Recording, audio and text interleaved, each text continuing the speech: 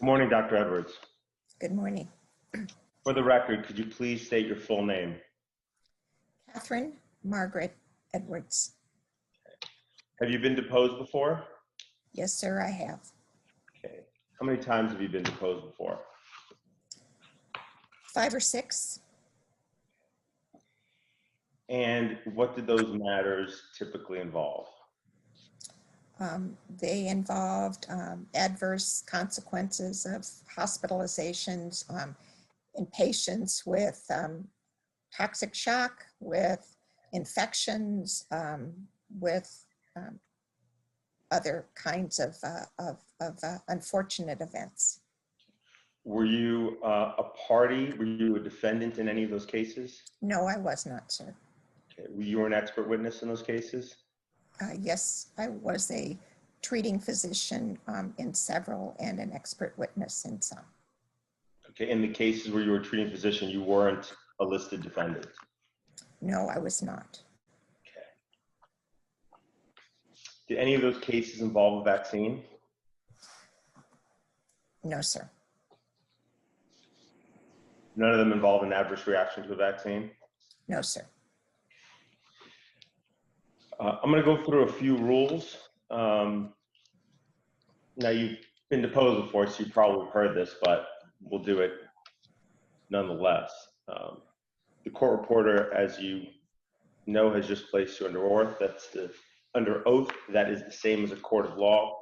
So you're testifying under penalty of perjury. Do you understand what I mean when I say perjury? I do, sir. The court reporter is going to make a record by typing up all the questions and your answers. When answering questions, please speak audibly. The court reporter can't take down nods. Okay? Yes, sir. Okay. And also, mhms, and you're familiar with that. Those kind of verbal incantations are also they're not responses. So yeses or nos or it sounds like you're familiar with that, right? Yes, sir. Okay. If you don't understand the question, please let me know before answering, okay? Yes, sir. All right. I'm sure there are times where you will predict my question before I finish it, but I kindly ask that you wait till I finish the question, so this way we have a complete record of what I asked before you answered, okay? Yes, sir. All right. Now, we're not asking you to speculate, and if you don't know the answer, then state as much, but you should provide your best recollection, even if vague or partial, okay? Yes, sir. Okay. One special instruction is that under normal circumstances, if we were sitting in a room, I would hand you exhibits. So you'd have an opportunity to flip through pages. In this format, I'll be putting the exhibits on the screen. So if you'd like me to scroll up or down, just let me know. I'm happy to do that for you, okay? Yes, sir. Yes, sir. Okay. Are you taking any medications or under the influence of any other substance that might affect your ability to testify today? No, I'm on antihypertensives and vitamin D. Okay. Do you believe those would affect your ability to testify today? I do not. Okay. How did you prepare for today's deposition? I reviewed the medical records and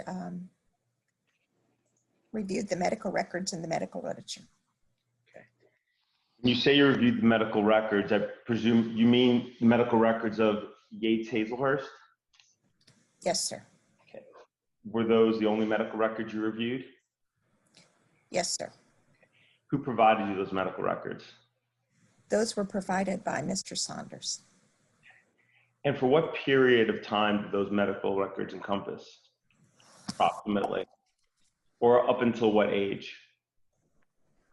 The records that I have were provided information up until depositions in 2016. That's the last that I have. Okay.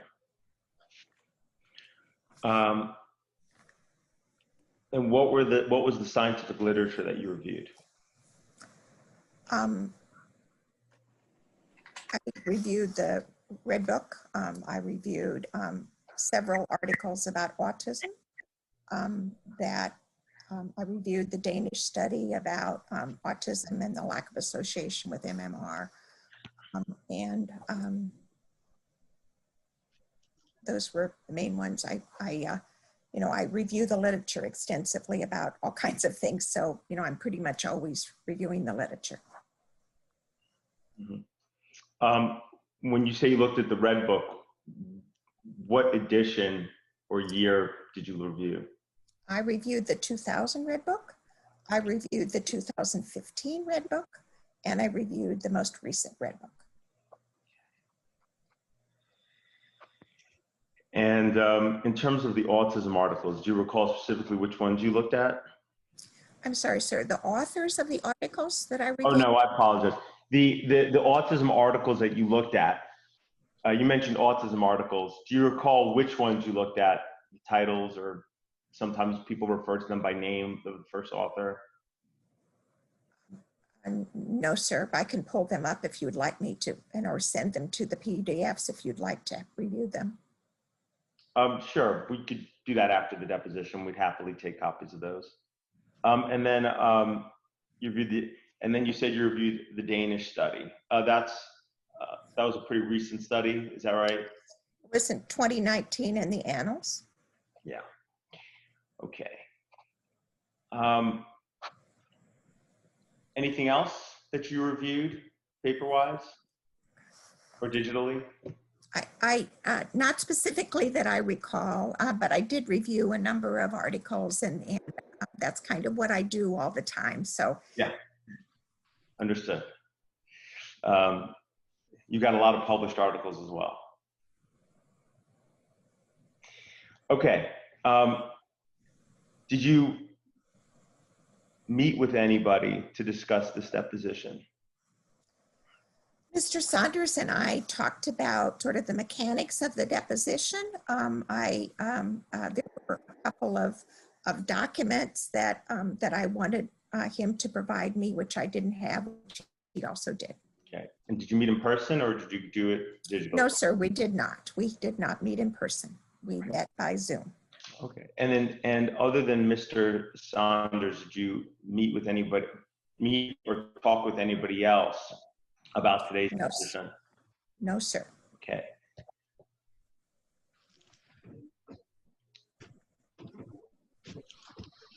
So before today, you didn't have discussions about this deposition or this case with anybody but Mr. Saunders? No, sir, I did not. How did you first learn about this lawsuit? When Mr. Saunders contacted me to ask me if I would testify. Okay. And since that time, the only person you've spoken to was Mr. Saunders about this lawsuit in any way? That is correct. Okay.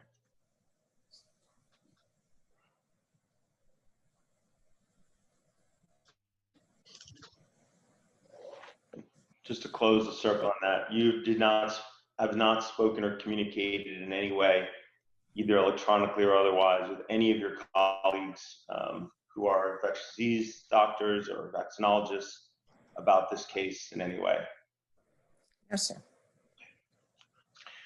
Okay.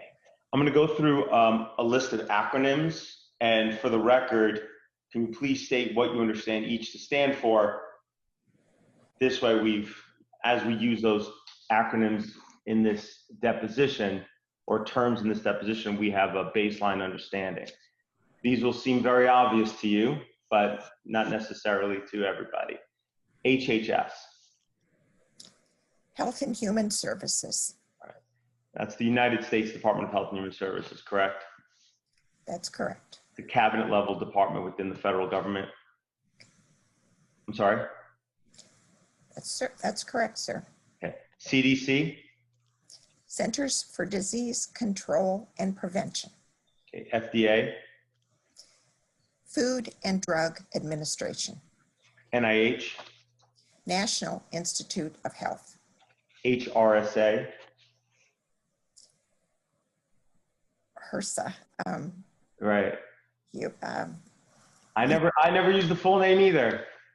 well, you'll have to tell me and I'll Health, say if that's is it correct. Health Resources Services Administration? Yes, sir. Right. Okay, it sounds right? Yes, sir. ACIP? Advisory Committee for Immunization Practices. Right. ACIP is the committee within the CDC that effectively decides upon the CDC's childhood immunization schedule, correct? For the use in the public sector, yes. Right. Meaning what, you know, pediatricians, for example, would typically use in their to administer children in private practices. Correct. And VRBAC? Vaccines and Related Biologic Products Advisory Committee.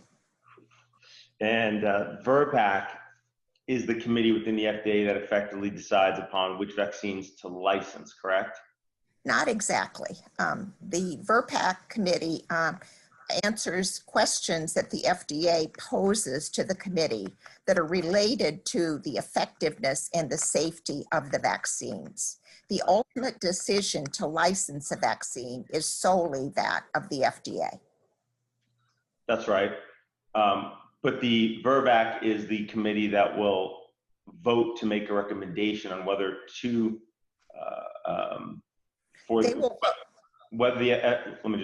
whether the FDA should or should not approve a vaccine for licensure, correct?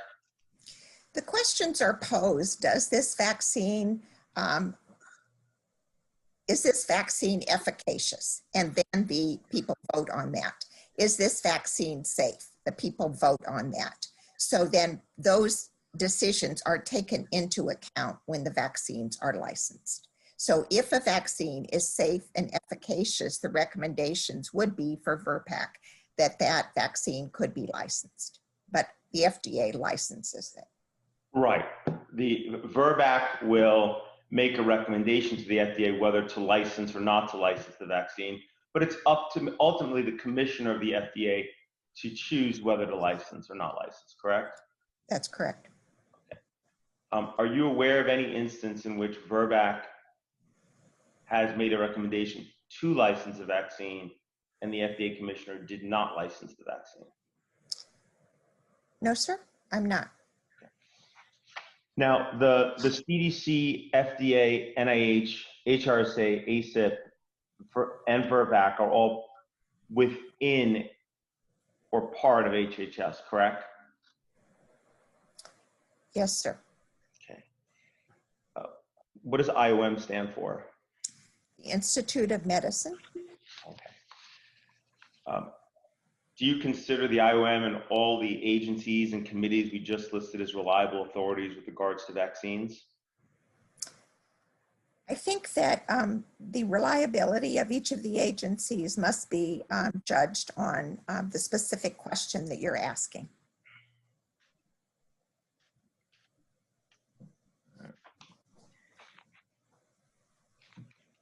So there are instances in which, for example, the CDC is not reliable when it comes to vaccines? I think that you asked me a blanket question about all of the agencies of HHS, whether they're always efficient and effective. And that's really a very broad general statement. I think that the Centers for Disease Control have responsibility to provide the guidelines once vaccines are licensed for how they will be used in the public sector. When they do that, they use skill and they are the authoritative source for those recommendations. So you would consider the CDC a reliable authority with regards to vaccines? Yes, sir. Next form question. In general.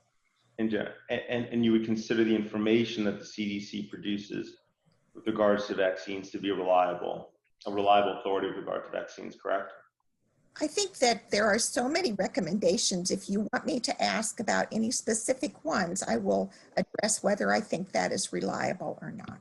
Okay, so you believe there are instances in which the CDC may not be reliable with regard to information it provides regarding vaccines?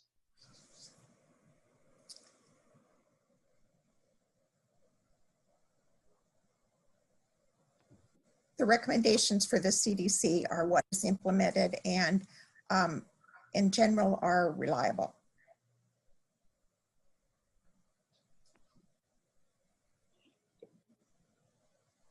It sounds like you're saying that there could be exceptions. Is that right?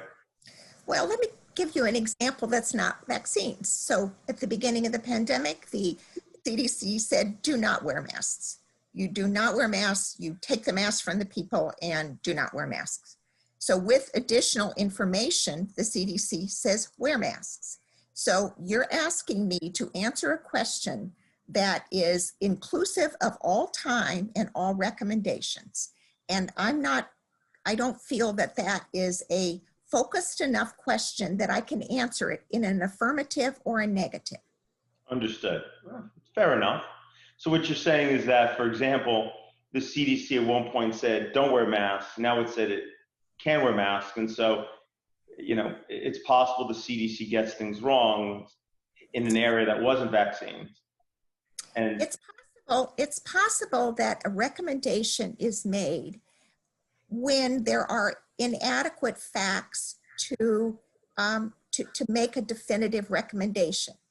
So when more information is available, then one makes a recommendation in another way. Let me give you a vaccine example. sure. Vaccine example would be oral polio vaccine. Oral polio vaccine was used for many years, was highly effective in preventing disease.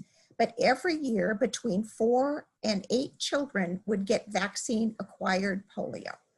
Because that polio was eradicated from the hemisphere, it was decided that that would be a risk that was not acceptable for the prevention of polio in the United States. So at that time, the CDC said we will use IPV, inactivated polio. So if you say that the recommendations when we were using OPV are correct, they were correct for that time, but the reason that we've changed them is that additional information becomes available. So if you want me to say something is authoritative and correct, I need to know what the question that you're asking me is. Yeah, I wasn't asking about anything specifically. I was asking just generally, do you consider the CDC a reliable authority with regards to vaccines? In general, yes, that's what I said before. Thank you. Okay. And is that true of the FDA as well? In general, yes. Yeah. In general, do you consider it a reliable authority? Would that also be true of the NIH, HRSA, ACIP, VRBAC, and HHS itself? Given the question that you're asking, to be specific, I would need to know the question, but in general, yes. In general, you would consider those to be reliable authorities regarding vaccines? Yes. What does GSK stand for? GlaxoSmithKline. What is the National Childhood Vaccine Injury Act of 1986? It is a no-fault compensation system that is paid for by the excise tax on vaccines.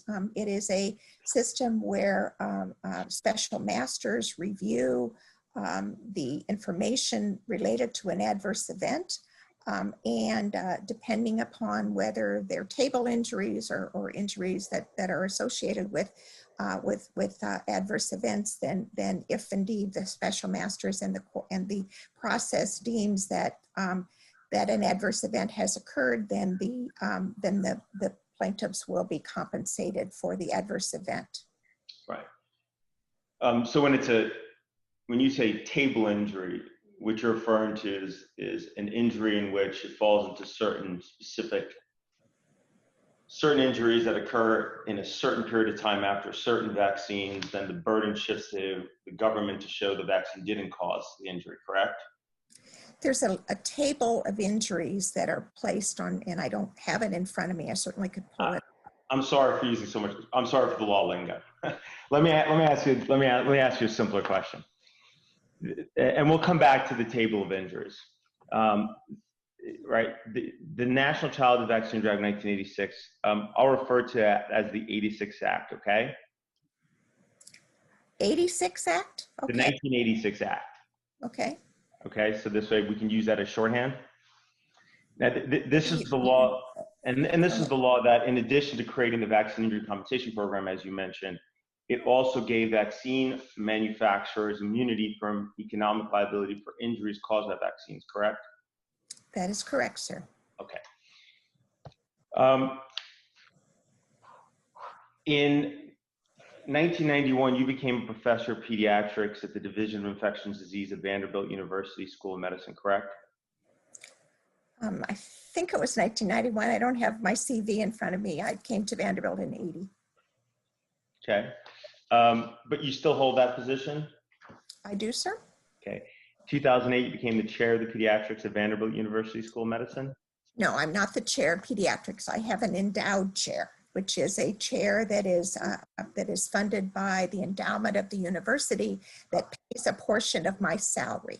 I'm not the chair of pediatrics. I am a professor of pediatrics and have an endowed chair. Thank you for that clarification.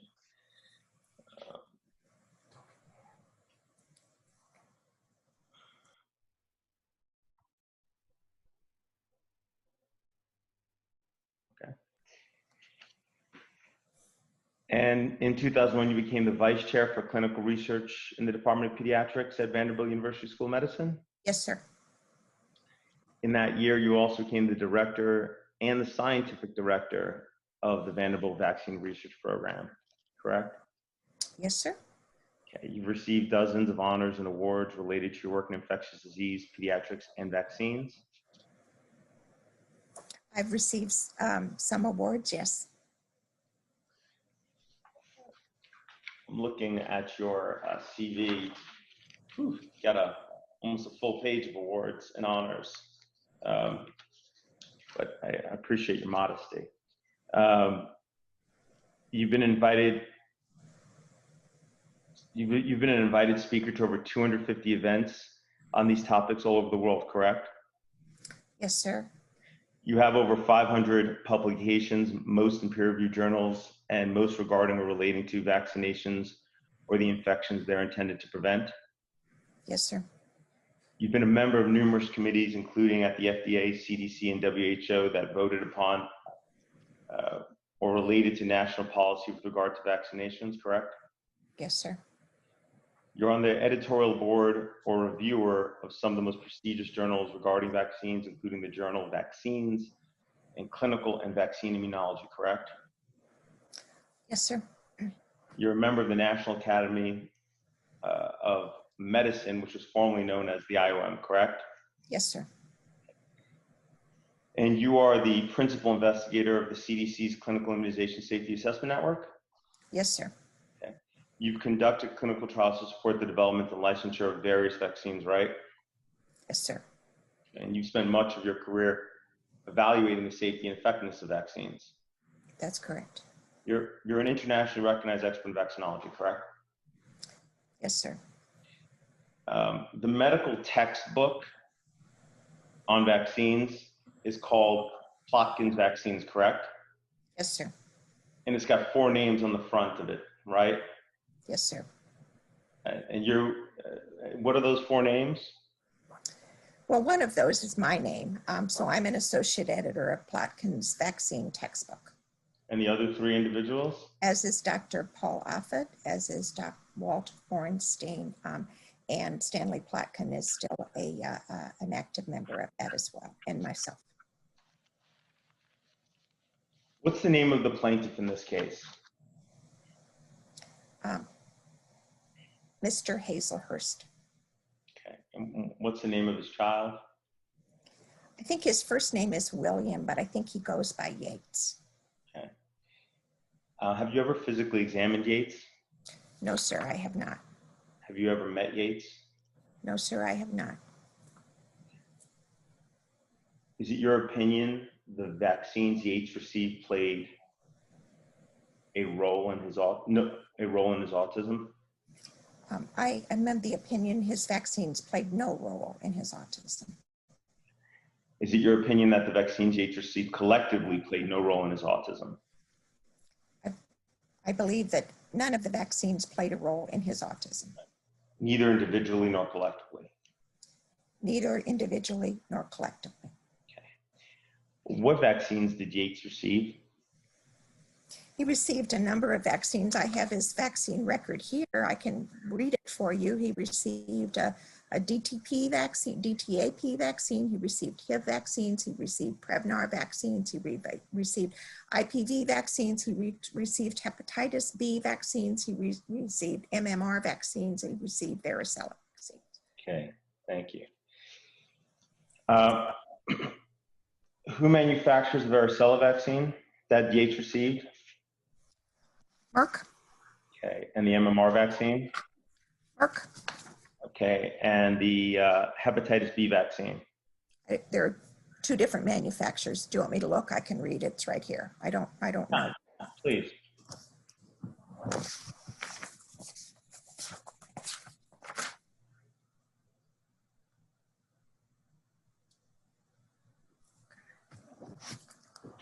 SKB or GSK, SmithKline Beecham. Right. SKB stands for SmithKline Beecham. Correct. And you said or GSK because it became part of GSK, correct? That's correct. Okay. And then the IPV vaccine he received? The IPV was from Connaught. And that was merged into what company? Well, it's a international company now, and it is part of an international conglomerative with Connaught and Sanofi, correct? Sanofi, yeah, Sanofi Pasteur. Sorry. No problem. And the brand name of the vaccine is IPOL, correct? Yeah, I believe so. It's just written down as the lot number and the name, but yeah. Yeah. And the brand name for the Hep B vaccine is Endrex-B, right? I guess, yeah.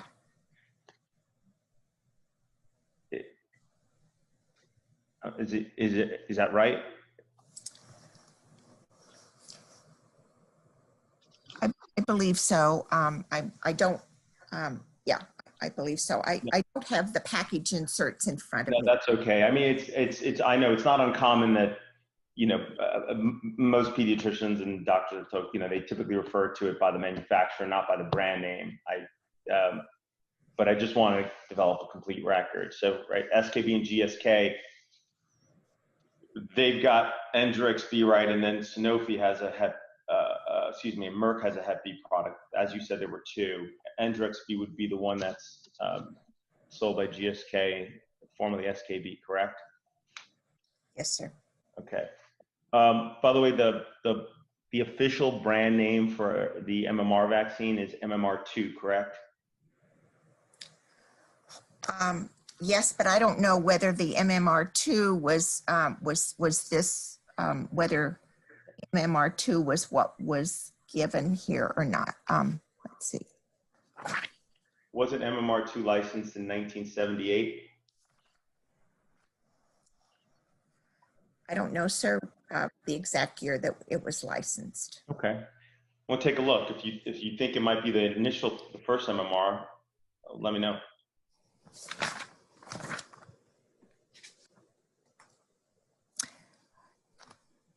The MMR, it says MMR #1, but I think what that means is that they're just noting that there was the first MMR that was given. The varicella vaccine says it's Merck here, and let's see, the measles.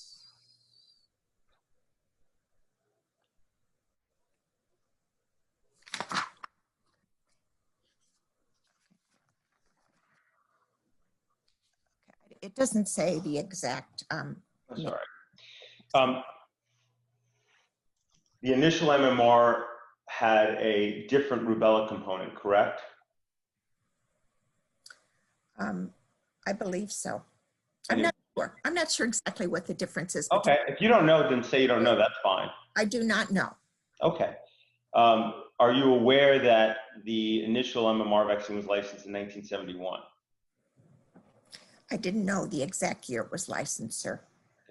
Are you aware that the initial MMR was replaced by MMR2 in 1978 when the rubella component was changed with the one developed by Dr. Stanley Plotkin? I didn't know what year it was, but thank you for telling me. Okay. Yates received his MMR in the year 2001, correct? That is correct, sir.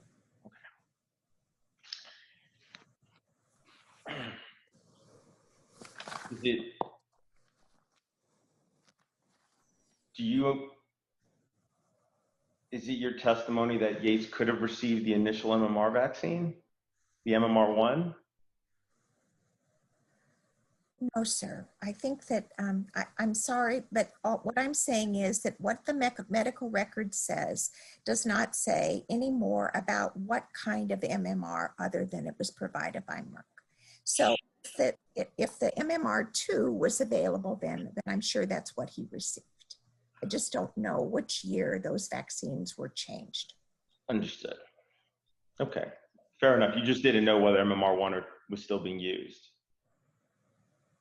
I don't know which MMR that Yates got, because what it says is MMR number 1. I trust that was the first dose, but I don't have any other characterization of the MMR vaccine that he received from the medical record. I'm sure that it was the one that was approved and licensed, however. Right. Presumably it would be the one that was the only one in use in that year, correct? Correct. Okay. The brand name for the varicella vaccine MR makes is called Varivax, is that right? Yes, sir. Okay. You also said that Yates received a Prevnar vaccine. Yes, sir. And who manufactured the Prevnar vaccine? It's made by Wyeth. It was first licensed for use in 2000. Before that time, there was not a pneumococcal conjugate vaccine. All right. So it was manufactured by Wyeth Ledrell, and that correct? Letterley, Wyeth Letterley, yes. Letterley, thank you. So it happens when you only read things and nobody never speak them out loud. And Wyeth Letterley then became part of Pfizer, correct? That's correct, sir. Okay. And the initial Prevnar was called Prevnar, or sometimes referred to as Prevnar 7, correct? That's correct, because there were 7 of the 100 serotypes of the pneumococcal organism. There were 7 that caused most disease. So those were the vaccines that were included in this, the Prevnar 7. It currently now is 13, and there are efforts being made to make it 20. Right, because they're finding serotype replacement, right? Meaning these serotypes that are not in the vaccine are becoming more prominent as the older serotypes are being pushed out, correct? Okay. And then you said you received a Hib vaccine. Who manufactured that one? There are several different kinds of Hib vaccines. The ones that he received were Letterley. Right. On their differences are in what they are conjugated to, which proteins that the capsular polysaccharides are conjugated to. Right. So Wyeth Letterley is the manufacturer of that vaccine, and it was called Hib Titer, correct? Correct. Okay. And finally, he received a DTaP vaccine. And who manufactured that? That he received DTaP. It was Infant Rix, which is GSK. And at the time you received it, though, it was sold by Wyeth Letterley, correct? No, it wasn't, because it says Infant Rix, and Infant Rix is made by GSK. All of the GSK vaccines have Rix at the end because they are all made in Rijnsart, Netherlands. Right. And so Infant Rix was made by GSK at Rijnsart. Do you see in Yates' medical records it says Letterley next to the manufacturer of his DTaP vaccine? No, I see that that he has DTaP 1, 2, 3, and it says Interix. Now there are he may have had boosters No, I see on the next page that it's DTAP InfraRix 4. Now there may have been another, no, I don't see, all that I see are InfraRix. There, yeah, I see, that's all that I see in the. Understood. I'm going to share my screen for a moment. There is one DTAP number 1 that says that it was made by Letterly. So that's 407. So it looks like the first dose, again, it says on 4766816 that the vaccine was made by InfraRix. And then there is one place where it says the DTAP was made by Letterly. Okay. Are you looking at his? Letterly doesn't, time out. Letterly does not make DTP vaccines at that point. They used to, but they don't anymore. Now, whether they were still making it at that time, I'd have to check. Okay. Are you looking at his handwritten immunization record? I'm looking at the handwritten, and I'm also looking at a typed immunization record. Right. So I'm looking at, two different records. Okay. Understood. Okay. And you're correct. The first dose says Letterly, and the other doses say SKB next to them, which became GlaxoSmithKline, as we talked about. Okay. No, correct? SKB doesn't become GlaxoSmithKline. SKB is GSK, and GSK makes InfraRix, and InfraRix is made in Rixentar, and it's never been part of Letterly. Perfect. Okay, great. Okay, so those are the 7 vaccines, and I think we've established who made them, what their brand names are. With that, we will move on. At what age did Yates receive his first vaccine?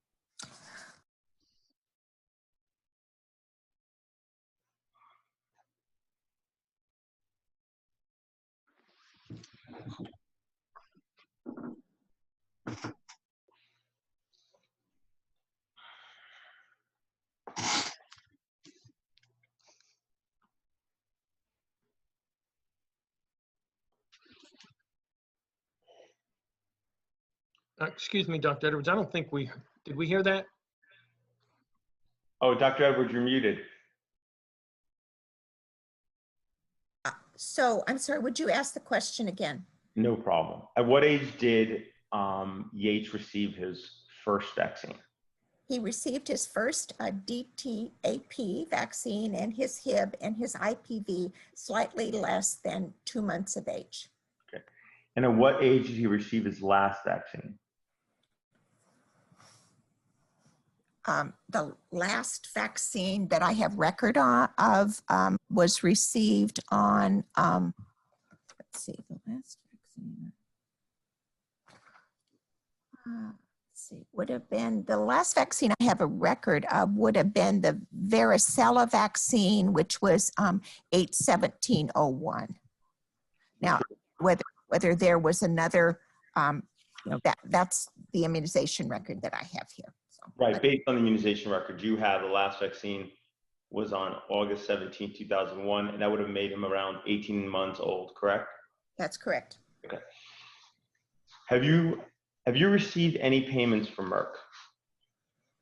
I have served on one advisory board and received some payments from Merck for the advisory board. I am not on the advisory board now, and I will be being asked by Merck to be on their data safety and monitoring board for the evaluation of a new vaccine. Data Safety and Monitoring Board, otherwise known as a DSMB, correct? That is correct, sir. And those are boards that review the safety and efficacy of the data that's produced during the course of a clinical trial, correct? That is correct. That is a member of an independent group of individuals who are deemed to be vaccine experts or statisticians that are a part of the trial, but they are independent of the investigators and independent of the company. They review all of the adverse events that are associated with a vaccine under study, and they are at liberty to halt a study if there are adverse events that are worrisome or there are concerns about the safety of the vaccine. Right. So the members of the DSMB are independent of the company that's actually conducting the clinical trial. That is correct, sir. And that's why it's often referred to as an independent DSMB as well, correct? That is correct. And so what you're saying is you're going to be on the independent DSMB for one of the clinical trials that Merck is going to be conducting, and that it will then, will you try to, which clinical trial it will then, it hopes to submit to the FDA to license a product, correct? Well, that would be the ultimate goal of the evaluation of a vaccine, would be that it would be licensed. And this independent DSMB that you'll be sitting on, is this for a COVID vaccine? No, I'm actually on a number of data safety and monitoring committees. I'm on a COVID vaccine safe DSMB for Pfizer. I'm on an NIH DSMB for the use of monoclonal antibodies for the prevention of COVID infections. And I'm on an international DSMB from the Coalition for Epidemic Preparedness for a number of vaccines that are being studied in developing countries. So for Pfizer, that's for the COVID vaccine they're developing. That is correct. That's the one that they're doing in conjunction with, who was that? With a German manufacturer. Is that BioNet? Yes, sir. That's going to be a mRNA vaccine? It is an mRNA vaccine. And the board, these independent DSMBs that you're sitting on, you said for the outside of the US, are these also for vaccines? Yes, sir, they're for COVID vaccines. They're all for COVID vaccines. And which companies' products are under review in those DSMBs? Well, there are a number of different companies that are being evaluated in that regard. We go over all of them. The one that I'm specifically working mostly with is Inovio, the DNA vaccine. Okay, so going back to my specific question, so I believe you said you have received payments from Merck, correct? I have received payments from Merck. Okay. Over the course of your career, what would you say total in terms of payments have you received from Merck? I'm going to object to that question. I don't think any specific amounts of money that Dr. Edwards and any of the defense experts receive beyond what they're paid in this case is discoverable. She is here testifying regarding whether a product that Merck manufactures and sells did or didn't injure my client. Nothing could be more relevant than proffering an expert and the question of whether or not they receive payments from the very company whose product is at issue in a case and cause an injury. So you're free to make that objection. You have it on the record. Yeah, she's not going to answer those questions. We can take that up. There's no privilege. There's no basis for not answering a question where there's no privilege. It's not discoverable. Okay. Merck manufactures the MMR vaccine. Merck sells the MMR vaccine. She's here testifying that Merck's product didn't cause autism, the central question in this whole case. And you don't think the payments she may have gotten from Merck are relevant to whether or not she has any bias in this matter? Sir, I don't think it's discoverable in this case. We can take it up with the court. So let me get this straight. If you brought an expert on a car defect case regarding a Ford car, and the question whether the expert got money from Ford is not discoverable? Well, look, Dr. Edwards, Mr. Sanders here is not your attorney. He's attorney for the defendant. You know, there is no, are you asserting any privilege here? Did you have a discussion with your attorney? Is there any kind of, go ahead. Yeah, I don't have attorney for this case. I'm simply being asked to be an expert witness. That's right.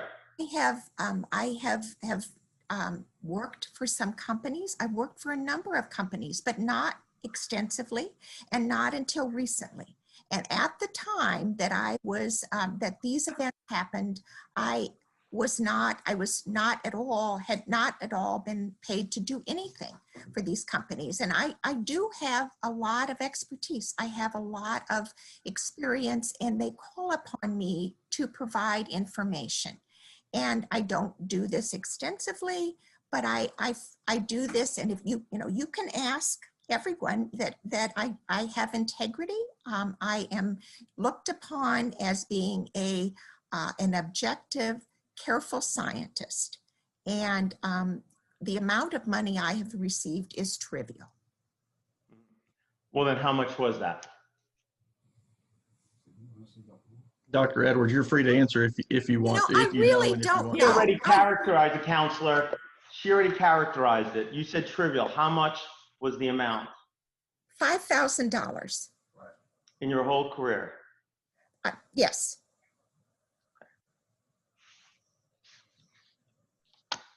How much did you receive, let's say, last year in 2019? Same objection.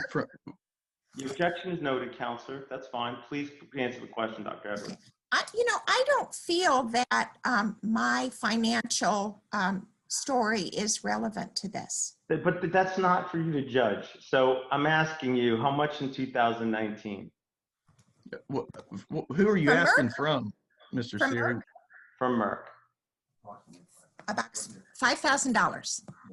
Okay, so you're saying the only payment you've ever received from Merck was in 2019? Object to the form of the question. Is that right? Dr. Edwards? I don't have all of my financial records out to be able to say that. And I'm not going to perjure myself because I don't know. I don't think so, but I don't know. I think that this is the only money that I've received from Merck. And you said that you've only recently been involved with receiving payments from these companies. Is that right? That's correct, because when I was on the VRPAC, when I was chair of the FDA advisory committee, it was imperative that I had no conflicts, and I had no conflicts. This was 2 years ago, and I served on the committee for several years. So I had no conflicts at that time. The reason that I have been involved in recent conflicts is because we have a national pandemic. We are having, and we need people who know how to evaluate vaccine safety. And I spend a lot of time doing that. I spend every day from morning until evening helping on that effort. So so what you're saying is that, for example, when you were on VRPAC, you weren't a consultant to any vaccine manufacturer? No, sir, that is correct. And you weren't an advisor to any vaccine company? No, sir, that is correct. And you weren't on any speakers bureau for any vaccine company? I have never been on a speakers bureau, thank you. Mm-hmm. You are currently an advisor to Merck, correct? I am not an advisor to Merck. I serve on an upcoming DSMB, which has not yet begun.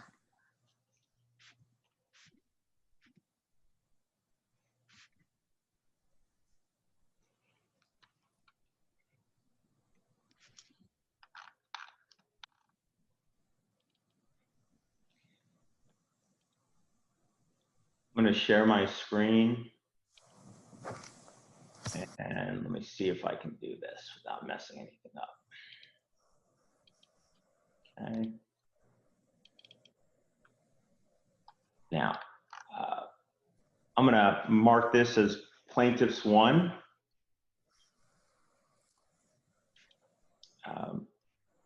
Ms. Cohen, and I'll proceed. Is that okay? Okay, thank you. Yes, sir. Dr. Edwards, are you familiar with this article? Yeah, I wrote it. Okay. That's your name on the first page, correct? That is my name, Kathryn M. Edwards. That's my name. And this article was published this year, correct? That's correct. Okay. And it says that you serve as an advisor for Bionet and Merck, correct? Okay. Yes. I have recently been removed as an advisor, and now I'm on the DSMB. So as I said to you before, I was an advisor to Merck. Okay. I'm no longer an advisor to Merck. I am also an advisor to Bionet, which is a Thai pertussis vaccine manufacturer. They have a pertussis vaccine that is genetically engineered, and I am an expert for that. I meet once a year to go over their portfolio with them with a bunch of other experts, including Dr. Plotkin. Wonderful. Dr. Plotkin is an advisor and a consultant for all the big vaccine manufacturers. Oh, now, are you paid fees for being an advisor to Merck? Were you paid fees for being an advisor to Merck? I told you that I was paid to be an advisor to Merck. I told you how much I was paid. Okay. And so you were only paid in 2019. You weren't paid in 2020. No, sir, that's correct. I was paid one time. Okay. And you've been a consultant to Merck, correct? I am on their, I'm going to be on their data safety and monitoring committee, which is different than being a consultant. I was a consultant and an advisor at that time on that paper, but I am currently not. Okay, so you were a consultant for Merck.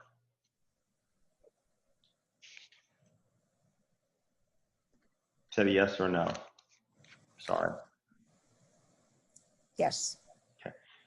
And you received personal fees from Merck, correct? Yes. Okay. And you've received research funding from Merck, correct?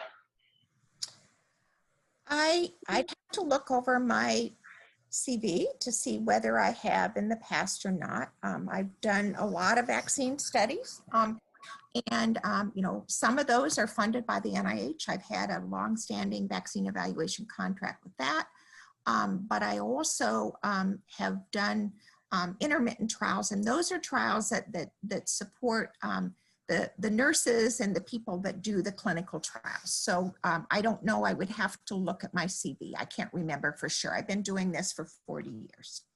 Sure.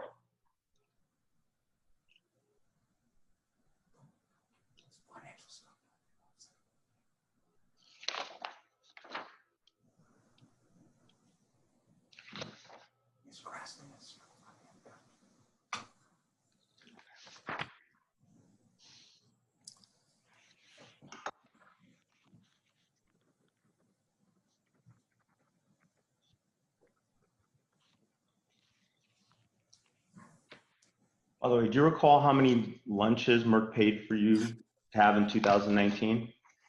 I had breakfast and lunch at the meeting. Do you want me to tell you what I ate? I'm just asking you to recall how many lunches in 2019 Merck paid. I had one lunch and one breakfast.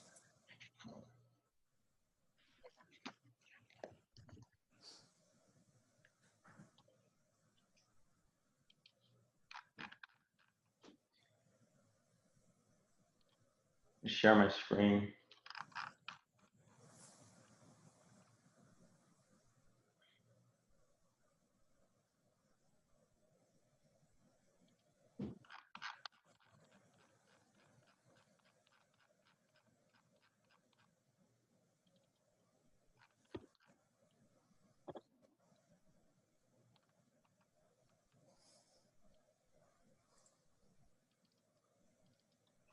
I'm gonna mark this as plaintiffs 2. Taking a look at this list, this is you, correct? Kathryn M. Edwards? Yeah. And this is information from Open Payments Data. Okay. Are you familiar with this government database? No, I'm not, sir. Okay. You're not aware that this government database is one in which pharmaceutical companies report all of the, travel and meals and consulting fees that they've paid to doctors? No, sir, I'm not. This is something that I generally look at. Thank you. But thank you for telling me. No problem. So you can see the first two entries over here for 2019 provide around $5,000, as you said. You said you had one meal, but if we scroll down, we can see there's far more than one meal, correct? Well, I was only there a night and a day, so I don't know how I could have eaten that much. 1, 2, A 3, little, 4, 5, 6, 7. Well, I mean, I'm not a very big person, so it's hard for me to imagine that I could have eaten several $100s in a day, but. they're reported that day. That doesn't mean they're all happened that day. Okay, well. My 6-year-old's pretty skinny. He eats a lot too. All right, let me ask you. Okay. You said you've never been on any speakers bureau, correct? Not that I know about. I don't know what, I mean, I've given lectures for people that have asked me that maybe they have been paid by a company, but I'm not on a speakers bureau. And what years were you sitting on VRBAC?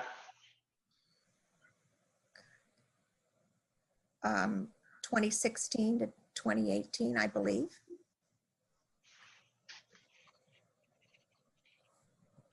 And weren't you also on VRBAC between the years of 1996 and 2000? I believe so. That's what it says on your CV. Would you like me to pull it up? Okay. No, I hope that you're being honest. Well, it's like we can pull it up then if you'd like. That's fine. That's fine. Okay.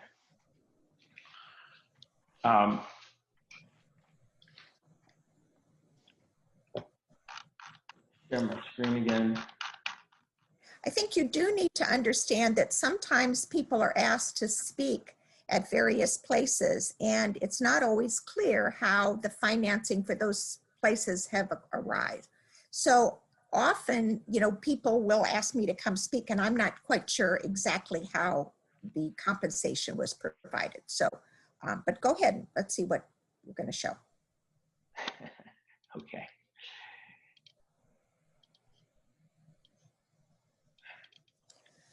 Now.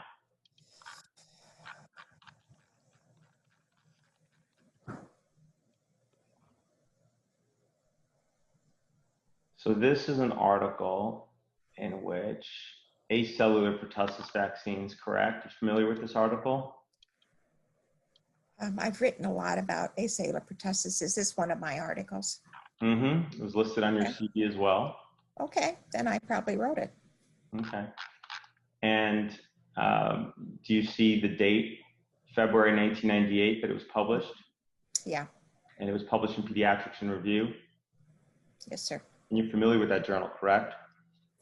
Yes, sir. How are you familiar with that journal, by the way? Because I wrote an article for the journal, sir.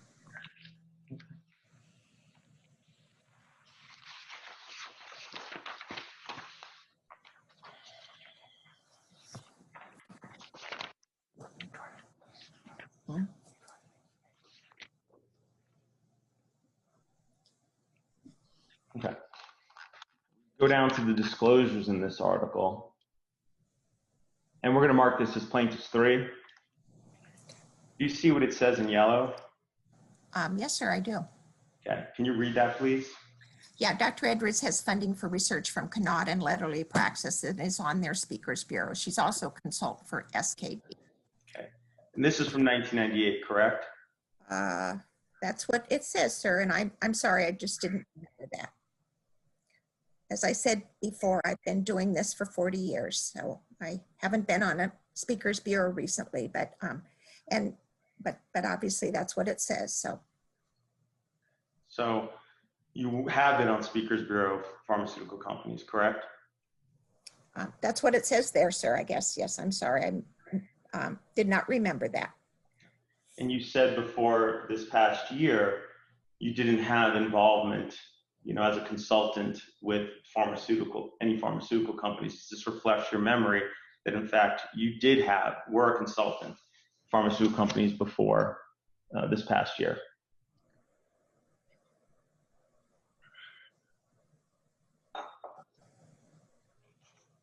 Let me ask it to you this way. Let me ask you again. Before last year, have you been a consultant to a pharmaceutical company? Yes, I have. But what I said before was I said that I was not a consultant to a pharmaceutical company when I was on VRPAC recently.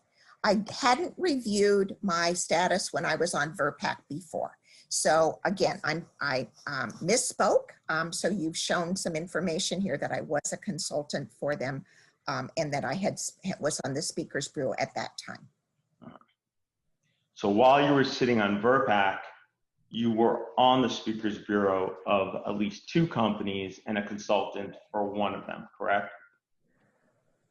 I would have to look exactly at the date, sir, because one of the things about these is that you are often asked to state what's happened in the last 5 years.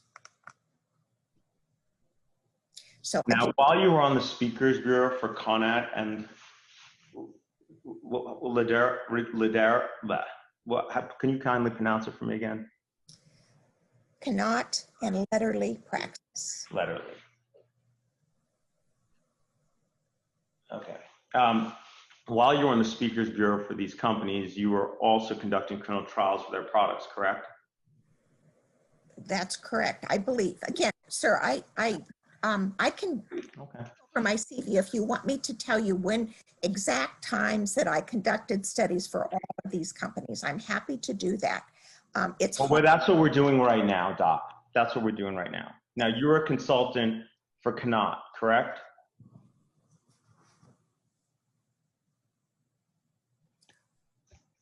It doesn't say that here. This says that SKB. I'm asking you if you were a consultant from CONAT.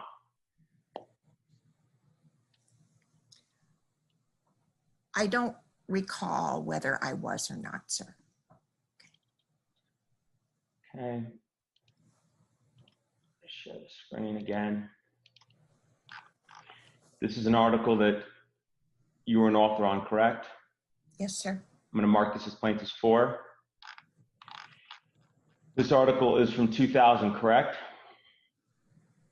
Yes, sir. In the Journal of Pediatrics? Yes, sir. Okay. Can you please read the item in yellow? Is a consultant for his vaccine trial contracts from Pasteur, Menier, Connaught, Smith, Klein, Beecham, and Wyeth Letterly. She also gives lectures sponsored by Pasteur, Menier, Connaught, and Wyeth Letterly. So yes, thank you so much for pointing that out. I didn't realize that I needed to go back and look for all of those in the past 40 years, but thank you so much for doing that. You're here today to testify about vaccines given to Yates in 2000 and 2001, and correct? Yes, sir, I am. Okay, and including vaccines made by these specific companies, correct? Yes. And you didn't think that your relationship with those companies were relevant? That's a formal question. You can answer. All right, I'll strike the question. I don't care. Now, were you a consultant for Sanofi after Connaught merged into Sanofi? Well, you seem to be able to find out whether I am or not, given my paper. So maybe you could just pull that up. I'm asking you, were you a consultant for Sanofi after it merged into Connaught? I don't remember, sir. I'm sorry. Okay, that's fine. If you don't remember, that's fine.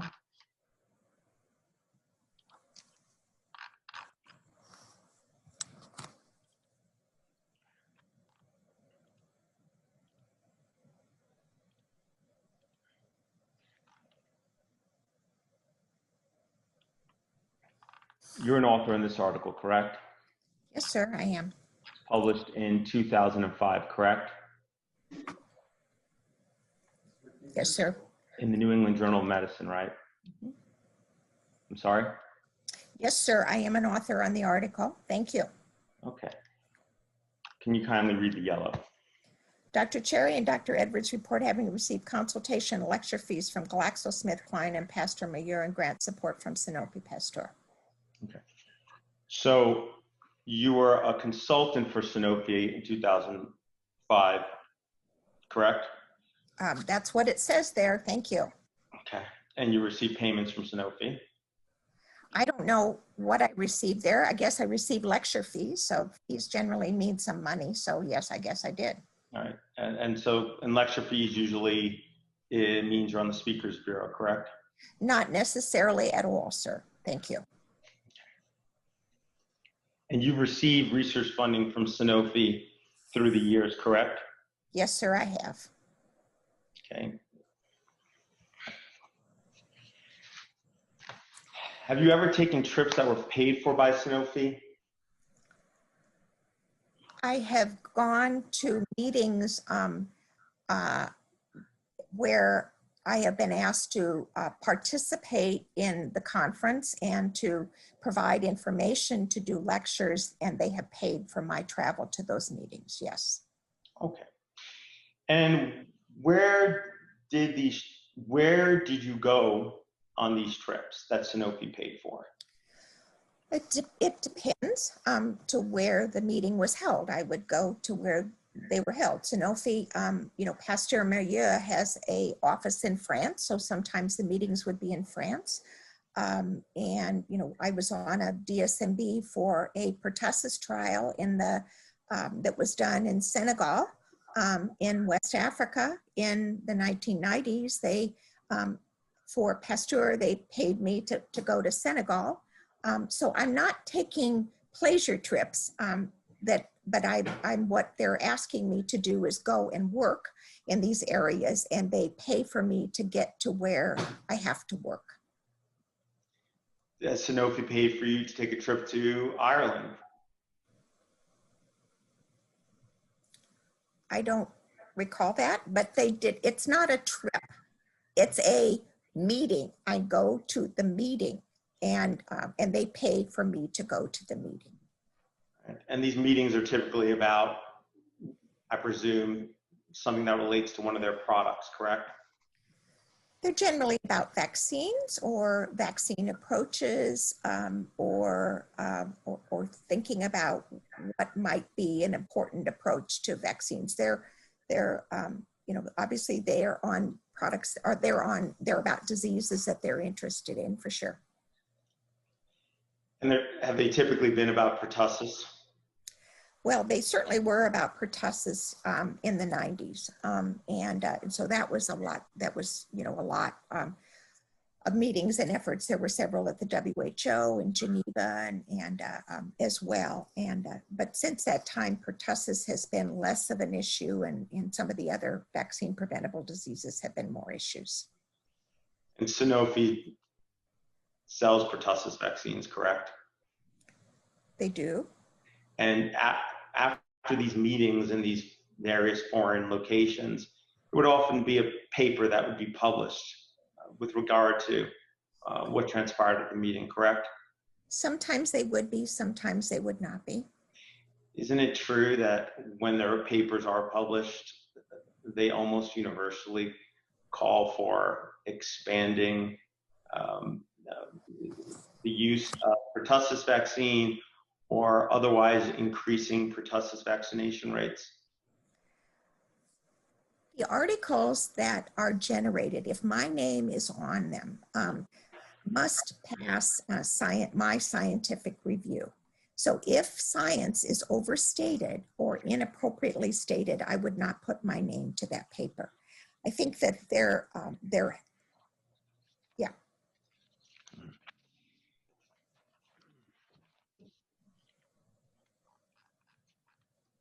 Let me share my screen here for a second. And then we'll come back to the trips, because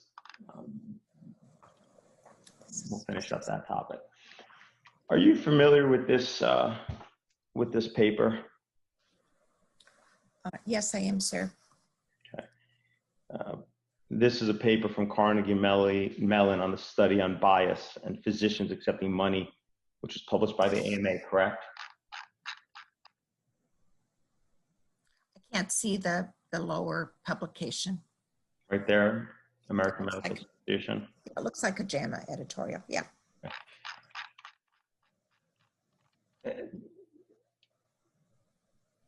I'm going to read.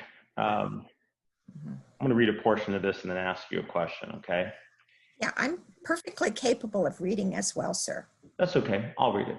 The medical literature dealing with conflicts of interest bears similarities to the social science literature reviewed herein. Like the participants in the studies who did not view themselves as biased, physicians typically report that they are not biased by financial arrangements with pharmaceutical companies, although a large body of research suggests that they are.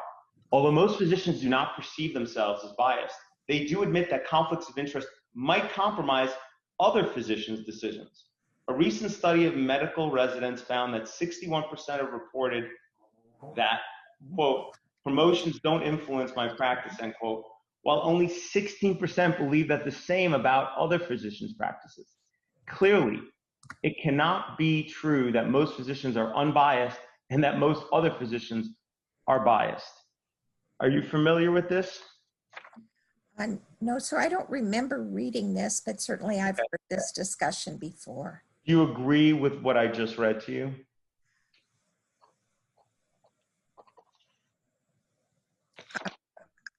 This is a discussion of an article, so, you know, Do you agree with the substance of what I just read to you? I think that they have a point. I think you know nothing about me.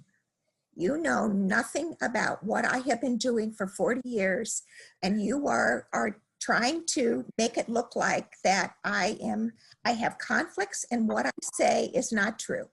So you can do whatever you want. I have a strong moral core, and I think that I have integrity.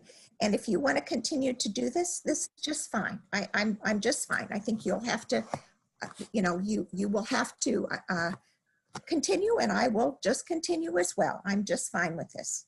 Okay. I'm just trying to create a full record of what your interactions were with the companies that made the vaccines that my clients received. This is typical of what occurs when an expert comes into a case. Now, I asked you before, has Sanofi paid for your trip that you took to Ireland in 2014? I don't know, sir. I can't remember. I've been, all over the world, and I don't know. I think if they did, it was because I was going to go to a meeting to talk about a disease that they have an interest in. Because I'm an expert, and they want me to be there because what I say is important and honest and noteworthy. Is there somebody in the room with you, Dr. Edwards? My husband passes through. We're home.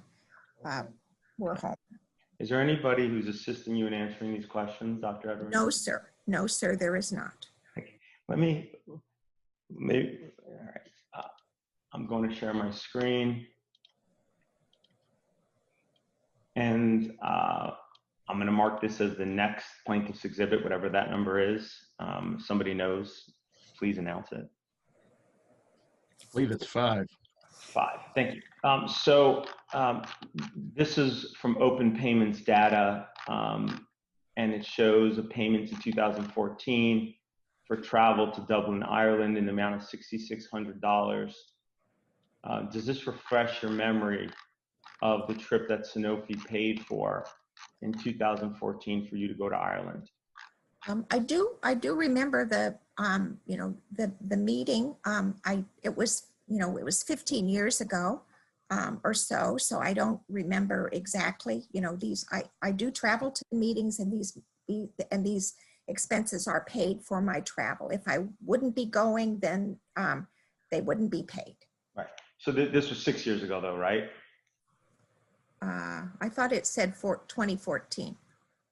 Right, 2014, which would be 6 years ago. Yes, 6 years ago. So you're saying it was a while ago. Okay, what about in 2015? Maybe that's sooner. Do you recall that Sanofi paid for a trip for you to go to Amsterdam, Netherlands in 2015? There was a meeting in Amsterdam. It was about maternal immunizations, and I don't remember who paid me to go. But if you have records that it was Sanofi, then that's probably what happened. I'm going to mark this as the next exhibit. That'd be number 6. This is travel to Amsterdam in the amount of $4,500 paid for by Sanofi, correct? That's what it says, sir. All right.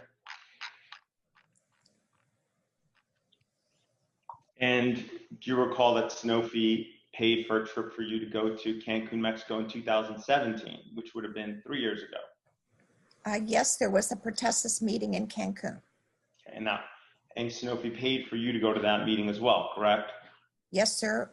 They paid for my way to go to that meeting. Okay. These are airfare and hotel room. There were no, I did not accept any honorarium. Okay. The trip to Ireland, that was about pertussis?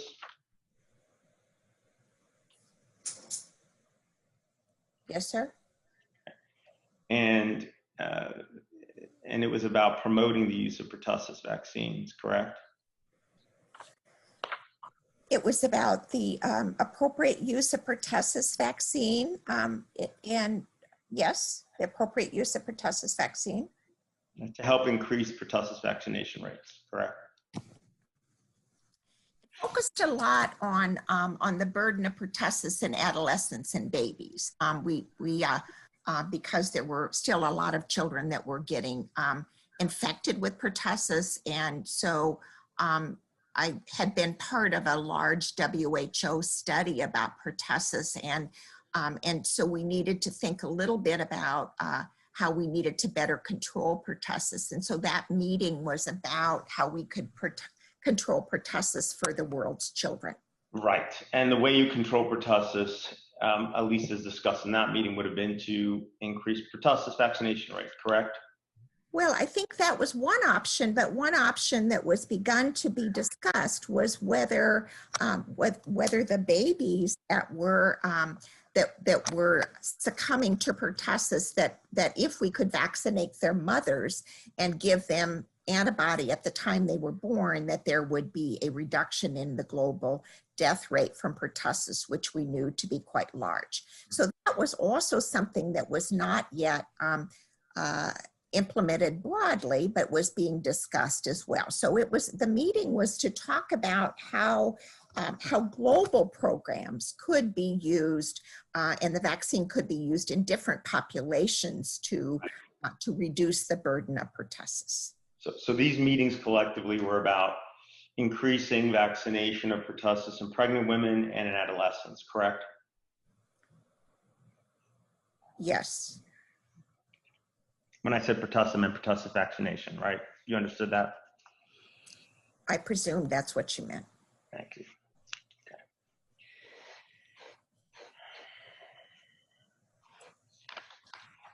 Okay. And through the years, pertussis has paid for many meals that you've had, correct? Pertussis I have spent a lot of my professional life working on pertussis. I started the initial trials that compared the new vaccines to the old. And so pertussis, I have spent a lot of time working on pertussis. Is the answer yes? What was your question again? I'm sorry. I said through the years, isn't it true that Sanofi has paid for many meals that you've had?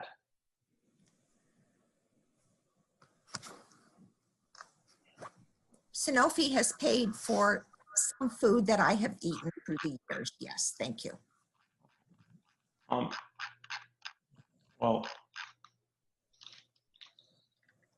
I'm going to mark this as plaintiffs. I believe it's 7. Let me ask you something. This is the open payments average for 2017 for, oh boy, it's frozen. Wow.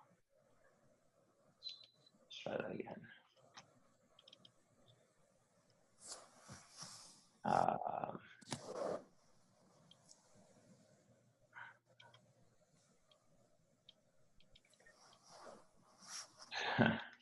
Okay.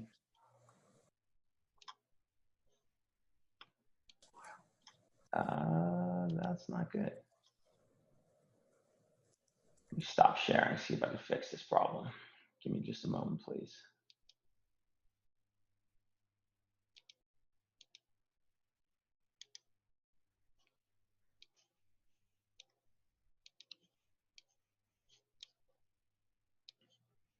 Wow.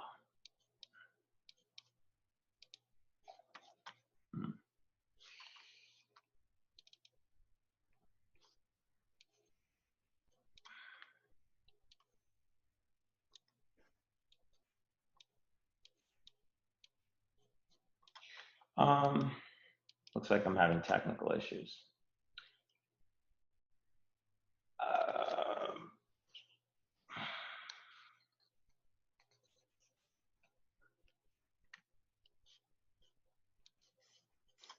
Great. We want to take a break and see if we can fix it. We're about an hour and a half in already. Yeah, let's just take I'm gonna just restart my computer. So let's come on and back in just 1 minute. See you guys in 1 minute. I'm just gonna reboot. All right, we're off the record at 9:31 a.m. Central. Dr. Edwards, were you going to say something? You're muted. Yes, I wondered if I could have permission to go to the bathroom. Yeah, why don't we take a 5-minute break? How about that? That's good. We'll take a 5-minute. I'm ready, sir. Okay. Thank All right, we are back on the record at 9:37 a.m. I don't see Mr. Siri. Oh, okay. I'm sorry. Well, that would be good. I thought he. Let's see. Oh, hold on. I'm sorry. He went off, and I had to admit him. There we go. Okay. All right, well, I apologize for that technical issue. The computer just froze up. So I was sharing my screen and was trying to get an exhibit on there. Here we go. And this will be plaintiff's exhibit number, I believe it's 8. In any event, again, Dr. Edwards, that's your name, correct? Dr. Edwards, you're muted. you. That is my name. Yes, sir. Thank you. And this is your address? Yes, it is. So if we take a look down here, we can see there's a food and beverage for $322 on November 13, 2017. I was just curious, I have no idea. I have no idea where that was. I have no idea, the cost. I have no idea. As I said before, I am not a bidder, and so I have no idea about what the cost was for. It was wrong, maybe, but I don't know. I cannot comment on that specific comment. Yes. You think all these charges, well, let's strike that. All right. I was, having seen your profile picture. I was curious what, I've eaten Nobu, and I'm a big eater. I never hit $300. Okay. I think that, I don't think you need to say that. I think that I don't know the content of that. I don't know. And I think that I am a very frugal person. Again, you know nothing about me as a person. It's true. That's what we're here today to do, is learn about it. And you'll have the other side will have a chance to direct and say all the wonderful things that I believe, that you want to say, though you're not sparing time to interlace those comments. So now you have also received personal fees from Sanofi, correct?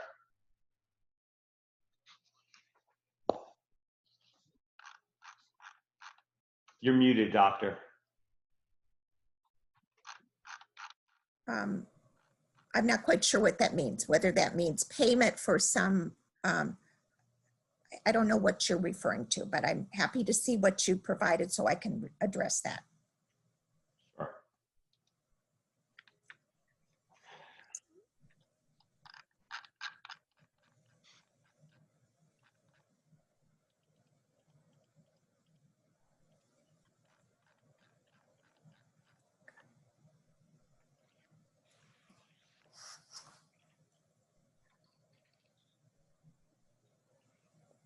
This is a disclosure form that you filled out, correct? Yes, I have filled out a number of those.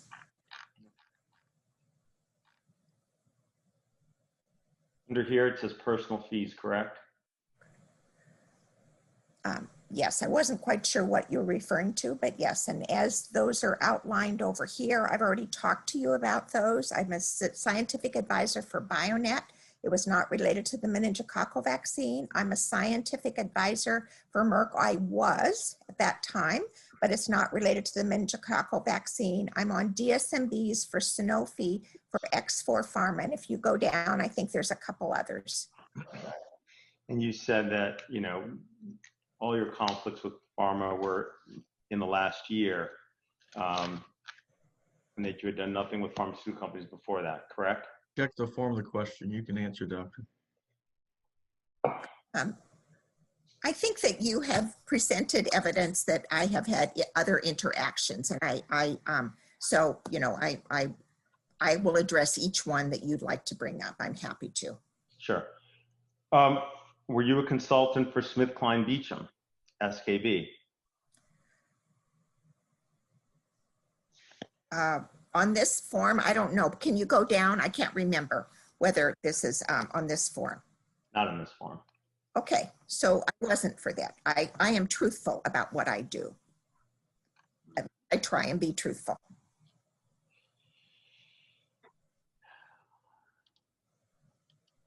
I'm going to mark this one as well as plaintiff's exhibit. You recall we looked at this article?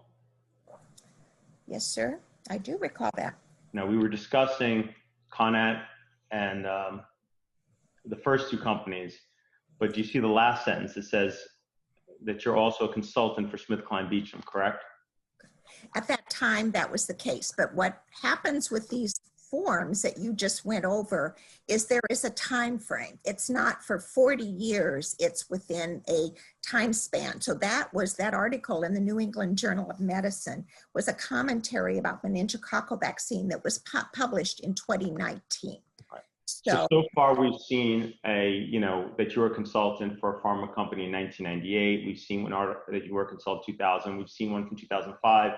We've seen one from 2020. And I think there was one other year, correct? you have shown a number of articles that list the conflicts, which I have provided. Do you deny that those are accurate? No, they are not. I do not deny that they are accurate. They published them, so they are accurate. Okay. While you were a consultant for SKB, you were also conducting vaccine trials for SKB that SKB was then trying to use to license a vaccine. Isn't that true?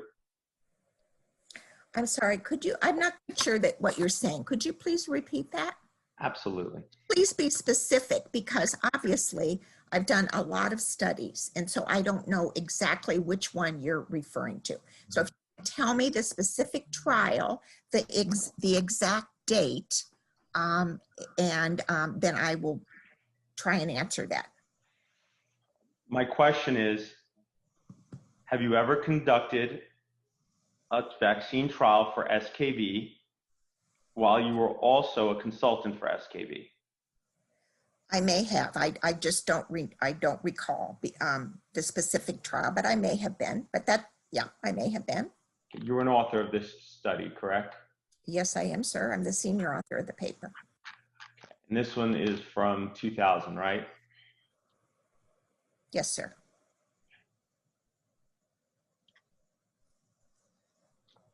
It shows that you were a consultant for SmithKline Beecham. It discloses that you were a consultant for SmithKline Beecham, correct? Yes. Okay.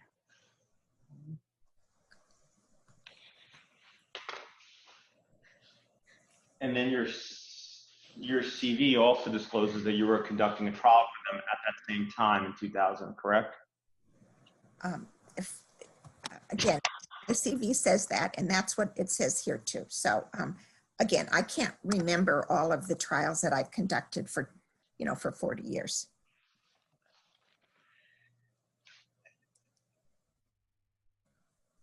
You were also consultant for GSK after SKB merged with GSK, correct?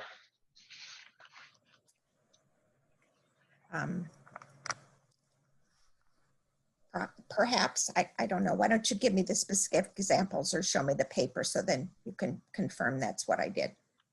So are the only industry positions, consultantships, advisorships, fees that you believe you're going to recall during this deposition are ones that I can specifically prove? Sir, I am going to base my testimony on what I know to be medically factual. I'm going to use the literature that exists to discuss that. And if you however you want to take that, then obviously that's how you will do that. So does that mean that you doesn't answer my question? My question was, do you believe the only conflicts that you have with pharmaceutical companies are ones, the only conflict, strike that. Do you believe the only conflicts with pharmaceutical companies that you will be able to recall today are ones I can specifically prove? Check the form of the question. You may answer, Doctor. Sir, I'm happy to go through my CV with you. Okay. I'm happy to go through the papers with you. I am happy to. I obviously... Not a complicated question. I mean, I'm just asking you, do you think you'll be able to recall any conflicts that you have with pharmaceutical companies today at all without a document being presented to you?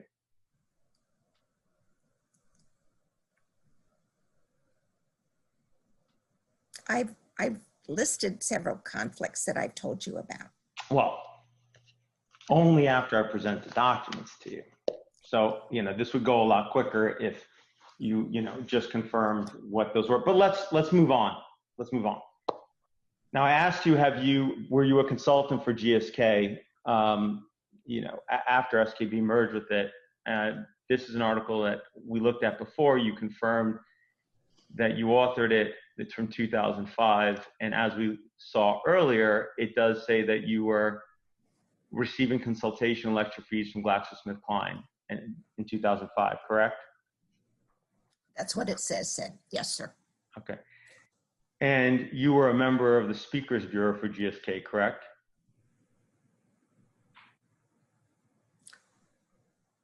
At that time, I don't know. It doesn't say that there. Okay. How about in 2000, before I pull up the article? Sir, I'm sorry, but I cannot remember Okay. all of these things, and I'm happy to have you bring them up and have to discuss them. And I would have been happy. Dr. Edwards, we got a lot to go through today. Have you ever been a member of any advisory board with GSK?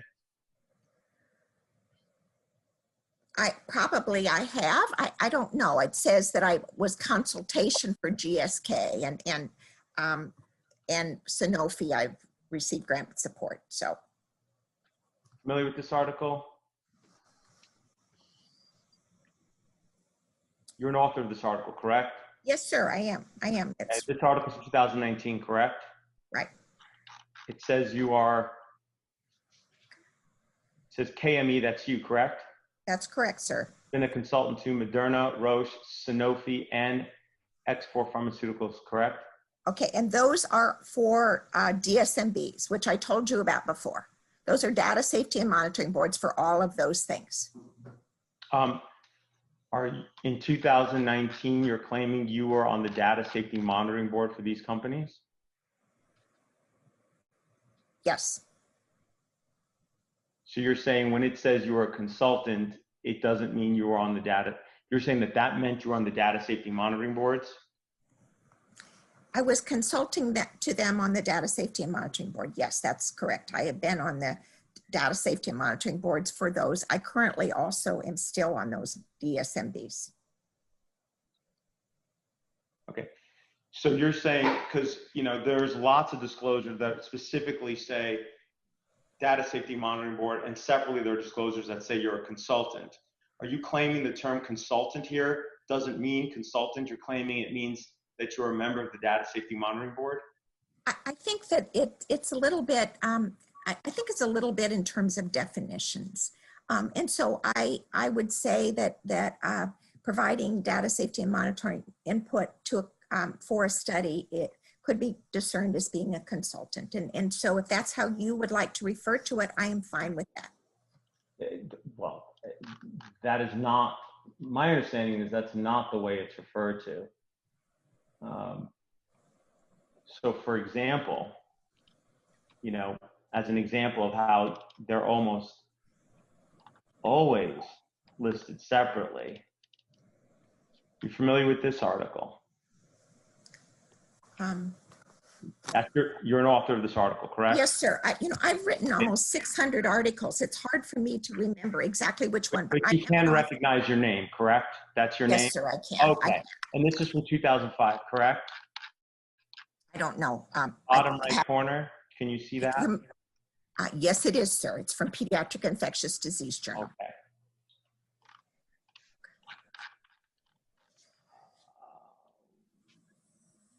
Where did it go? 1 second. Oh, sorry, I pulled up the wrong one. I meant to pull up this one. Just strike that exhibit for now. That's your name, correct? Yeah. You're an author of this article? Yeah, that was exhibit 1, I think. Okay, so let's come back to it. So it says here, it says that, let's look potential conflicts of interest. Dr. Edwards served as an advisor for Bionet and Merck, right? So that's one category. And separately, and on the Data Safety and Monitoring Board for Sanofi, X4 Pharmaceuticals, Seqirus, Moderna, and Pfizer. Do you see how they are distinguished in conflicts of interest disclosure? Yeah, I think one of the problems sometimes, sir, is that the journals will sometimes revise some of the statements in terms of that. So they may have, and again, I don't remember exactly, but it may have been a possibility that they, changed it in some way. And also, as you see, sometimes people classify things in different ways. So you looked in the personal fees in the, in the copyright things, and sometimes things are put in different bills. So it depends a little bit in terms of how. Yeah, you're the attorney for the other side will have an opportunity to ask you questions, and you can say talk about that kind of stuff then. Mr. Siri, you do need to let her finish though, if her answers. I respect that. I do. I just don't want to run out of time, and when she's going off on a bit of a tangent, respectfully, I just want to be efficient about it. I wouldn't want to have to go over to another day. Okay, so but absolutely, I do certainly want to let her finish. I do want to get her complete answers. I agree with that. Now, if you take a look at this, I think we looked at this one earlier, right? Just in case we didn't, this is your name. You're an author of this article, correct? Yes, sir. We just looked at this article. Right. Now it says you're in the advisory board of GSK, correct? What is that board?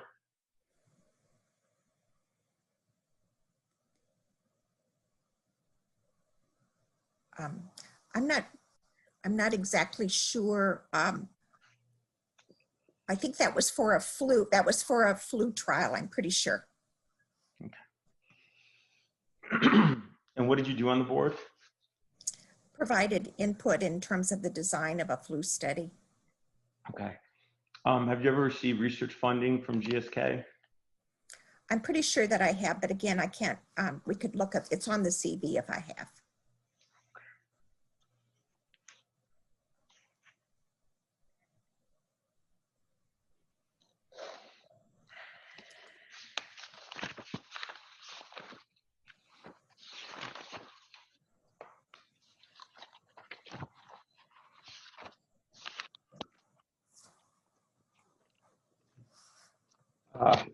Were you on the speakers bureau for Wyeth Ladero? Wyeth Letterly? Letterly. I'll get that right one of these times, but no promises. Yes, were you on the speakers bureau for Wyeth Letterly? I can't recall, but that doesn't mean that I wasn't. So if you want to show me something else, I can read it for you.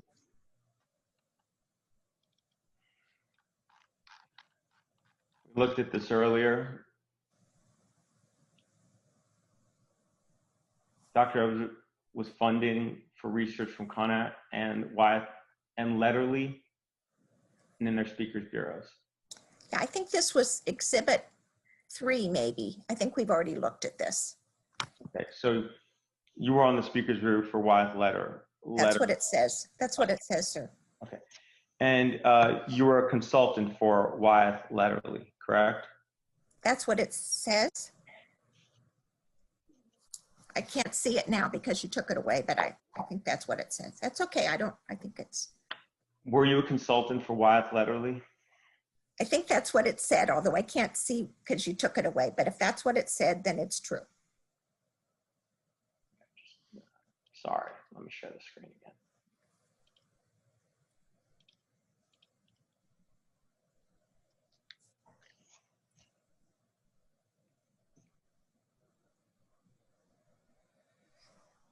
Lectures sponsored by Pastor Mayor Connaught and Wyeth. So I have delivered. That's slightly different than a speakers bureau, but We're that's not talking about speakers bureau anymore. That was the other exhibit. This one is about, I asked you about whether you were a consultant for Wyeth Letterly. that's what it said, sir. So were you a consultant? So if that's what it said, yes, that's true. You had a contract with Wyeth Letterly for $255,023 per year from 1996 to 1998 to conduct a clinical trial for one of its vaccines. Is that correct? Sir, if it's on my CV, that is correct. But again, I don't have my CV in front of me. And it probably the CV tells what the name of the vaccine that I was studying. So that is a contract that pays for the nurses, that pays for the study to be conducted with one of their vaccines. So if that's what it says on the CV, that's correct, sir. And so while you were a consultant and on the speakers bureau for Wyeth Letterly, you were also conducting trials for the same company for one of its vaccine products, correct? Yes. And you're an advisor to Pfizer, correct? So when are you talking about that? At that time of that study or currently? Well, Wyeth Letterly eventually merged into Pfizer. So I'm talking about Pfizer, let's say this year. Have you been an advisor to Pfizer this year? As I told you early on, I am on the Data Safety and Monitoring Committee for the Pfizer COVID-19 vaccine. Yes, I am. Yes, I am.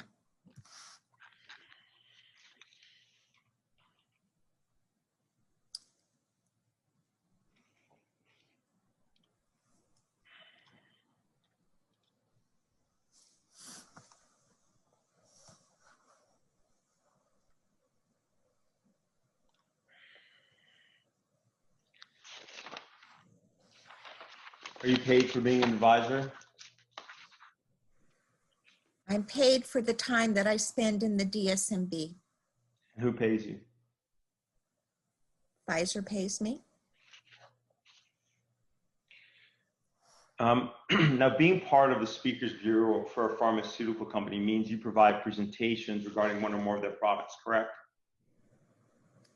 That's what being on a speakers bureau usually means, although sometimes the companies will pay for vaccine or lectures about vaccines that are more general in terms of that. But whenever I'm on a speakers bureau, what I speak is my work. I do not allow anyone to make changes or alterations to what I say. Are you familiar with the article entitled Academic Freedom and the Management of Promotional Speaking at Academic Medical Centers, published out of Tufts University School of Medicine? I think that I've read it, but I haven't recently reviewed it. Thank you. Take a look at it.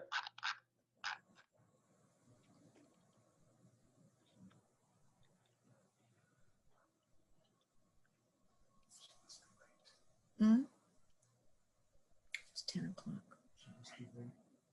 Huh? Dr. Edwards, who were you just speaking with?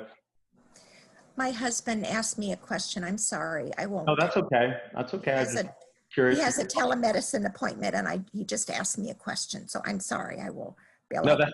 that's okay. I'm just wondering because, okay.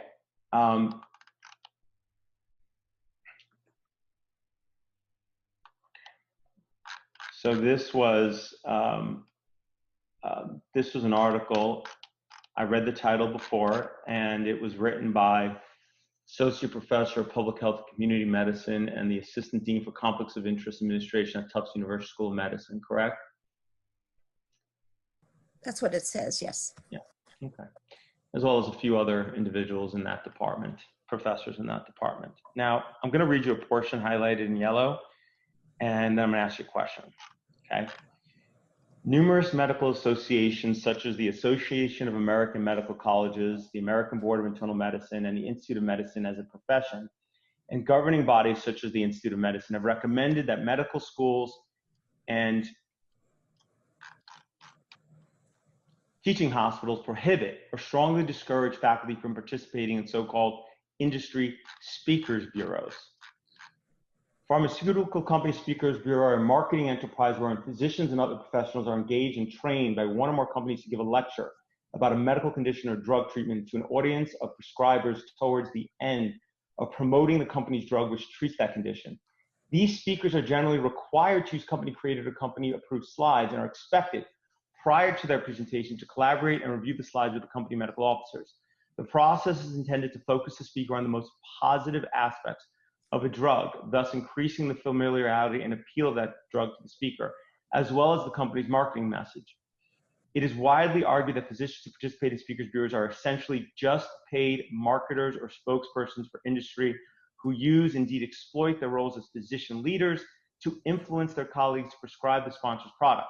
The sentiment that speakers bureaus are promotional rather than educational is reinforced by the fact that the bureaus are funded through pharmaceutical companies' marketing budgets. Here's my question. Do you disagree with the finding of the experts from the Tufts University School of Medicine in this article?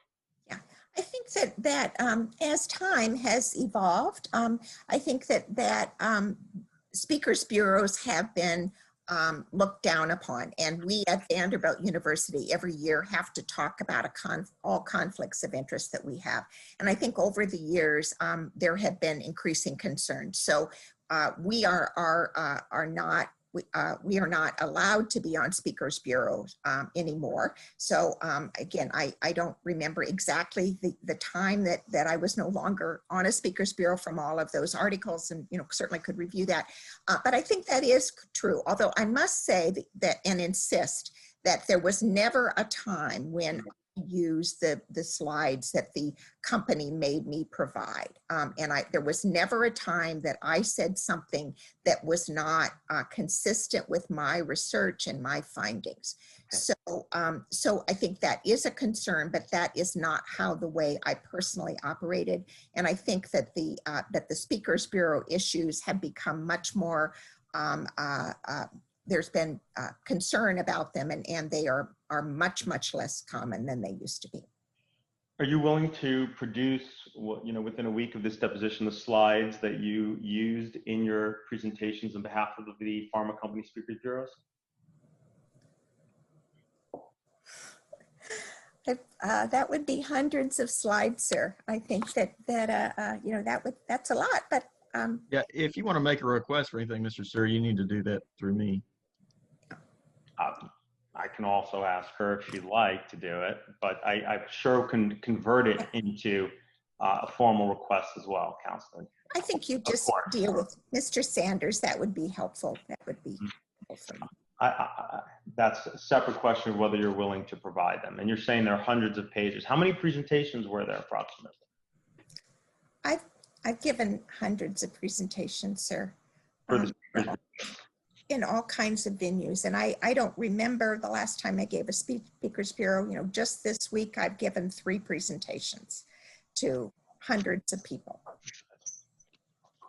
about COVID vaccines and about the vaccine safety assessment of COVID vaccines. So, and I include, my conflicts on the slides. And you always disclose your conflicts on the slides for each presentation? That's what's required, yes. Now, And whether one presentation that I have forgotten to do it, I can't say for that. I've done hundreds of these. You're saying there might be some in which you forgot to do it? There may be, goodness, yes, there may be one or two, or, obviously I am, yeah, but that's the goal, is to have the title slide, to have the conflicts, and then to have the goal of the presentation. That's generally the format of my slides. And the most important conflicts to disclose are typically ones with pharmaceutical companies whose products are implicated by the presentation, correct? That's correct, sir. Okay. Now, And as you, wait, time out. So it is also imperative that any kind of presentation that provides continuing medical education, that there is a conflict of interest statement that has to be provided to those that provide CME.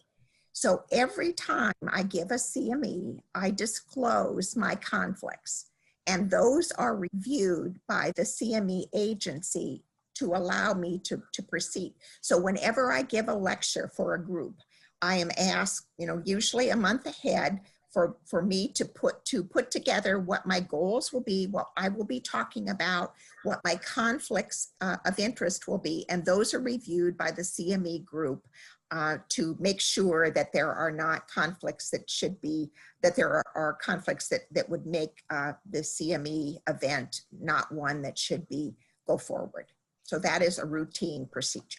meaning it's a serious process to make sure that conflicts of interest are actually disclosed. Absolutely. I'm sorry? Yes, sir, it is. Thank you. Okay. All right, good.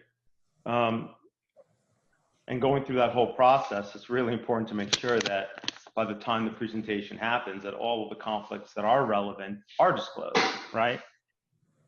That's correct. Okay. Now, we discussed earlier that when an ACIP votes to, we discussed earlier about, when an ACIP votes to recommend a childhood vaccine for universal use, it effectively adds it to the childhood immunization schedule. My question is, when it's added to the schedule, and if a child cannot, or a parent of a child cannot afford to pay for the vaccine. I can't hear what you're saying.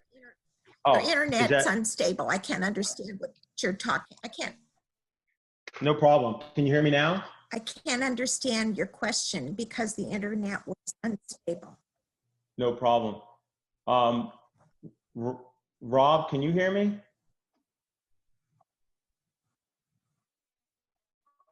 Yes, Mr. Siri, I can. It may be I'm wondering if it's on Dr. Edwards' side. yeah, it may be just a slowdown on her internet, possibly. It looks that way because she's glitching a little bit. Hey, Dr. Edwards, can you hear me now?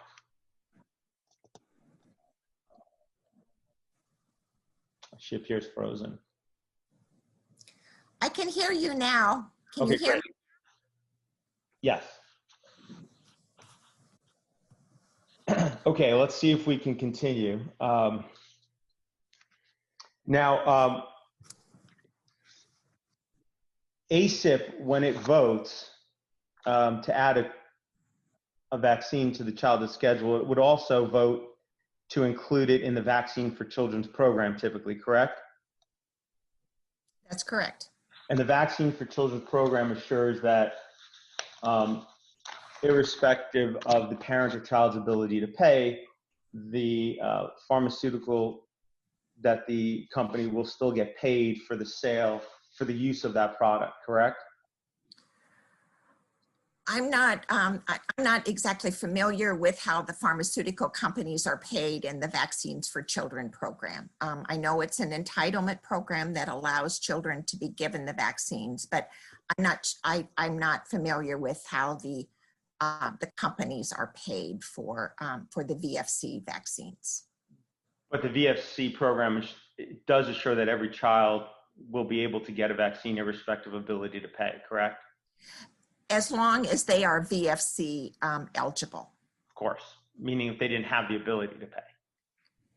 Well, there are certain criteria in terms of the VFC eligibility. And so if the child is VFC eligible and the VFC doctor and the doctor is associated with VFC, then the vaccines can be given by VFC.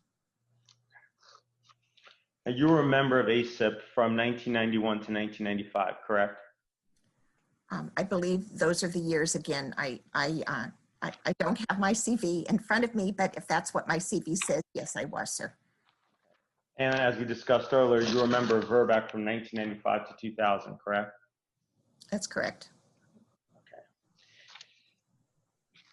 What vaccines, now strike that. When you joined VRBAC in 1991,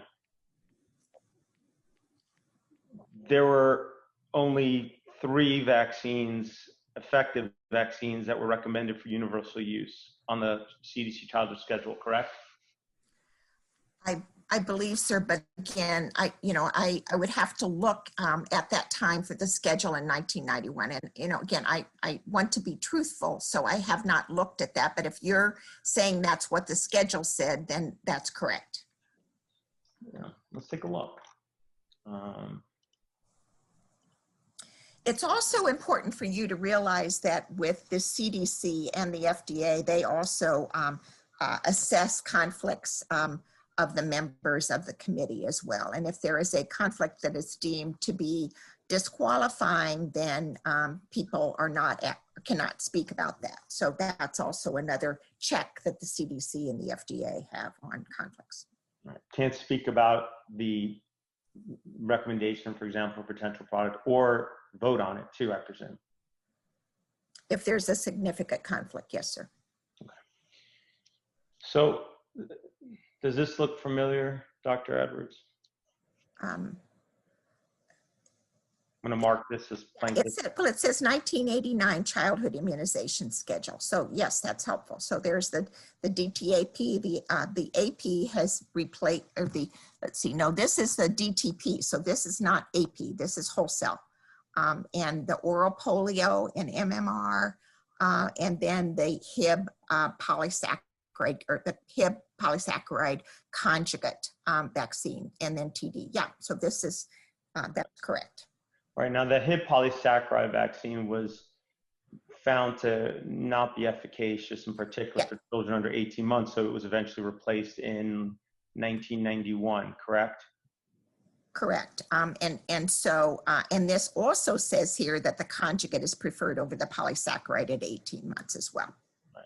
So between 1991 and 2000, while you were on ACIP and VRBAC, what vaccines were licensed and added to the CDC vaccine schedule? Sir, I'm sorry, I can't tell you all of the ones. You probably have them listed, and I'll be happy to read them, but I just don't have that right in front of me. No problem. I'll add I'll add this as another plaintiff exhibit. Let's just to do this efficiently.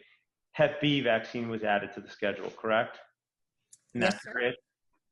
The varicella. Also, DTAP was added. So we had wholesale before, now this is acellular with it. Okay. And the varicella vaccine was added. And we have IPV instead of OPV. And we have IPV and OPV, and the varicella was added, correct? Yes. And rotavirus was added, correct? No, there's no rotavirus on here. Hepatitis A was also. Thank you, you're right. Hep A vaccine was added? Yeah, that was for selected areas. However, that was for the native populations, and it was not universal at that time. Right. And then the Hib vaccine was added 4 doses, correct? Correct.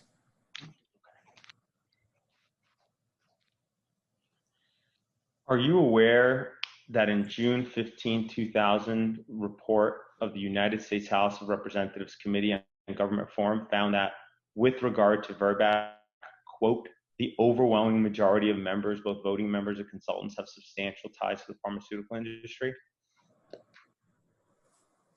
No, I'm not familiar with that document. Okay.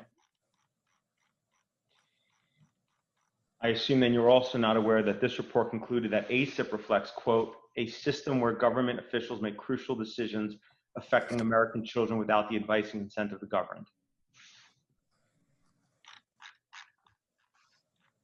The ACIP is, I'm just asking if you're aware of that quote. I'm sorry, where was that? Where's that quote was in the same article that you just, okay. Yes, it's in this report, and let's mark it so that Dr. Edwards will have an opportunity to review it before trial. And so you'll have a chance to read this document. It's 25 pages, and you read what the conflicts of interest, what the majority staff report from the Committee of Government Reform of the U.S. House of Representatives found with regard to VRBAC and ACIP as of June 15, 2000, which was, at the end of your tenure at ACIP and VRBAC from 1991 to 2000. Now, are you familiar with a vaccine named RotaShield? Yes, sir, I am very familiar with RotaShield. The RotaShield vaccine was manufactured and sold by Wyeth Ladero. Wyeth Ladero. Good God. Ladderly vaccines and pediatrics, correct? Yes, sir, it was. Okay.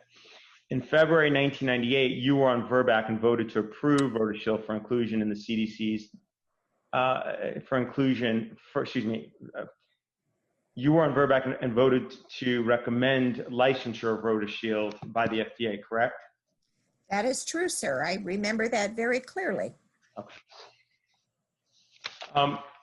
When you voted to approve Wyeth Ladderly's vaccine on VRBAC, you also had a contract with Wyeth Ladderly for $255,023 per year from 1996 to 1998 for the study of another of its vaccines. Isn't that correct?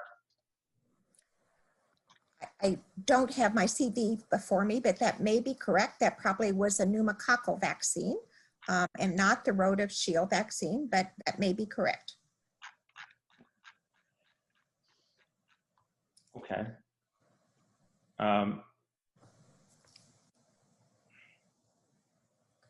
I voted for the rotavirus vaccine because it had enormous impact on diarrheal disease and hospitalizations in children in the United States.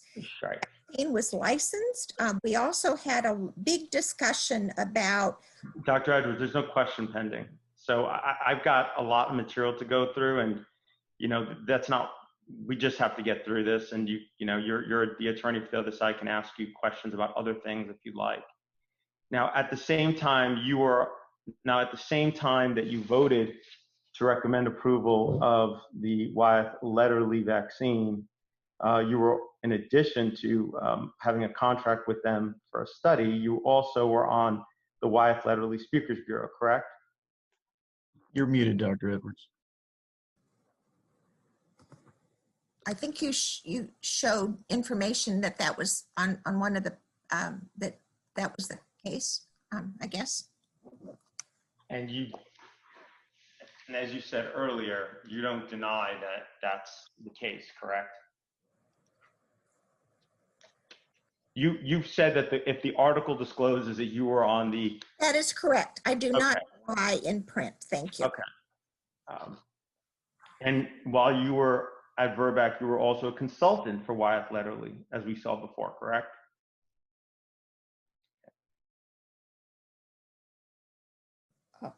I believe that was the case, although obviously that wasn't listed in one of the conflicts of the right there.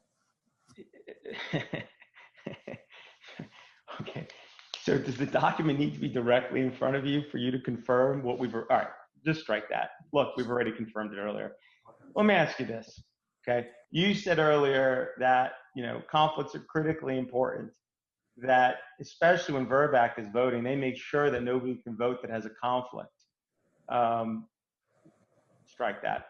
Let me ask you this. To your knowledge, has your name ever appeared in a congressional report regarding vaccines? Not that I know of, but it looks like it did appear here. My name was in this since you highlighted it. So I guess, yeah, I don't generally read the congressional reports. So.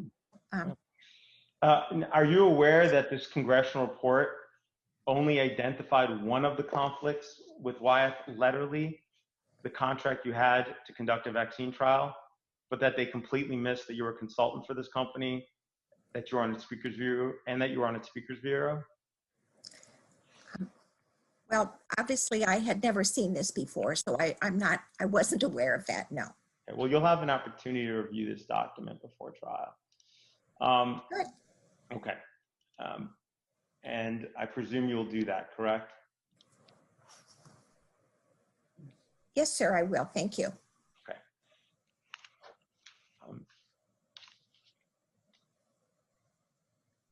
Now, you're aware that when companies, strike that. Are you aware that when companies make a product that injures someone, the company may get sued for the harm on the basis of product liability? Yes, sir. Would you agree that this threat of liability often drives companies to ensure their products are safe before they are put on the market? Check the form of the question. You can answer, doctor, if you have an answer. I think that all of us in vaccines, from pharma to investigators to pediatricians, we know the power of vaccines, and we know that they have a great impact on disease.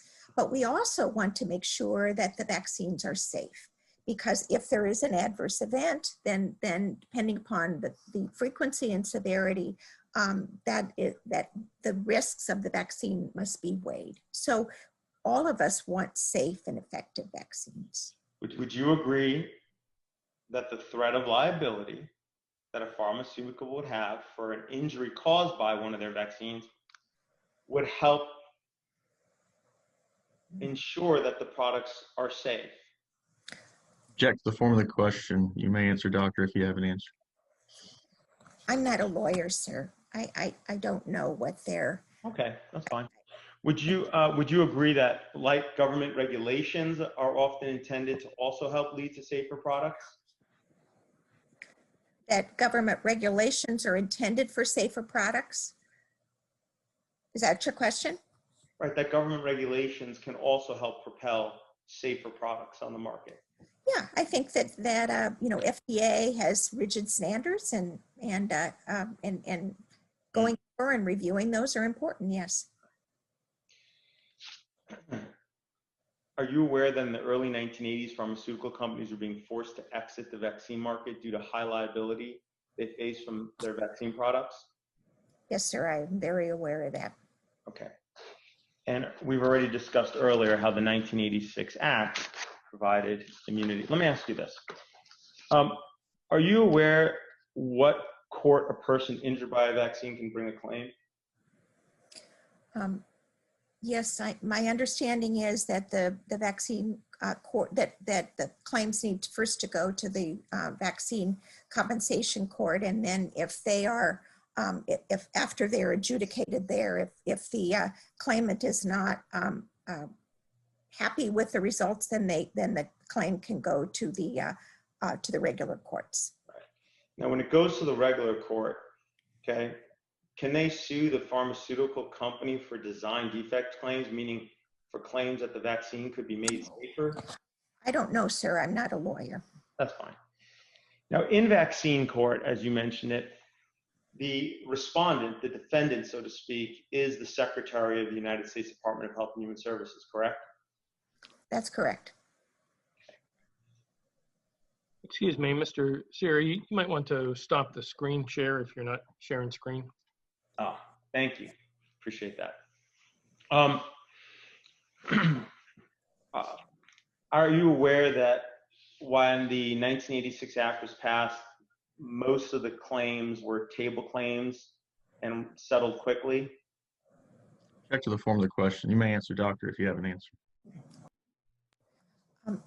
I'm not sure that the number or the majority were table claims. I'm sorry, I don't. That's okay. That's totally fine.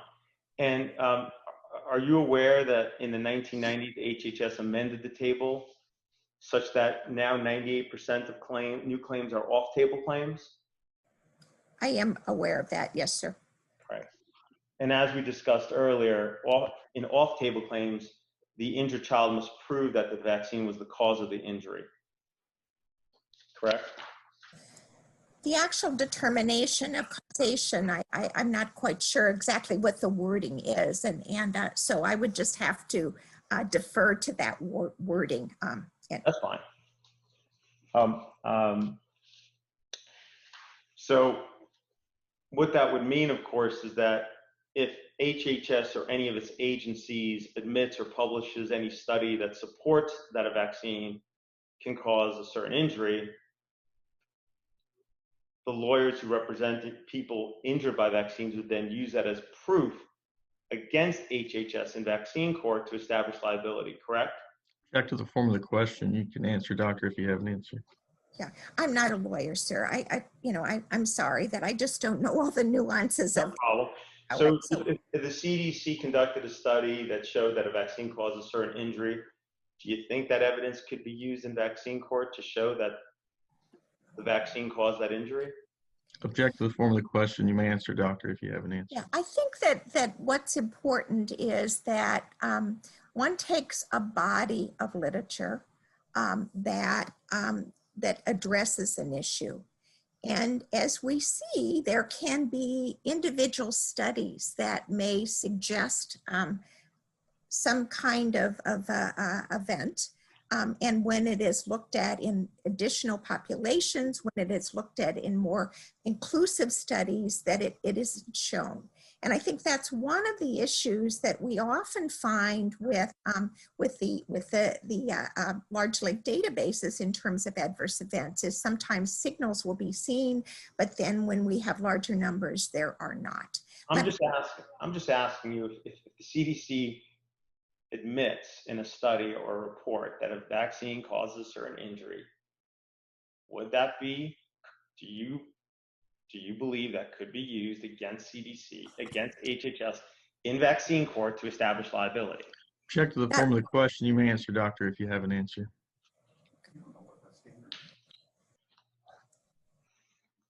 I will refrain from answering.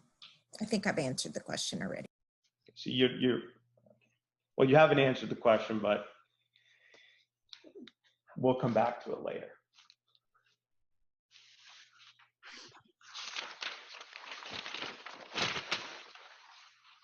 Oh, what did I do?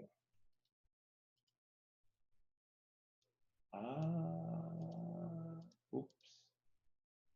Can you still see me on your end? I can see a list of files that you have in your computer, but now I can't see them. Yeah, okay. So what is the Advisory Commission on Childhood Vaccines? It's an advisory, you're talking the advisory group to the compensation system. That's Right. what you're talking about. Yeah.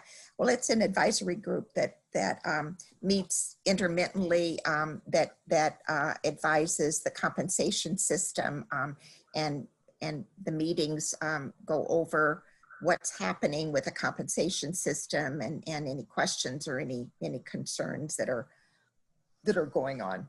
And it's known as ACCV, correct? That's right. Okay, let's move on to something else. What is a vaccine information statement? The vaccine information statements are statements that are put together by the Centers for Disease Control.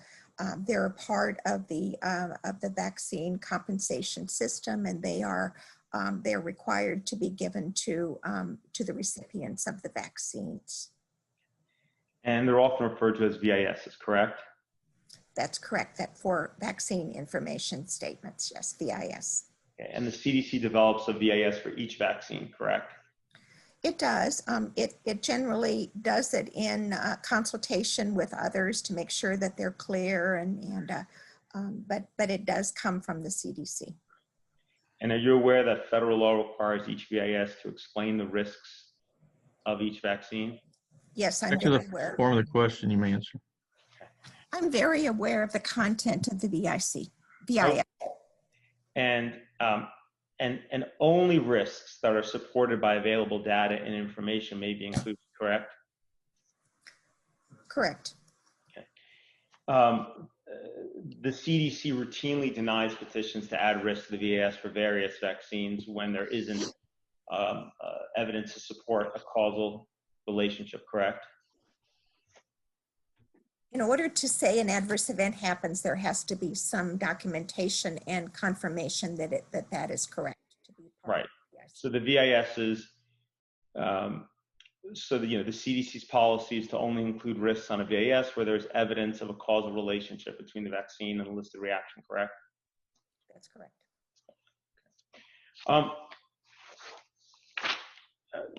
Now, we talked about earlier, you work at the Vanderbilt University Medical Center, correct? That's correct, sir. No, pull up your profile.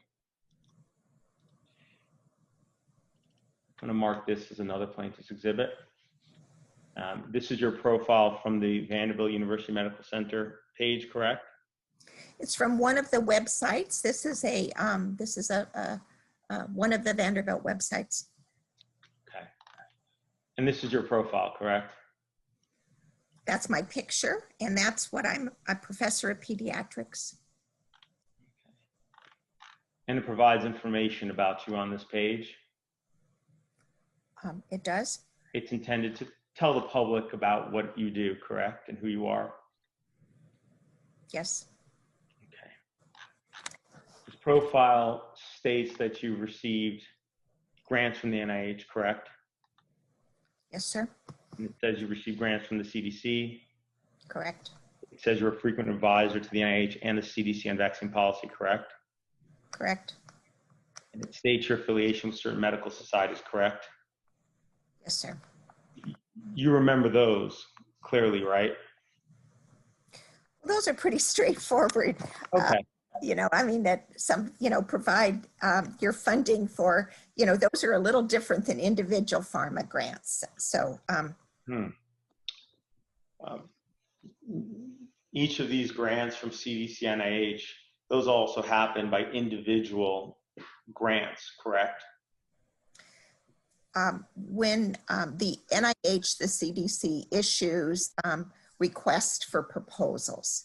And then as a part of that response, then an investigator works with their medical center to propose a response to that request. So with the NIH Vaccine Evaluation Center, that was a multi-million-dollar contract that involved a lot of parts and generally was several hundred pages in length in terms of what was included in that. And that was sort of the mainstay of most of my funding, was the NIH funding. In addition, over the past a decade and a half, we've had a major input in terms of vaccine safety with a large CDC grant. I also had a very large CDC grant to look at pneumonia, the cause of pneumonia, and the outcomes of pneumonia in children and in adults.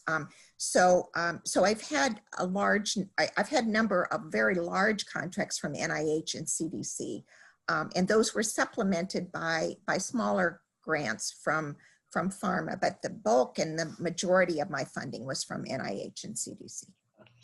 Well, I'm going to make a request that all your funding contracts for all your grants, be produced so that we can substantiate that assertion, and we'll make that in writing. Yeah, you can present any of those to me, Mr. Siri. Sure. And I assume, Doctor, you have no problem producing that, correct? Absolutely not. Absolutely not. Other than the work that it will require to do that in the midst of a COVID outbreak. Other than that. But you have had multi-year contracts with pharma companies to conduct trials for their vaccines, correct? As we've talked about before, I did have pharma contracts as well. And some of those spanned conducting clinical trials over a number of years, correct? Most of them were 1 or 2 years, and certainly the amount of funding that was provided by those was substantially less than the NIH and CDC contracts.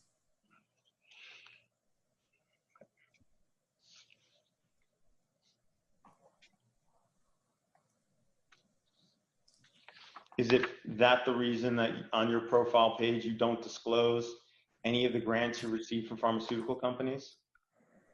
Yes, sir, because it's, this is a vignette of what I've done. And certainly there are many parts that, many large grants that I haven't talked about the pneumonia study. I haven't talked about pertussis. I mean, I haven't talked about lots of other things. So this is, and I didn't write this. Somebody just took this from, what they had, so again, it wasn't I selected to be in this. Someone else wrote this. And this is just a summary of the work that I've been doing for 40 years. You've never reviewed this before? No, sir, I haven't.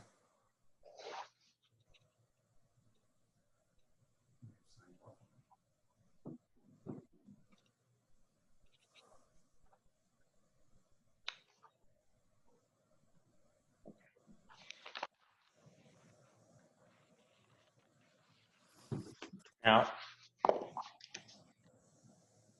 I'm going to mark your CV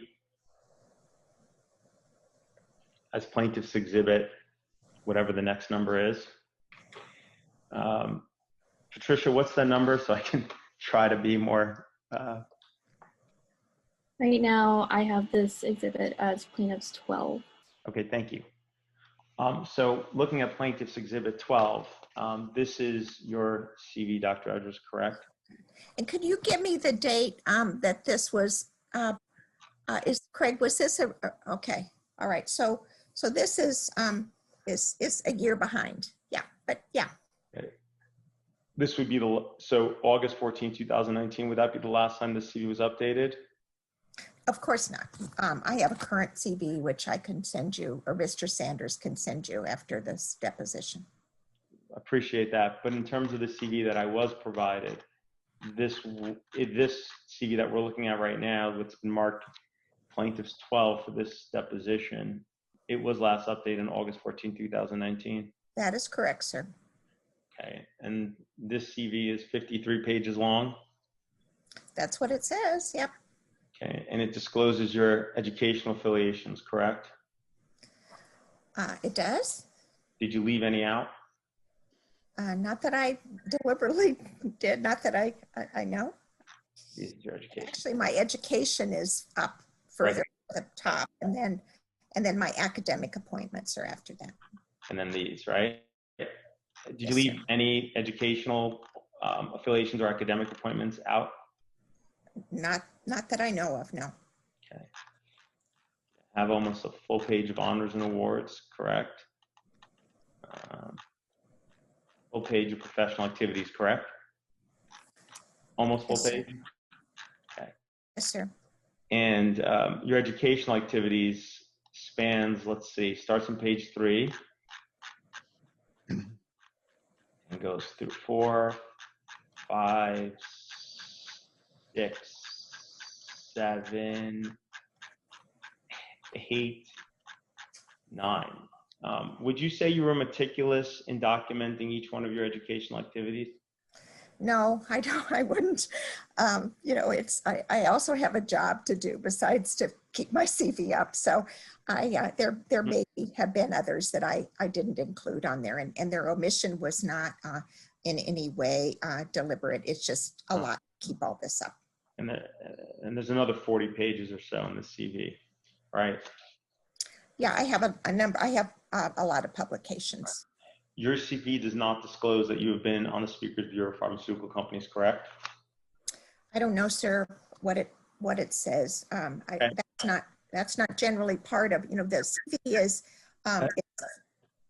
If you don't know that, that's fine. Your CV does not disclose you receive personal payments from pharmaceutical companies that sell vaccines, correct?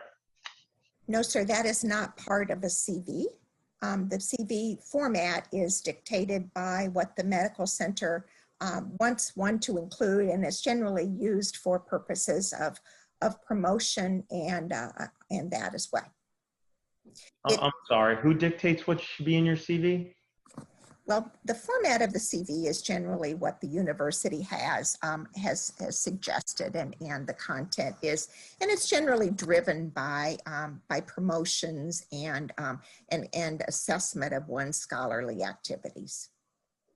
When you say promotions, what do you mean? Promotions from assistant to professor to full professor. Mm-hmm. Now, we talked earlier how important, disclosures are. This CV is intended to be provided to others, but you're saying your university policy and your university format doesn't provide in any way to disclose any consultancies you had for pharmaceutical companies? Yes, but it's done in a different way. There are conflicts of interest statements that we need to, that are prepared and we submit every year to the medical center, so they are aware of what we're doing. And so you're saying there's a university format that would preclude you from including all your consultantships, advisorships, affiliations, personal payments, and speakers bureaus, involvement with pharmaceutical companies on the CV? Object to the form of the question. You may answer, doctor, if you have an answer. It would not preclude what else you wanted to put in your CV. But 53 pages is a lot. And some people, when I send my CV, say it's too long. So again, I'm just trying to be parsimonious with space, but I'm not trying to be deceptive. You're not trying to be selective by leaving out every single consultancy advisorship? That's not the goal of the CV, sir. What's the goal of the CV? As I just commented, it's a document that puts together your academic portfolio, your education, your educational outreach, your grant funding, and the manuscripts that have been submitted to peer-reviewed journals. And you provided this CV to counsel for the defendant in this case as part of being an expert witness, correct? Yes, sir. That was one of the uses of the CV, correct? I was asked to provide my academic CV, which is what I did. So you were asked specifically to only provide an academic about... No, I was asked to provide my CV. This is my CV. I've been providing this CV for 40 years and people have found it acceptable. So that's what I sent. And nobody's ever asked you about pharmaceutical affiliations that were left off of this CV? No, sir. Back to the form of the question. You may answer, doctor. You're the first person. Thank you. This is the first case in which you appeared as an expert witness with regards to vaccines, correct? That's correct. I'm not, I do not usually do this. Okay. On July 29, 2020, you gave a presentation to ACIP regarding COVID-19 vaccine safety considerations, correct? Yes, sir, I did. ACIP's expected to eventually vote regarding recommending a COVID-19 vaccine, correct? Yes, sir, that will be their goal. Your presentation was intended to educate ACIP voting members about the COVID-19 vaccine safety considerations, correct? Yes, sir.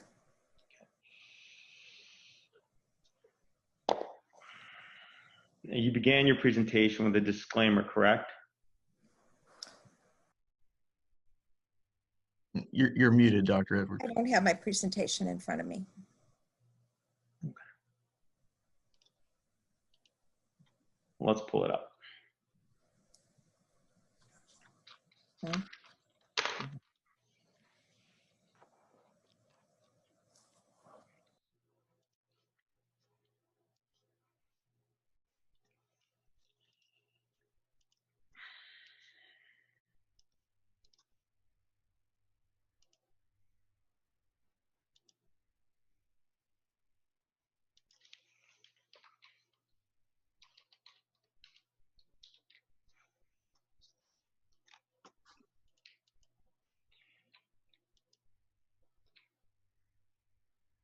Oh.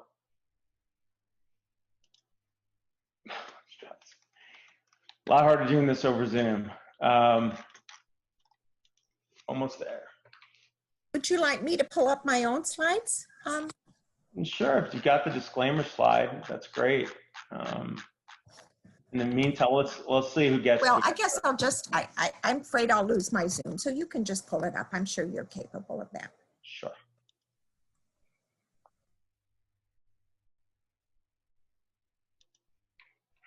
Well, whether I'm capable of it is about to be tested.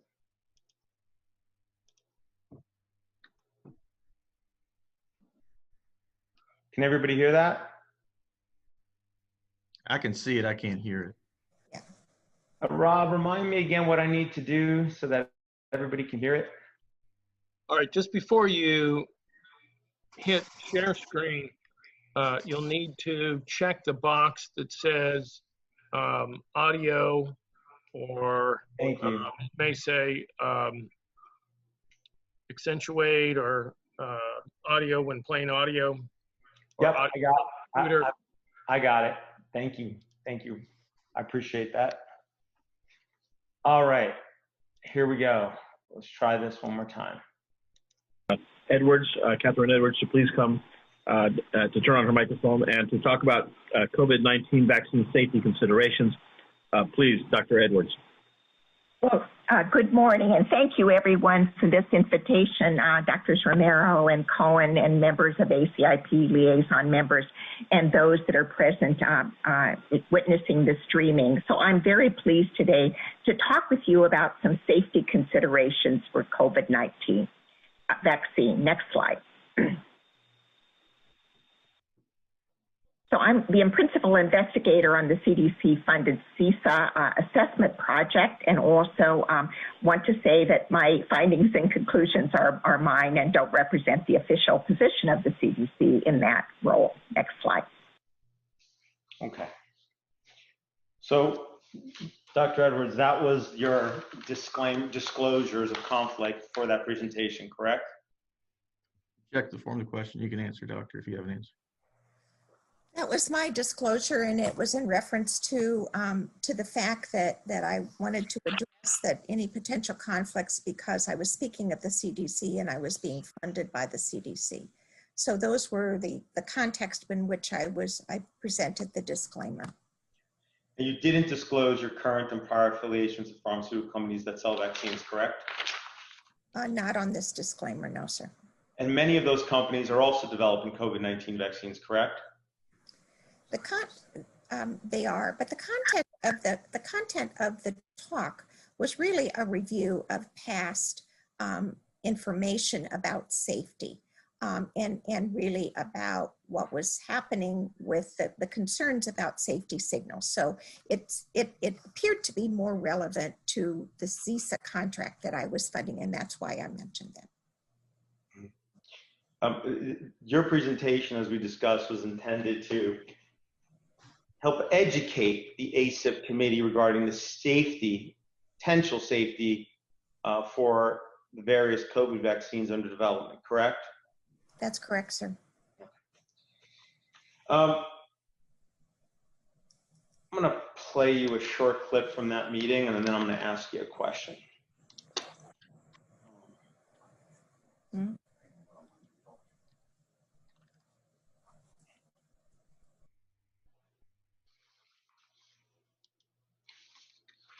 Let's see if I can get this to work.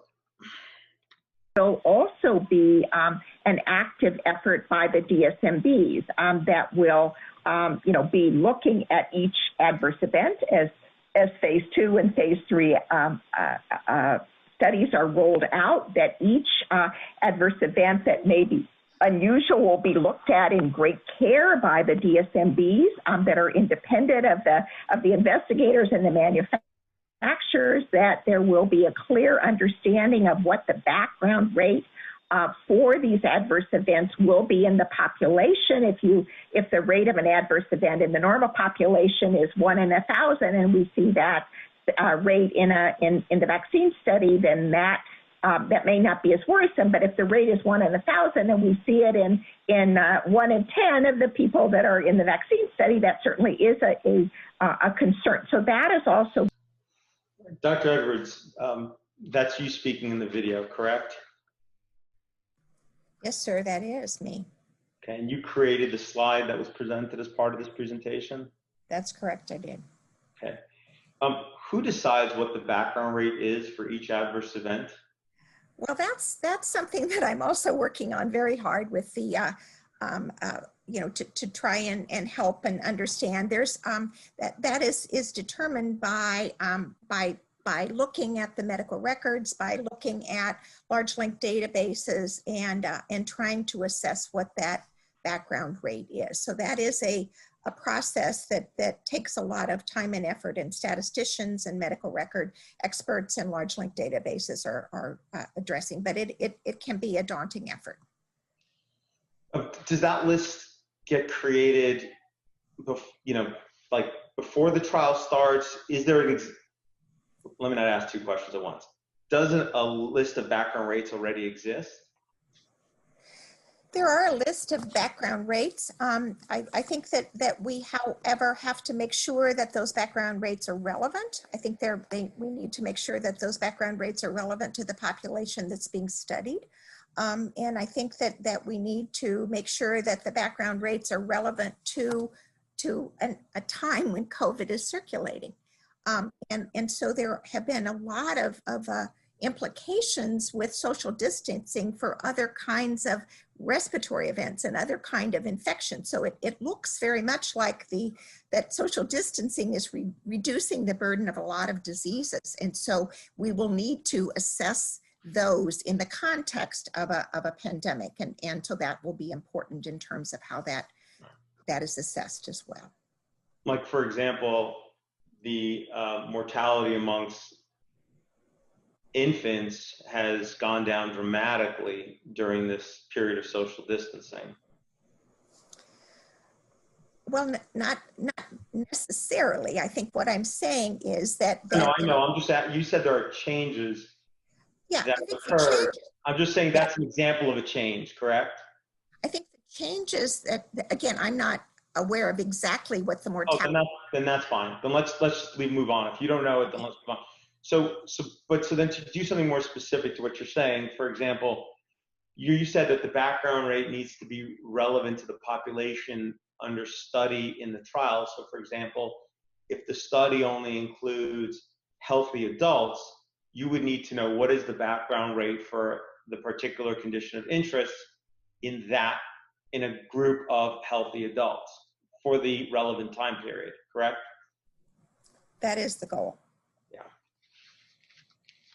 Okay. Well, who decides, who ends up actually deciding what the background rate is when these trials are conducted? Well, I think that those are rates that we have some general idea about, and then as time goes on, as we gather more data, they may be assessed with different rates. But I think we have to take the rates that we currently have. We also have to assess whether they're unusual reactions, whether they're reactions that we would see that we haven't seen before. So it's not only the frequency, but it's the character of the reaction, and it's also whether other kinds of events can be identified as a cause of the reaction. And who decides whether the event is related to the experimental vaccine under study in the clinical trial? Well, the assignment is generally by the investigator, and they relate the adverse event, and then they say that they think it's related or they think it's not related.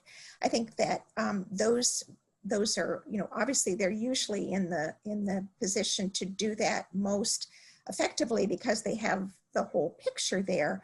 But each of those are assessed individually by a DSMB. And if there's any question about the assignment of that, then there could be additional details that are asked for. And when you say investigator, you mean the principal scientist who's conducting the trial on behalf of the pharmaceutical company whose drug or vaccine is under review, correct? It's the principal investigator, yes. Yeah, and the principal investigator is compensated from the pharmaceutical company whose drug or vaccine is under review, correct? That is how it generally is funded, although as you're probably aware with COVID, that has been somewhat different in that their operation Warp Speed has provided funding for a number of the vaccine studies. So that's a little bit different in terms of Warp Speed. That's true, right? It's definitely, it's a deviation from the past, in that BARDA has, and HHS and US government have provided funding directly to the pharmaceutical companies for conducting these clinical trials, and the pharmaceutical companies then spend the money that they're provided to pay for the clinical trials, correct? That's for those vaccines that are evaluated within that process. There are some that are being evaluated outside that process. Which are those? Pfizer is being funded by Pfizer, not by the government, although the manufacturing of the vaccine, if it's proven to be safe and effective, is provided by Pfizer, or by BARDA. Okay, so with the Pfizer vaccine, the payments to, like the principal investigator, you're saying, are going directly from the government to the principal investigator? No, sir. The Operation Desert Storm COVID vaccine studies that are run through the NIH are being paid for by BARDA to the investigators. The independent studies, such as Pfizer, is funding the study itself. However, Pfizer has been given money to build manufacturing capabilities for the vaccine if it were to be proven effective. Now, in a clinical trial,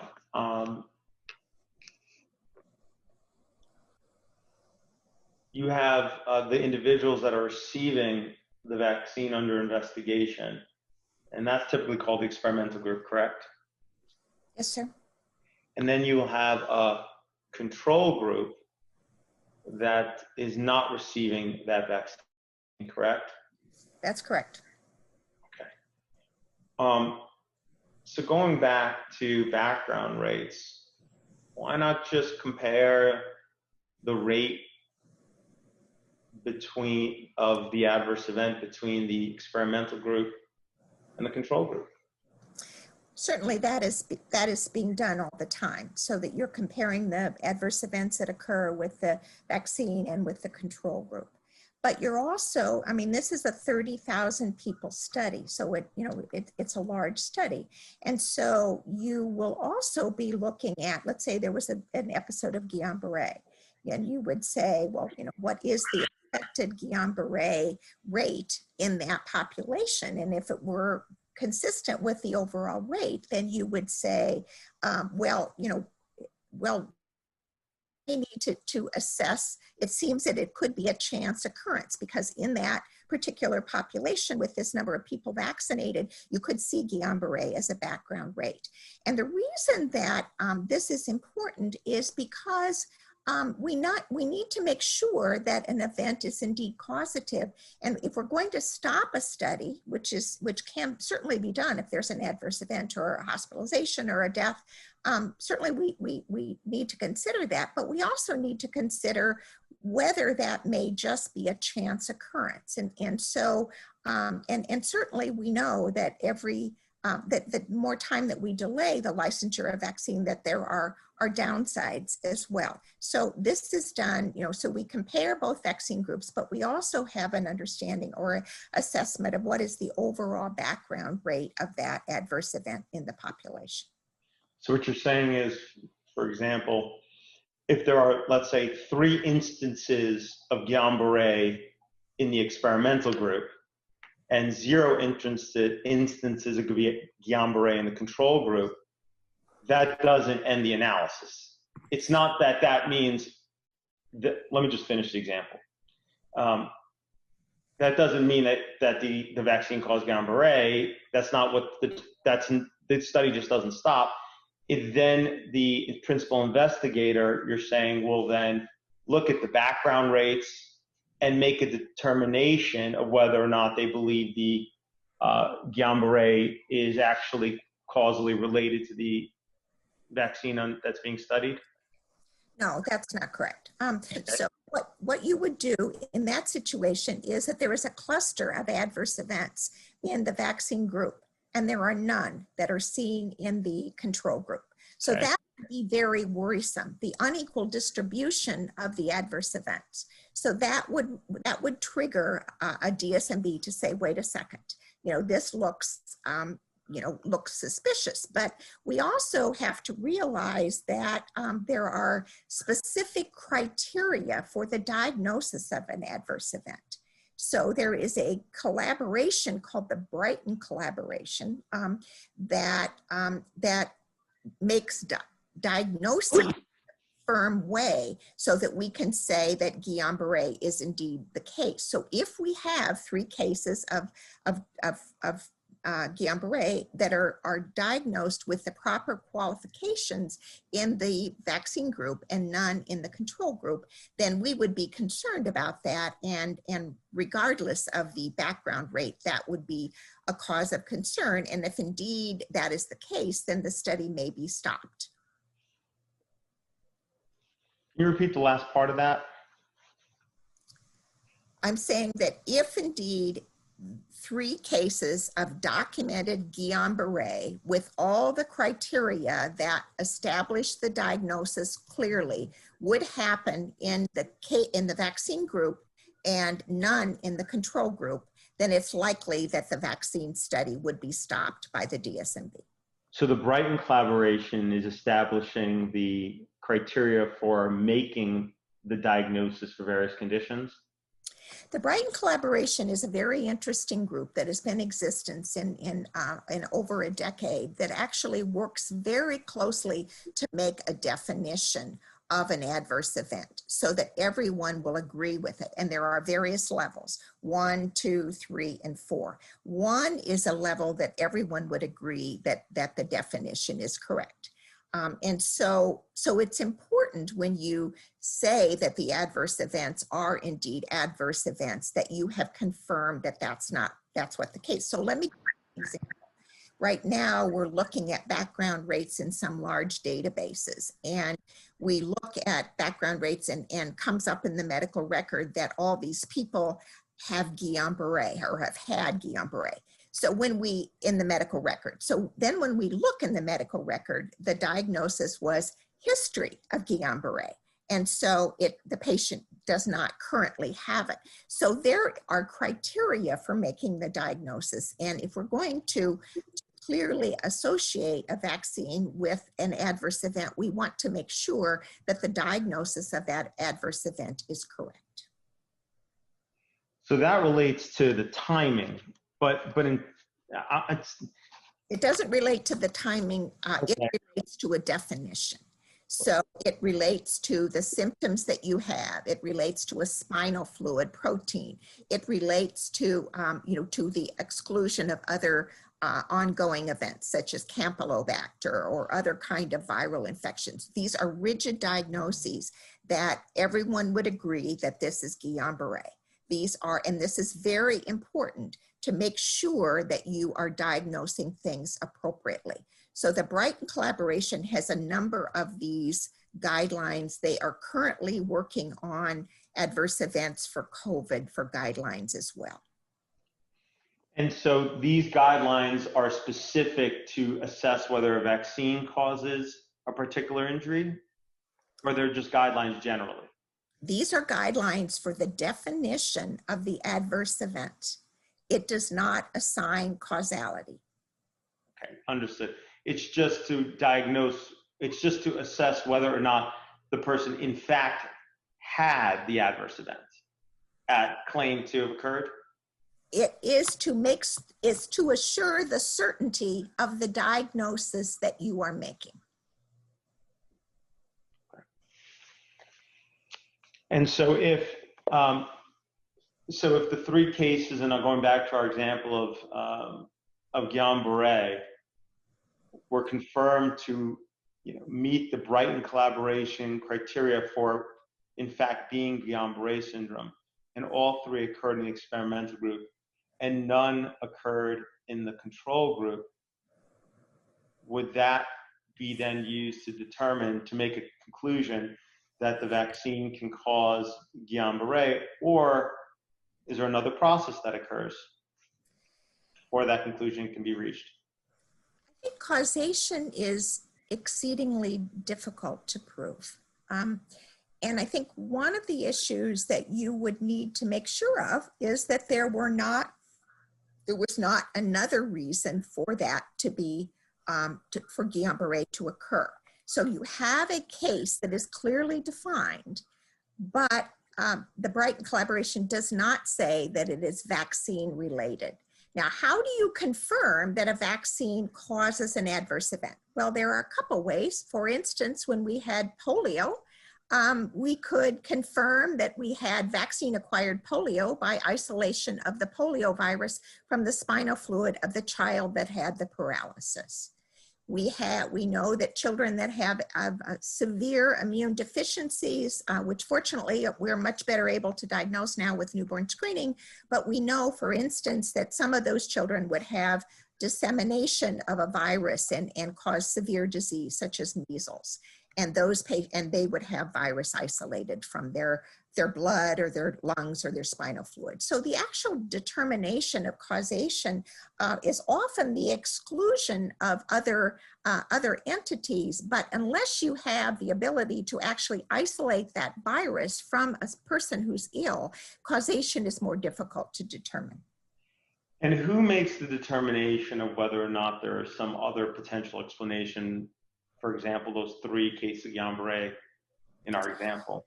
Yeah, well, I think that the DSMB would have to look at that. I think that, for instance, they may be asked, for instance, if, let's say one of the patients had diarrhea, and you could say that, you know, there is an entity called Campylobacter, which is associated with Guillain-Barré. So if you found that that individual had Campylobacter in their stool and they had Guillain-Barré, then you would be worried. But again, these are not easy things to do. And I think that you try and get as much information to exclude things. But sometimes when an adverse event happens, it's so after the adverse event that some of these things cannot be tested for, such as Campylobacter. So when what you're saying is, I mean, when a clinical trial is conducted for a vaccine, it has limitations on what adverse events it can determine before licensure, correct? Yes, it does. And it's dependent upon the number of people enrolled in the study. So certainly a study that has 200,000 children enrolled into it, which is a rotavirus study, has a lot more power to detect adverse events associated with vaccines than a study that enrolls 1,000 people. The 30,000 COVID studies are going to have a lot greater power to look at adverse events than the 45 patients that was just reported in the New England Journal. But because adverse events may be so rare, it may be necessary to actually license the vaccine and then do post-licensure studies to look at the rates of adverse events in that way. So one of the factors on whether or not a clinical trial can detect an adverse event is the number of participants, which you're referring to as how powered the study is, correct? That's correct. That's called the sample size. Thank you. And then another factor would be the duration that safety is reviewed after administering the product, correct? That's correct. Okay. And I assume a third factor would also be whether or not what the control is in the trial, correct? Well, I think that in order for a study, a pivotal study that may be involved in licensure of the vaccine, there is a lot of discussion with the FDA what the control group would be. So the easiest control group is a placebo control group where someone just gives saline, and that's pretty straightforward. But that also is problematic because, if you're giving a reactive vaccine and the people are getting in the vaccine and the placebo group is getting saline and there's no reaction, then sometimes that can unblind the individuals in terms of, I'm not so sure which, I got the vaccine. So we want people to be blinded for the, and we also need to make sure that the vaccine that is being studied does not have an impact on the disease you're looking for. So a great example would be the recent study by the Oxford group with their adeno vectored COVID vaccine. And what they used in their control group was a meningococcal vaccine. So the meningococcal vaccine had reactions associated with it. So people were less clear what they got. But again, the meningococcal vaccine had no impact on COVID. So those are some of the nuances. So if you're going to use the Pfizer vaccine in the experimental group, the COVID Pfizer vaccine experimental group, and you're going to use the meningococcal vaccine, right, which would be Menveo in the United States, in the control group, then the meningococcal vaccine needs to have previously been licensed or determined that it doesn't cause a certain reaction in order to make an assessment of whether or not the experimental vaccine does or does not cause that same reaction, correct? Yeah, but the COVID studies are most of them are going to have the control of saline, because it's hard to get two vaccines that are given within a month apart. So most all of those will be very clear, and the benefit of having a true placebo will be that you will have people who do not receive any active agent. And then this way you can actually compare the reaction rate between those that get the experimental vaccine and those that essentially are getting an inert substance, correct? Correct. That's what a placebo is. It's an inert substance, correct? Yes. Okay. And the pivotal clinical trials, which you mentioned earlier, those are the trials that the FDA will typically rely upon to license a vaccine, correct? Yes, sir. Okay. Now,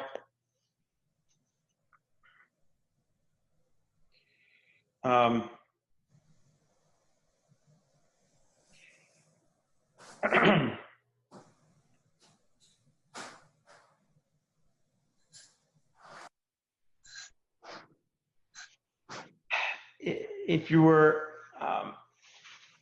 going to design a clinical trial of a vaccine given to children 18 months or younger,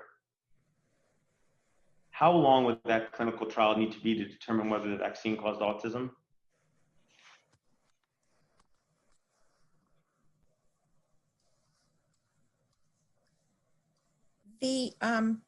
In general, the autism is generally diagnosed somewhere within the first couple years of life. And I think maybe the mean time is about 2 years, depending upon the severity.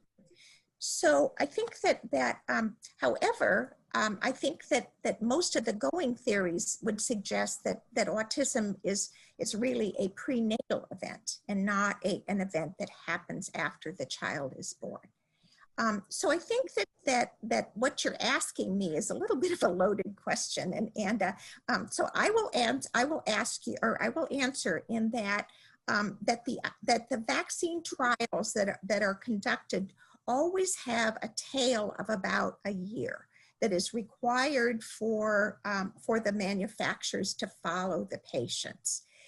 With the more recent licensure of new vaccines, there is also generally a longer tail with post-marketing surveillance, which may then include 2 or 3 years to look at any adverse event that may occur in that population. You're talking about the phase 4 trials? Yes, sir. Okay. Post-licensure trial. That's correct. That occurs after the product's already on the market, correct? That's after the vaccine is licensed, yes. In the year 2000, children were typically diagnosed with autism around 4 years of age. Is that correct? The diagnosis is made much earlier than it used to be, yes. Okay. Are you aware that in 2000, the typical age of diagnosis for autism was around 4 years of age? I don't know what the mean age. I didn't review the literature from 2000 about autism rates. Let me share a study with you. This way you have it, and you can have an opportunity also to review it for the trial. This is going to be... Mm-hmm.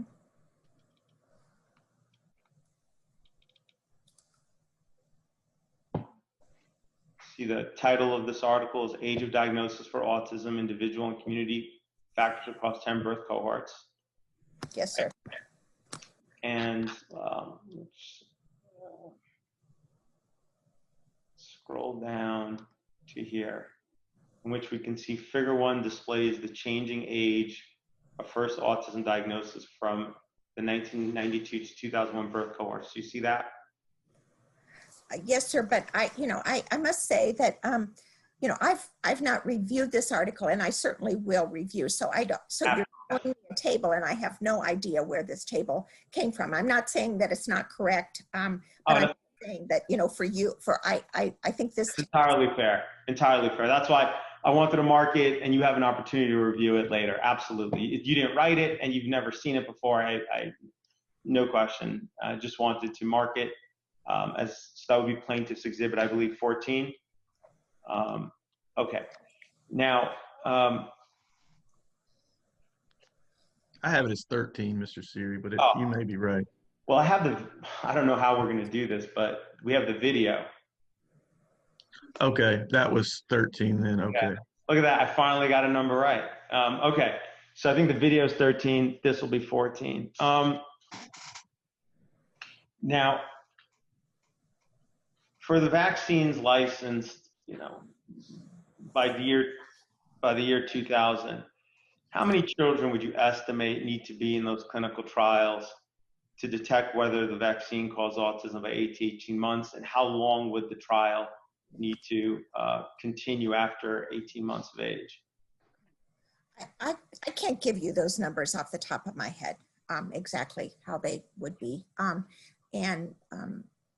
I think that I think one of the, when you have a rare event, although, autism is now felt to be about 1.5% of the population, when you have a rare event, and particularly when it might have been more difficult to diagnose earlier, in an earlier time, then I think it takes larger numbers, but I can't give you that number, sir. And again, I'm not a autism epidemiologist. Okay. But given what you know about clinical trials, would you agree with me that the clinical trials relied upon to license the vaccines given for Yates were not designed to determine whether these products cause autism when given to an infant or toddler at or below the age of 18 months? I think those trials were likely not powered to answer that question. I don't recall the actual number that were enrolled in the MMR vaccine trials, and so I can't say that definitively. But I would trust that it likely was not large enough, and that's why large database studies are needed to really assess that in a phase 4 assessment. Right. If you're looking for adverse events that are associated with vaccines. And they would also, in addition to needing to have enough participants be properly powered, they would also need to actually track the children in the clinical trial for long enough so that enough of them could actually get an autism diagnosis such that an assessment could be made, correct? Yes, or you could do those studies you could also do those studies in a large linked database, which has been done since that time. Looking at we'll get to the post-licensure after. I'm trying to do this systematically. Let's talk about pre-licensure now. We'll certainly get to the post-licensure period. Sticking with the pre-licensure period, so it sounds like you would agree there weren't. They probably, as you said, are unlikely to be improperly powered, and they would have needed to review safety long enough as well to determine, to capture enough children in the experimental and control group that had or didn't have autism in order to make an assessment of whether the product caused autism, correct? Yes, sir. Okay. So if the safety review period, was no longer than, let's say, was 42 days, and assessing whether the vaccine caused a child that received the product up to 18 months caused autism, that wouldn't be long enough, correct? to make sure that it's clear that you understand what I'm saying. Sure. I'm saying that if an adverse event were to occur associated with vaccines, that if it were an uncommon event and if it was not diagnosed until later, then you would need a larger number of sample size and a longer period to assess that. I am not saying, however, by answering yes to your questions that I believe that vaccines cause autism. So I just want to make sure that you understand what I'm saying. Never asked that question. Absolutely. I think the record's clear on that. We are not trying to determine what I am trying to, and hopefully so we can avoid going through each of the clinical trials. I am just trying to establish, and that because of the number of participants, the period the safety was reviewed, and the control that was used, none of the pre-licensure clinical trials for the vaccines Yates received were designed or capable of determining whether or not those products did or did not result in autism. Did not result in an adverse event. The one did not result in an adverse event of autism. Mr. Saunders, I think that I want to make sure, I think he's trying to make me say things that I don't believe. So Okay, well, just listen to the question. How am I supposed to respond to the same question repeated times? Yeah, I think listen to the question, and if you've already answered it, you can tell them I've already answered that. All right. Well, so okay. Look,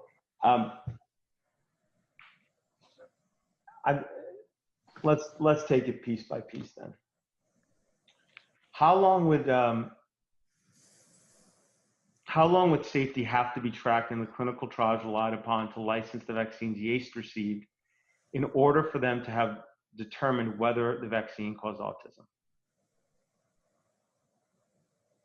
Object to form the question. You may answer, doctor, if you have an answer. I'm not going to answer it. I've already answered the question. I don't recall that you have not provided any period of time. Are you saying you don't know the period of time? Please. I said that the studies that were involved in the licensure of MMR did not provide an adequate number of patients that had been followed for 4 years to determine a rare event that would happen 4 years after vaccination. That's what I'm saying. And you consider autism to be a rare event? Object to form the question. You may answer, doctor. Yeah, the CDC reports that the rate is about 1.5%. Do you consider autism to be a rare event when those clinical trials for MMR occurred? Object to form the question. You may answer. It was a rarer event than it is now. See, you say you answered the question, but you're not really answering the question. I'm just, you say you've done, according to your profile, you have done most of the pivotal trials relied upon to license many of the vaccines, correct, on the market? Yes, sir. Okay. So you're highly experienced at conducting clinical trials, correct? I'm highly experienced conducting clinical trials. Okay. And you're familiar with many of the clinical trials that relied upon to license many of the vaccines currently on the market, correct? I am. Okay. In your opinion, did the clinical trials relied upon to license the vaccines that Yates received, many of which are still on the market today, were they designed to rule out that the vaccine causes autism? No. You've badgered me into answering the question the way you want me to, but I think that that's probably the answer. Is that your accurate and truthful testimony? Yes. Thank you. All right.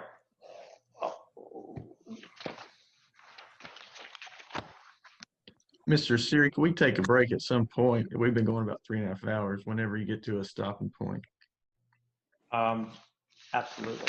And let me just a few more minutes and we'll take a break. Is that Sure. Okay.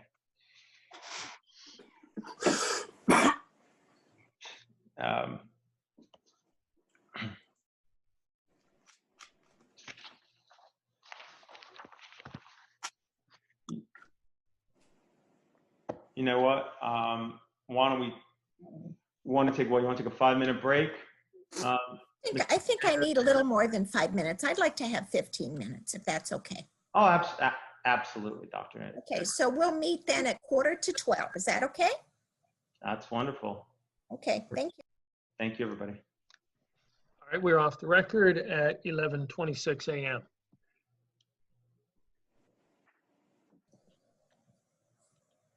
All right, and we're back on the record at 11:47 a.m. Central Time. Thank you. Dr. Edwards, is silent transmission of pertussis within families, has that been demonstrated? Yes, it has been. I think there have been, yeah, yes, it has been. Okay. Pertussis can be transmitted by breathing, correct?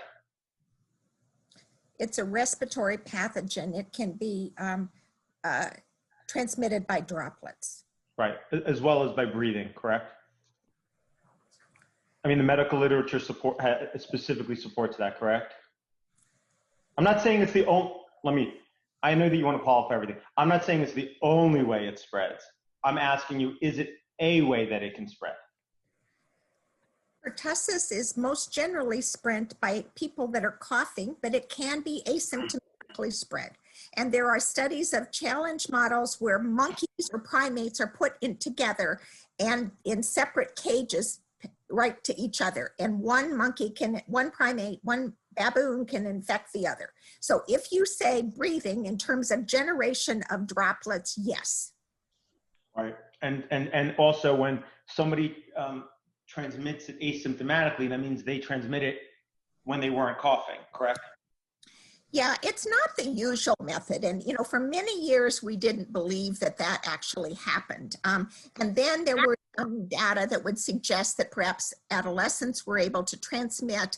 Most of the time, however, those people that transmit have some type of symptoms. And that's why the organism is so efficient, because you cough, and cough generates droplets and aerosols that infect other people. So in general, not like COVID, most people that are infected with pertussis have some symptoms. Or they could be paucisymptomatic, meaning they just have That's some correct. symptoms. Yeah, that's correct. They don't realize they're not sick enough to stay home, correct? They're not, let me rephrase, strike that. They're not sick enough where they think where they would normally stay home and in bed, correct? Generally not. And again, the most serious pertussis is in babies before they're vaccinated. And then they can die of that. Right, babies under 1 year of age are at risk. If they get pertussis, they can develop a whoop by which they can't. You're the expert. You know what? Let's strike that. Let's strike that. You wrote this. Let's just move on. No question on the table. No question on the table. Okay. So long-held assumptions by the medical community regarding pertussis vaccine have recently been shown to, by more recent science, to show to have not been correct. Correct? Is that right? Knowledge evolves in all fields, and so it should be based on science. Absolutely. That's why you would agree with the statement, I believe, quote, if we knew what we were doing, it wouldn't be called research, correct? Yes, that is actually on my wall in my office. Oh. The only pertussis vaccine used in the United States and the one Yates received is known as acellular pertussis vaccine, correct? Acellular pertussis vaccines are a group of vaccines. It's not a vaccine. The acellular pertussis vaccines consist of 3 or 4 antigens. The Infarex consists of 3 antigens. The Sanofi Pasteur consists of 4 antigens. They are combined with diphtheria toxin and tetanus toxin. All of the vaccines that are used in the United States are acellular. However, acellular vaccines are not used all over the world, and whole cell vaccines also are used. But in the United States, since 2000, we've used in the United States exclusively acellular pertussis vaccine. That's not correct. Okay, thank you. And I think you mentioned that giving acellular pertussis vaccines to adolescents, correct? Yes, sir. And that would be what's known as the Tdap vaccine, correct? That's correct. Right. Versus the DTaP vaccine, which is only licensed up till 7 years of age, correct? That's correct. Okay. And there are 2 adolescent acellular pertussis vaccines, correct? Right. There's 2 for the primary series. There's 2 for the adolescent. They are made by Sanofi Pasteur and by GSK. All right. Thank you. And the 2 adolescent ones were both licensed in 2005, correct? I can't remember exactly what year each of the vaccines are licensed. Okay. Sorry, can't do that. That's fine. Now, pertussis vaccines can reduce the symptoms of pertussis, right? That's the goal for a vaccine, that you reduce the incidence of disease and the symptoms. So that's correct. So the pertussis vaccine can reduce the symptoms of pertussis, correct? Yes, it's an effective vaccine. Yeah, I thought that was a softball. I thought you'd agree with that one. Okay. I thought that was an easy one. All right. There are no easy questions. Yeah, let's keep going. That's fair. Sometimes. So for decades, the medical orthodoxy was that the vaccines could also prevent infection and transmission, correct? Yes. Okay. And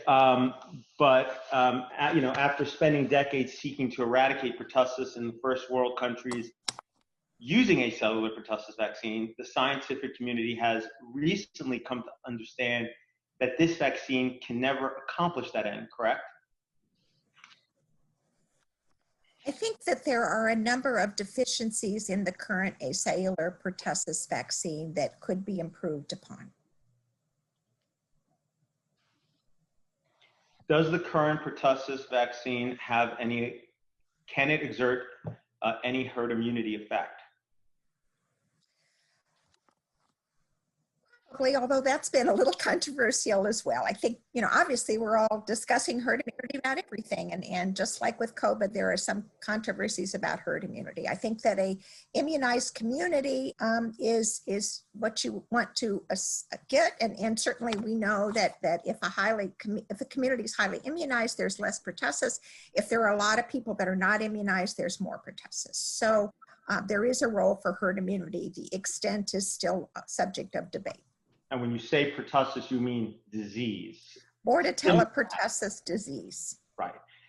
But the pertussis vaccine, the scientific community now understands, does not prevent somebody who's received that vaccine from becoming infected with Bordetella pertussis and transmitting the pertussis, correct?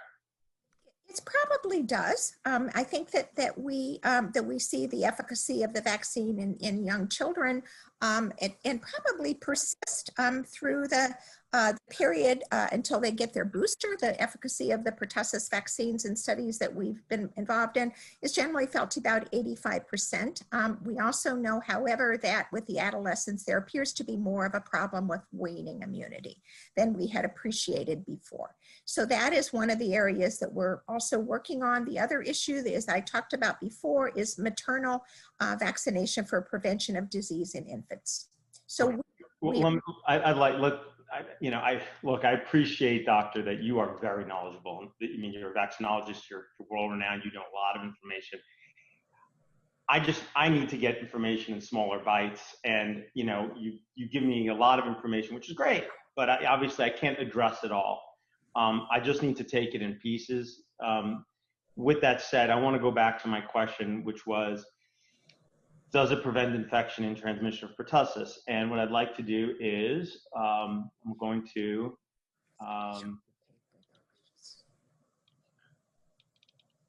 mark this as plaintiff's exhibit. Is it 15? Yes, it's 15. Thank you. This is an article in the Frontier in Immunology, correct? Yes, sir. And you're an author on this article? That's my name. Along with many other what are considered experts in pertussis and pertussis vaccine, correct? That's correct. And also the World Association of Infectious Disease and Immunological Disorders, as well as the Vaccine Study Group of the European Society of Clinical Microbiology and Infectious Diseases also signed on to this study, correct? They were part of the authors. Yeah. Okay. So, and this study was published just this past summer, July 2019, correct? That's correct. Okay. Let's scroll down. And you reviewed and confirmed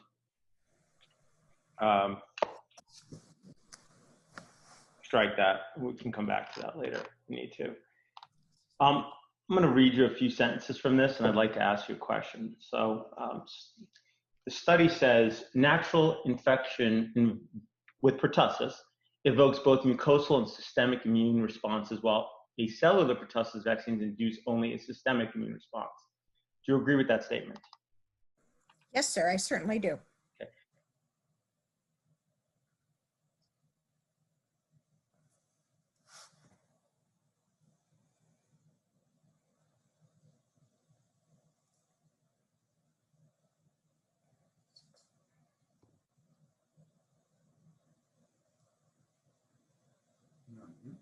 Mhm. Oh, sorry. Dr. Edwards? Yes, sir. Okay, I think I froze. I didn't hear the answer to the last question. Yes, I agree that natural infection evokes both mucosal and systemic immune responses, while acellular vaccines induce only a systemic immune response. I agree with that statement. Okay. And then the next statement, mucosal immunity is essential to prevent colonization and transmission of authoritative pertussis organisms. Do you agree with that statement? Yes, I agree with that statement, but it does not exclude the role of systemic immunity as well. Okay. And then the next sentence, preventative measures such as acellular pertussis vaccines that do not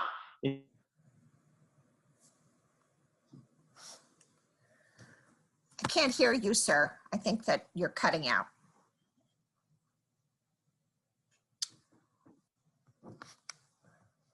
I can't hear you. Yeah. Mr. Siri, I cannot hear you either.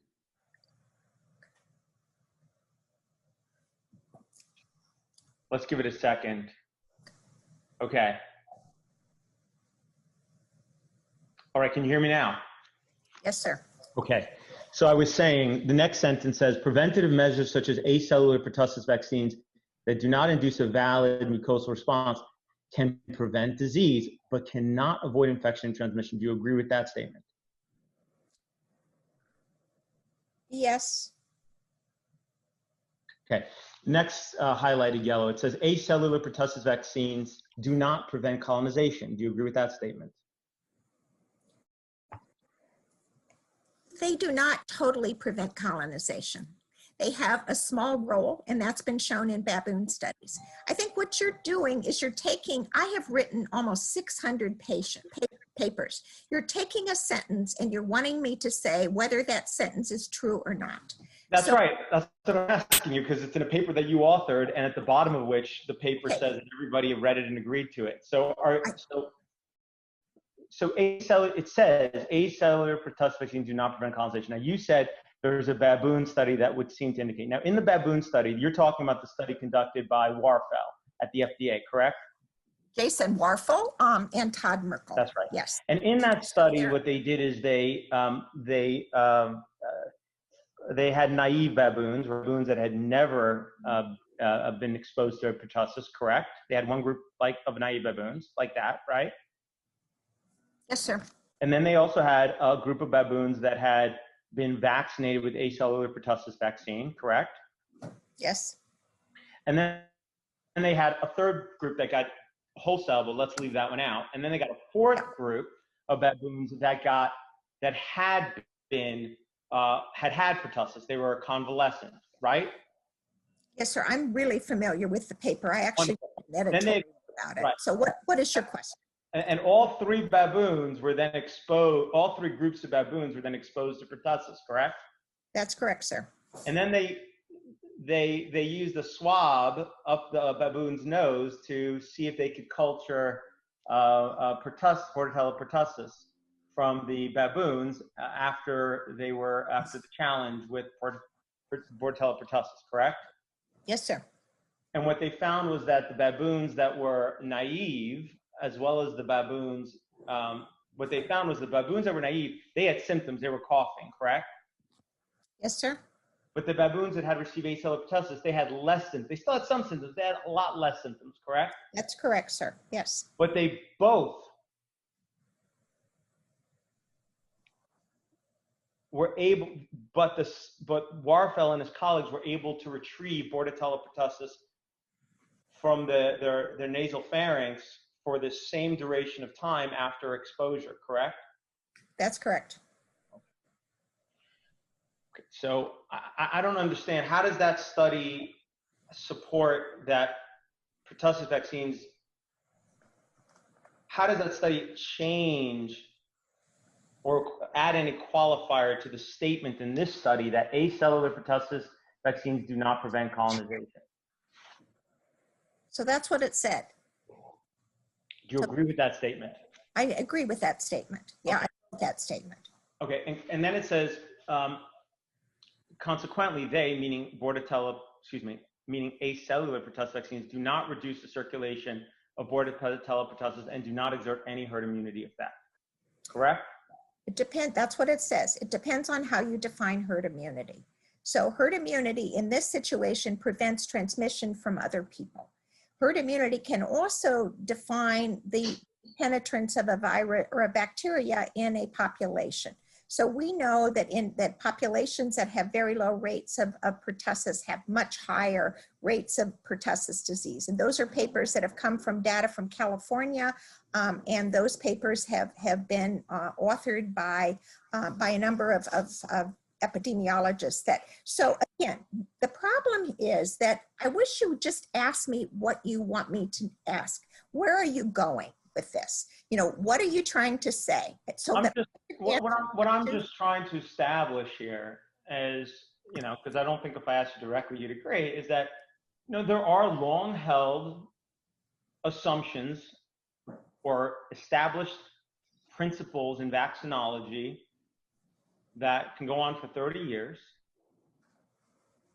right? In this instance, there was a 30-year worldwide campaign to vaccinate children, adolescents, pregnant, expanding the circles of vaccination in an attempt to reduce infection and transmission of pertussis, correct? Yes, sir. But science, vaccinology has finally caught up, the science has caught up, and we now know that in fact the acellular pertussis vaccine cannot prevent transmission infection, right? Which is why you're trying to develop a better vaccine, right? A nasally inhaled one that will also prevent infection transmission, right? It's kind of like the COVID vaccine. The Oxford one appears to maybe prevent disease, but it doesn't appear to stop infection transmission. So, you know, what I'm asking you is, I just want to, I thought I asked a simple question, which is, can acellular pertussis vaccine prevent infection and transmission? Had you said no, we could have moved on. So can acellular pertussis vaccine does not prevent infection transmission, just as you've written in this article, correct? Acellular pertussis vaccines have a major role in prevention of disease. Babies used to die of pertussis, and because of acellular vaccines, we have we have a reduction in infant deaths. We do not have a vaccine that reduces colonization. So when you ask me a question, I want to make sure that I'm answering the question completely so that you don't take what I've said and change it into something that I haven't said. Look, I understand. You also want to point out the benefit of the vaccine, not just potentially an issue. I understand that. We're here today to talk about a potential injury from a vaccine. So obviously today is going to focus on those items. And I know that's, not something that you've never appeared as an expert before. You've never had to be challenged in this way. I understand that. But that is the role today. Look, moving on. Let me ask you this. The inter-epidemic intervals for pertussis in the United States have actually gotten shorter over the last 2 decades, correct? Some people think they have. Other people think they've stayed 3 to 4 years. Okay. Either stayed the same or gotten shorter?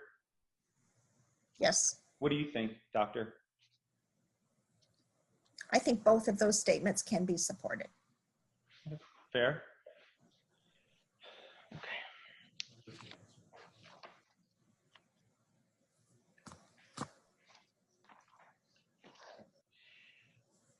What is the Global Pertussis Initiative? It's an initiative that is funded by Sanofi Pasteur to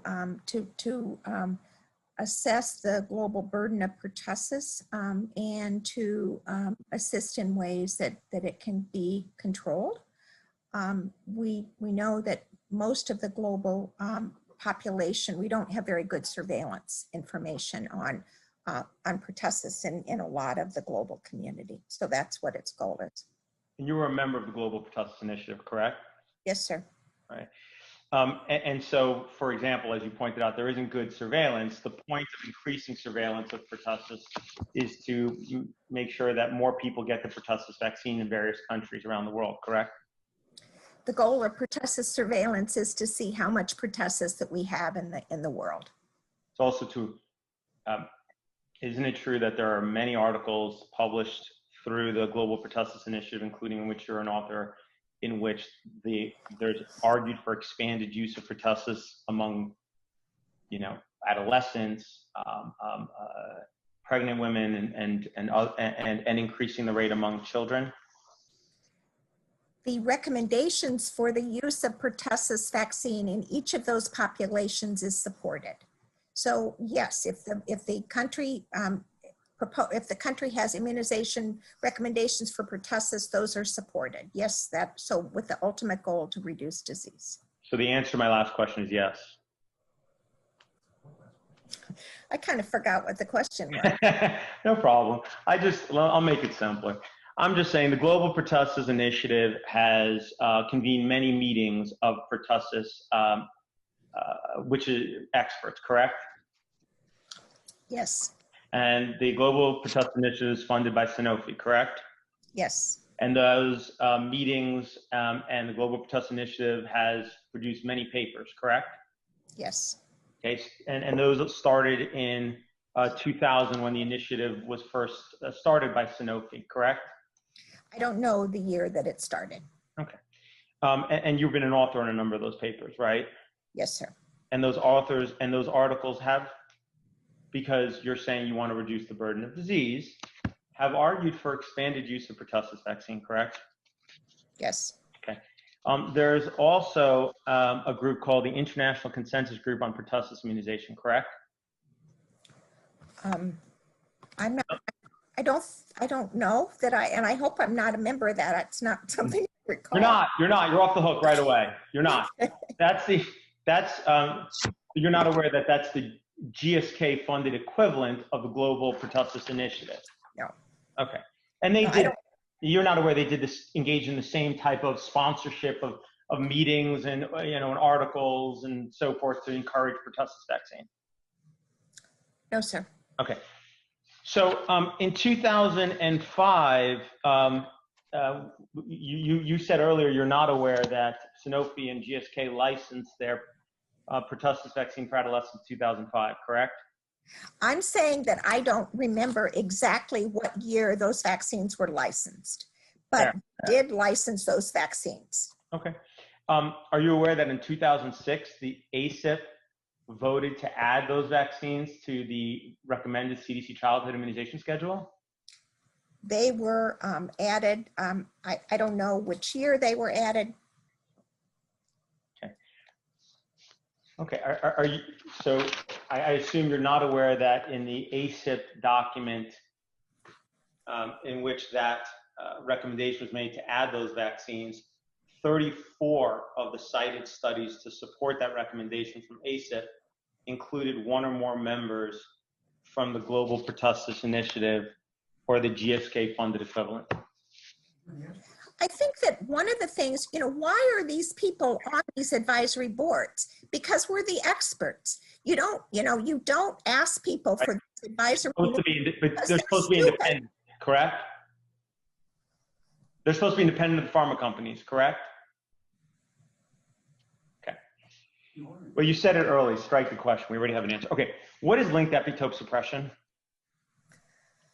Linked epitope suppression is when you have seen a certain epitope on an antigen, and that when you've seen it, then you're introduced again, and there's some suppression of that particular response to that epitope.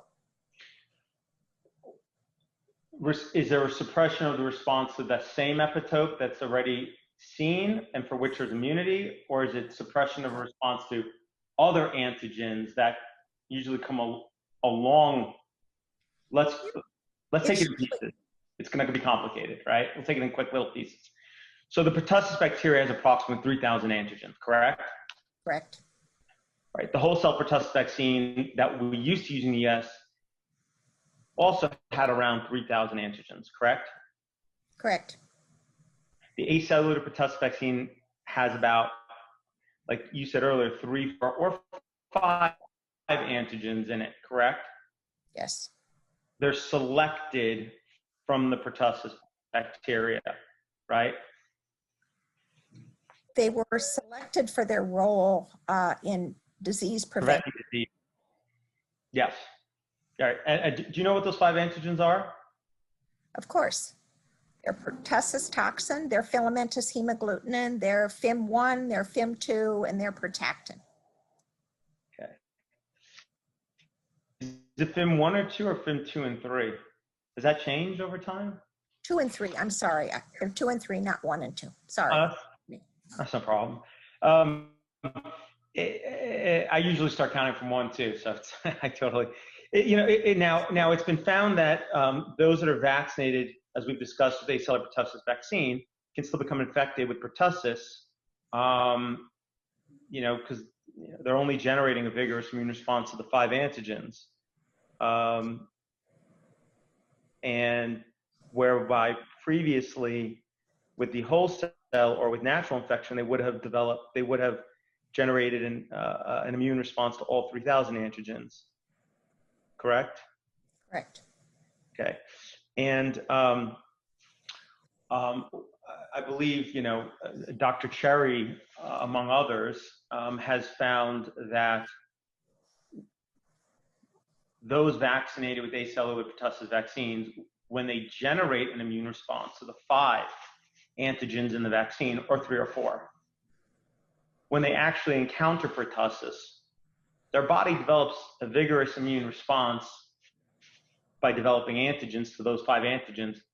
Antibody to the antigens. Antibodies, thank you.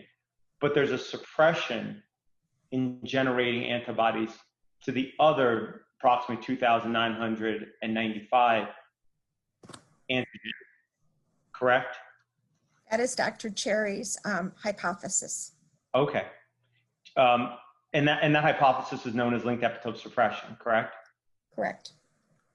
Do you agree with that hypothesis? I'm not sure that it's been shown definitively. I think it's still a hypothesis. Excuse me, Mr. Siri, if you're done with that screen share, you might want to take it down. Oh, thank you. Okay. There was a time when immunity pertussis was thought to be lifelong, correct? Yes, sir. That's when adults were re-exposed to pertussis and, after having it naturally and Can't hear your question, sorry. Mr. Siri, you froze up again. now. Hello? We can hear I you. can hear you now. I just couldn't hear the question, so maybe. No problem. Okay. Given the issues, let's move on to another topic. Can varicella vaccine cause or result in pneumonia? Administration of varicella vaccine in immunocompromised subjects can result in pneumonia. Yes. Okay. What about non-immunocompromised subjects? Generally not, although there are always examples that may be not easy to understand, but in general, varicella vaccine does not cause pneumonia in normal, healthy people. But it can cause pneumonia in normal healthy people sometimes. It may. I would, in order to answer that definitively, I'd need to look in the literature or look in VAERS. So if are you aware that the IOM report about adverse events from vaccines in 2011 did find that the pneumonia as a result of varicella vaccine was causally supported? In normal healthy people or in immunocompromised? I'm not aware of it qualifying it to immunocompromised. Well, I would think probably they would do that, but again, Okay. Can varicella vaccine cause or result in encephalitis? It can, particularly in immunocompromised or immunodeficient individuals. Can varicella vaccine cause an infection of the brain? That's what encephalitis is, yes. Okay. I just lay talk. Can varicella vaccine cause or result in meningitis? Varicella vaccine in some subjects has been isolated from the spinal fluid, so that would be a definition of meningitis, yes. So so varicella vaccine can sometimes cause or result in meningitis, yes? Yes. Thank you. All right. Can varicella vaccine cause an infection of the spinal cord covering? That's the meninges, so that's the same question, and the answer remains the same, yes. Yeah, thank you. Thank you for indulging. Can varicella vaccine cause seizures? It may be associated with seizures. Certainly you can get fever as well, and if there was encephalitis, it may indeed, although every time you have a seizure, I can't say that it was due to varicella.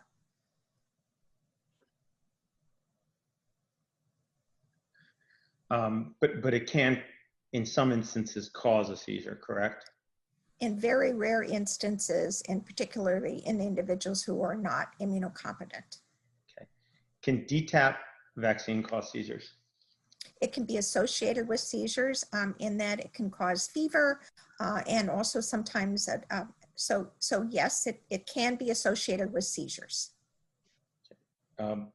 Would you be surprised to know that the CDC has provided that has found that there can be a causal relationship between seizures and DTaP vaccine? That's not different from how I just answered the question.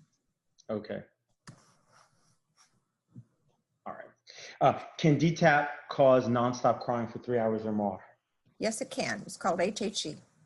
Okay. Can DTaP cause long-term seizures? It's also called persistent crying or HHE. Yes. Thank you, doctor. Can DTaP cause long-term seizures? No, sir. Okay.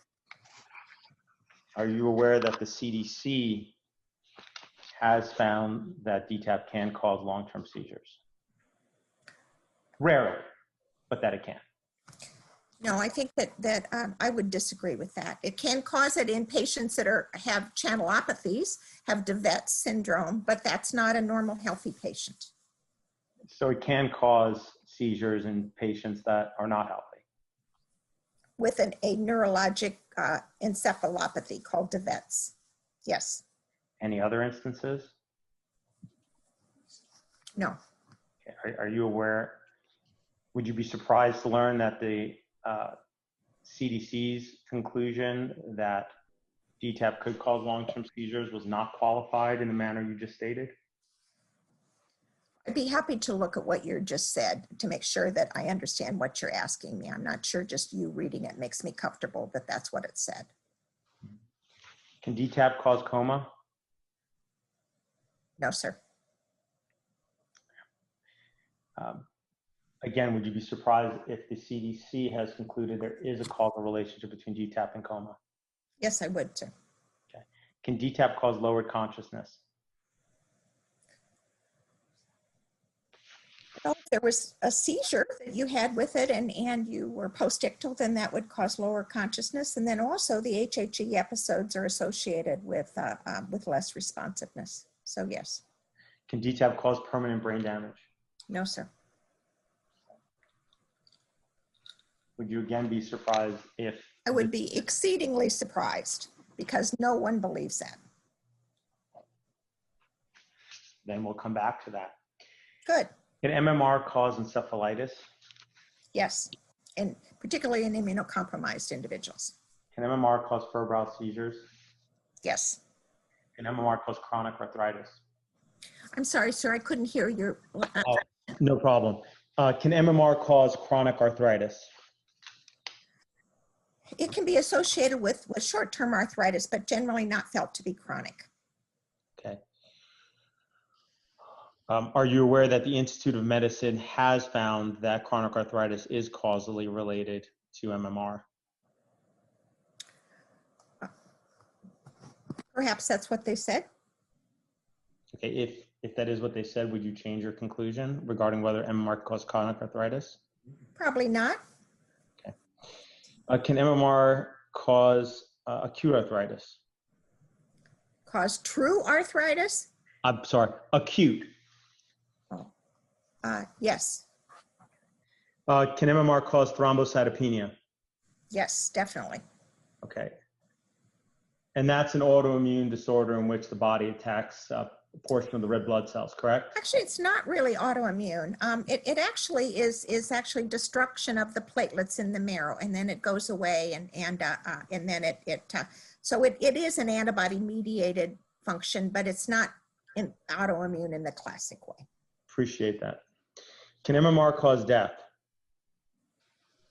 MMR can cause death in immunocompromised subjects, and that happens, and that's been reported and clearly outlined, and I just reviewed that last week for a conference. Okay. What about non-immunocompromised subjects? Generally not, and I'm not aware of one isolated case that has been reported, but again, I didn't do a thorough search before you asked me the question. Okay. Can MMR cause unusual bleeding or bruising? Well, if it causes thrombocytopenia, then it will cause bleeding and... Yeah. Can MMR cause deafness? I think it's not been well established. It's felt to be unlikely, but I would have to look for that again. I'm not sure.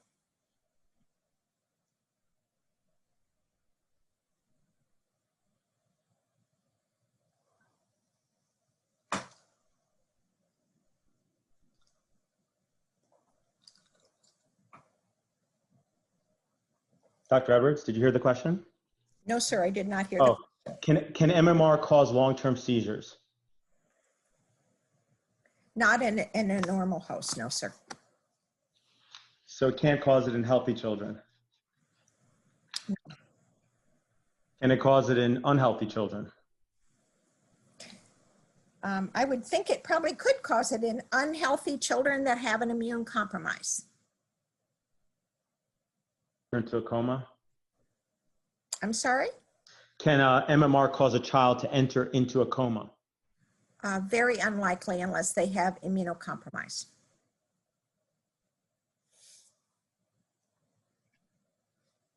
Can MMR cause a child to have lowered consciousness? If they have a seizure associated with fever, then they would be postictal and it would cause lower consciousness, yes, but not persistent lower consciousness. Can MMR cause brain damage? not in a normal, healthy subject without underlying problems. So a child with underlying problems, MMR can't cause brain damage, correct? I think I would have to assess each individual, the causality of each individual one. So it's possible. I'm not sure. Not in a normal, healthy person. You're aware the CDC has specifically used the word brain damage as a possible cause from MMR. No, I'm not aware of that.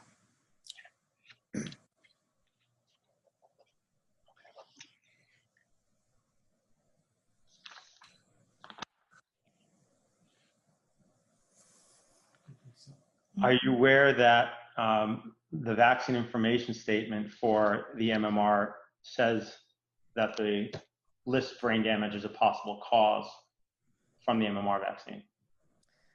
I don't have that in front of me. Obviously, if you do, and that's what it says, then that's what it says. That's not been my experience. Right.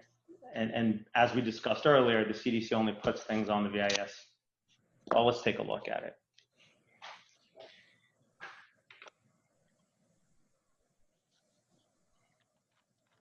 Now, as we discussed earlier, as you testified earlier, CDC only puts things on the VIS if there's evidence to support that is causally related to the vaccine. This is the vaccine. Oh, sorry. Okay, so I'm going to mark this as plaintiff's exhibit. What is it, please? 16. 16, thank you. So this is the vaccine information statement for the MMR vaccine, correct, Dr. Edwards? That's what it says. Okay, and it's from the CDC?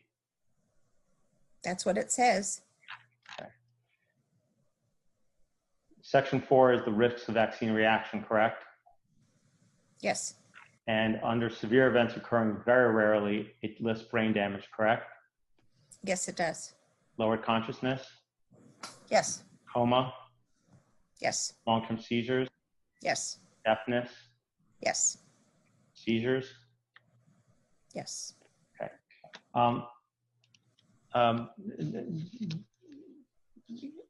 Just pull up one more and then we'll move on.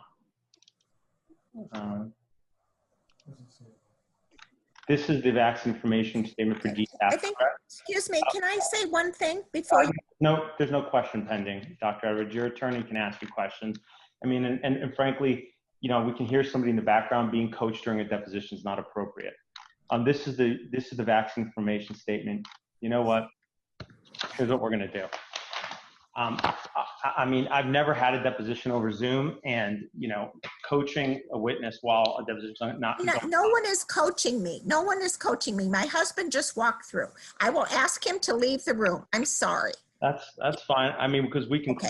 somebody saying something and then you want to add something that's just, you know, not the way that this works. Now, as an expert in vaccinology, you're familiar with how doctors record in a patient's medical records that a vaccine was administered, correct?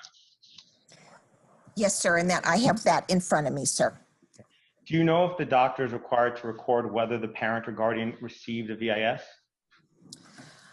Well, on some forms it does have that information, and it does have in some of the forms that are, but I don't know. I don't think that it's absolutely mandated. And I actually see a number of vaccine records that come to me from adverse events that I'm asked to review, and I think that in general, it's not always on there. So I think it can be for some and not all. In others, it's not on there. And so I think it's both ways.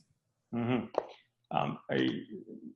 Have you ever, I'm going to mark this as plaintiff 17. Have you seen this document before?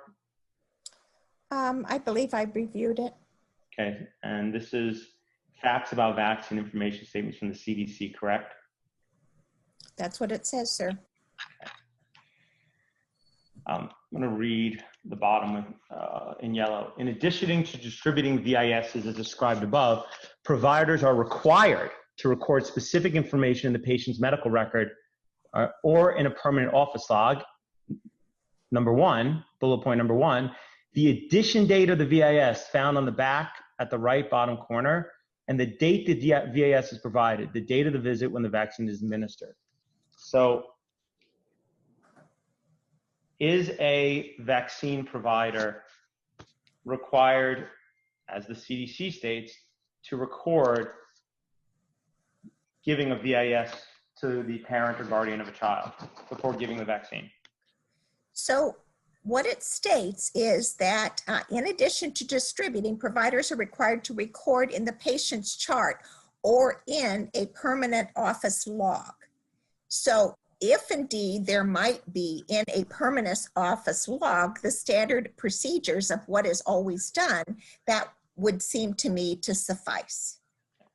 So as long as it's recorded somewhere in the medical records in the office, whether it's in the patient's medical records or in a permanent office log, that would meet the CDC requirement, correct?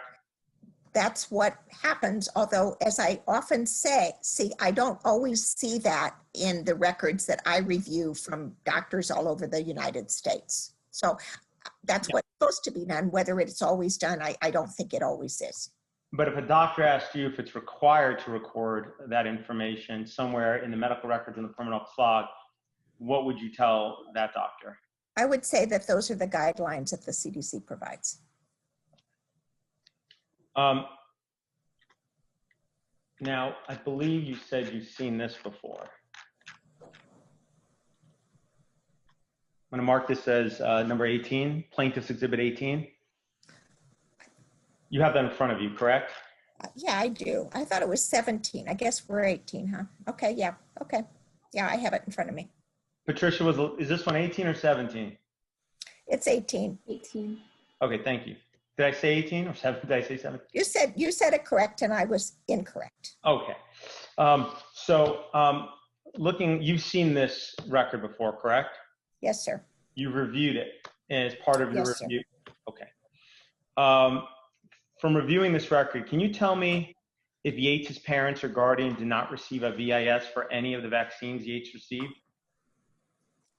Well, it's recorded that it's given, and then in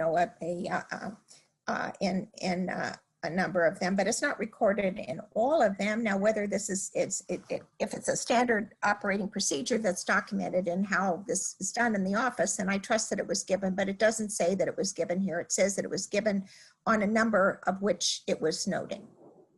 Okay. So, would you surmise that it was given for the ones where it says given, would you surmise that it was given on those dates and for those vaccines? Yes, I would, sir. Okay, and now what about where there's those ellipses right below given? Would you surmise that the VIS was given on those dates for those vaccines as well? I'm sorry, I can't understand your question. No problem. The ellipses right below given for some of the vaccines, do you see that? Would you surmise that the VIS was given for some of those? Yes. Excuse me. That's what that usually means. Yes, I would surmise that. Yes. So you would surmise that the VIS was given for those vaccines on the dates listed, correct? Yes. Okay. Now, for the ones that are blank, would you surmise that the VIS was not given to Yates's parents or guardian on the date and for those vaccines listed on the? I could say that it was not recorded, whether it was given or not. I think that's a harder question. Okay. So you don't know? I don't know. No, I'm sorry. I don't know. I don't know what happened there. Okay. Similarly, for the ones that are listed as given, could those also be a mistake? I think it's unlikely those were a mistake. I think when we write things down that we do them, then we generally do them. I think sometimes we forget to write things down. Got it. So if it's listed, it's highly unlikely that it wasn't given if it says given, correct? That's correct. Meaning you give the vaccine, you fill out this chart right after the vaccine is given typically, correct? That's correct. And you would know whether or not you gave a VIS, correct? I would think that you would know, and it would be part of your routine procedures. Yeah. So for example, let's take a look at Prevnar given on June 6th, 2000. Do you see that row? Yes, sir, I do. It states that the Prevnar vaccine was administered to Yates on June 6th, correct? Yes, sir. Okay. And it states clearly that the vaccine information statement was given to Yates' parents or guardian on that date, correct? That's correct. Okay. Any reason to think that that's inaccurate? Well, I know that the actual vaccine statement for Prevnar, the official one, had not been published yet. So I know that you're concerned about that, and there are earlier forms that are given to patients about vaccines. So if that's your question, I trust that some information was given to the family about the vaccine because that's what it said. Whether it was actually the official VIS because it had yet been approved, I don't know, because it used to take several months. And as I said before, the Prevnar vaccine was licensed in 2000, so it was a new vaccine. So what you're saying is they might have written given under the vaccine information materials publication date column, even though it may have been not been a VIS, it may have been some other materials, correct? Yeah, what it states is vaccine information materials. It doesn't say VIS, it says materials. Mm-hmm. And so what you're saying is that when given was written there, it's possible that some other materials were provided, is that right? That's correct. It does say that materials were given. So that's what I'm reading. But you would agree that a VIS was not given, correct? I don't know that, sir. I have no idea. That's just what I understand as a question because I read, the concerns of everyone. And so that was something I just was going to respond to. So you don't, right. So just to be clear, the first VIS for Prevnar wasn't actually issued until July of 2000, correct? I believe that's correct. Okay. So when I asked you, is it possible the VIS was provided on June 6th? You're saying that it was possible that it was given on June 6th before it was even in existence? That's not what I'm saying. What I'm saying is that the chart says that vaccine information materials were provided. So I don't know what was provided, but unlikely it could be a VIS because it wasn't official till after that time. So all I'm saying is that based on this record, some vaccine information materials were given. But you don't know that, correct? It said, this is what the chart says. So I'm being asked all the time to see patients and to assess patients based on what the medical chart says. So when that happens, I say that I believe what the medical chart says. Now, the medical chart doesn't always answer all my questions, but if it has said something, I take it that it is factual. I just want to make sure that I'm clear on this, but is it your testimony that it was possible for a VIS for Prevnar to be provided on June 6, 2000 to Yates' parents or guardian? That's not what I said, sir. I know that. I'm asking you, is it possible? I'm not asking you what you have said. I'm just trying to make the record clear. Let me ask it to you directly. Was it possible for a VIS for Prevnar to be provided to Yates' parents or guardian on June 6, 2000? So when did you say that the VIS was officially put out? July what? This is July 6th. When did you say July? What July? What time? Let's pull up the document. You don't need to rely on my statement. Let's mark this as the 19th. You familiar with this document, Dr. Edwards? Yes, I am. Okay. So we'll scroll down to Prevnar, or maybe it's pneumococcal. I don't know how they list it. Yeah, pneumococcal. All right. This would be the VIS issuance dates for the Prevnar vaccine, correct?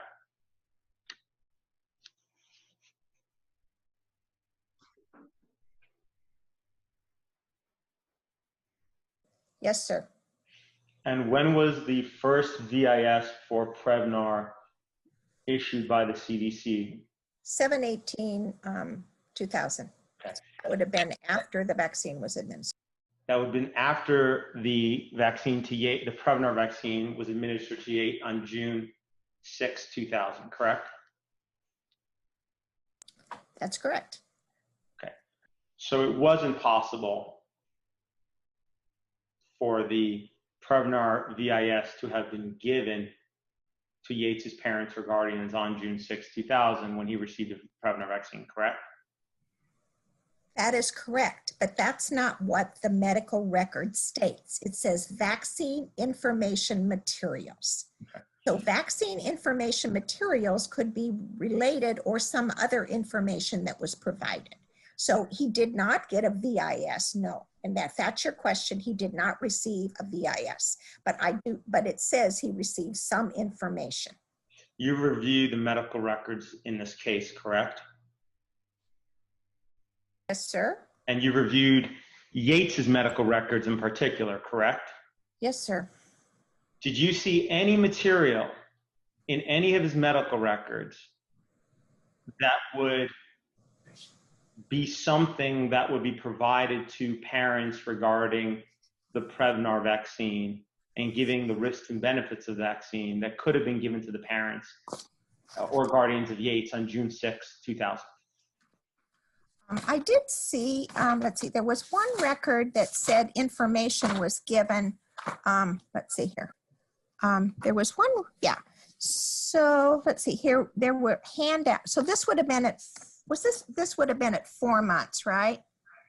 Would you mind? It would have been at 4 months, yes. Yeah, yeah. So on page, well, I don't know what page it is. It's it's at the, Do you mind holding it up to the camera, doctor? Thank you. Okay. At the bottom, it says handouts, 4 month. Okay. All right. Oof. You just. What's the number on that document, doctor?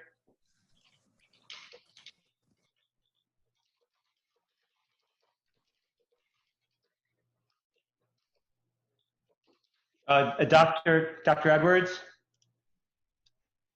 You said there was a number on that document. Could you kind of JC-C8-67. Is it possible, going back to Plaintiff's Exhibit 17, Yates's medical records, is it possible that this vaccine record was altered after the fact to make it appear as if a VIS or vaccine information materials were given for Prevnar or potentially other vaccines, when in reality they weren't?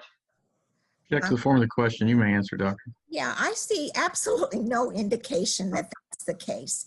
I have looked at hundreds of vaccine records and they all look like this. So I would believe this vaccine record, there's no reason that it would be altered. Why would one alter a vaccine record? Well, when somebody's facing potential liability and a lawsuit, do you think that that might incentivize a doctor to change a medical record? No, sir, I don't. Okay. So in your opinion, doctors will never modify medical records to potentially avoid liability? Check the form of the question. You may answer, doctor, if you have a question, if you have an answer. I can say that Dr. Hayes was one of our residents. Was one of your what? I'm so sorry. He was one of our medicine pediatric residents. Okay. And he was an excellent resident. The MedPeds residents are the smartest of the lot. It's very competitive. And I recall that at least in my interactions, he had a strong moral core. So it would not be consistent with his behavior that he would alter something that was not correct. Would you say he had the same moral core as you have, Dr. Edwards? Check the form of the question. You may answer, doctor. I would hope so. Okay,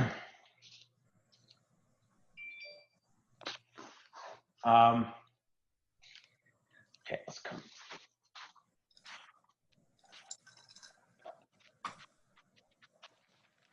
So tell me about your relationship with Dr. Hayes.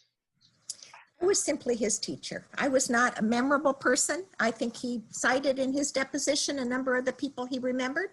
It wasn't me, obviously, but I do know the residents and I do interact with them, and I have a sense of their of them as people. And obviously, you know, that was a long time ago, but he was well trained. Okay. Now, a significant proportion of parents with an autistic child over the years have continued to identify vaccines as the cause of their child's autism, correct? Have said that what's the cause of their autism? I said, when, you know, there are a number of peer-reviewed studies that have looked at and surveyed parents with autistic children with regards to what they blame as a cause of their child's autism, correct? Yes, sir, that's correct. And many of those studies have come back with results that show that a significant proportion of parents with autistic children continue to blame vaccines as a potential cause of their child's autism, correct? Object to the form of the question. That is correct. Yeah. I mean, that continues to happen even though public health authorities have loudly and repeatedly claimed that vaccines do not cause autism, correct? There are a number of misinformed concepts that many people have, including people in high places. Okay, but public health authorities have loudly and repeatedly claimed that vaccines do not cause autism, correct? That's correct.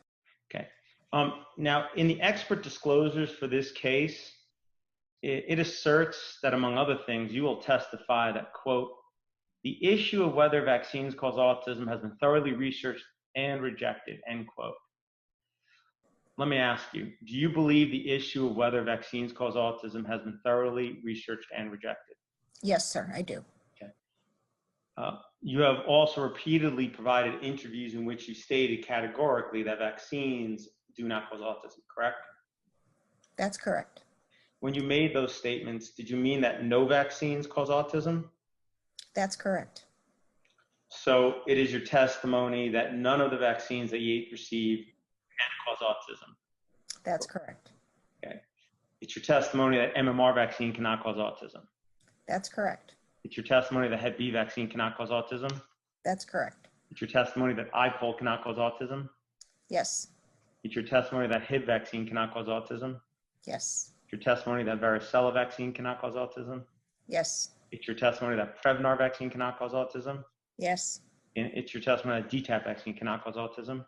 Yes.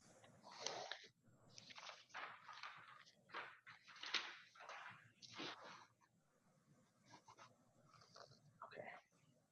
How did the concern that vaccines can cause autism begin?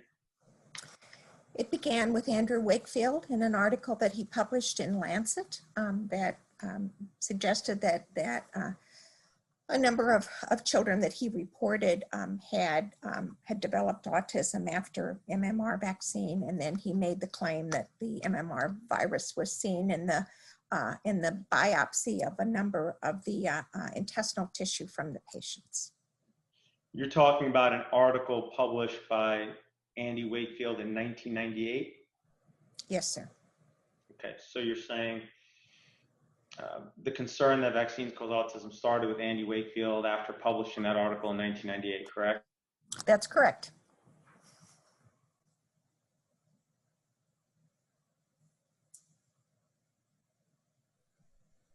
Before Wakefield's article regarding vaccines as a potential cause of autism? I'm not aware that others had brought forth that that hypothesis. No, but maybe they had. I don't know. I know certainly that Dr. Wakefield really advanced that hypothesis. Are you aware that stakeholders, including parents, were claiming and clamoring that pertussis-containing vaccines cause autism over a decade before the Wakefield article?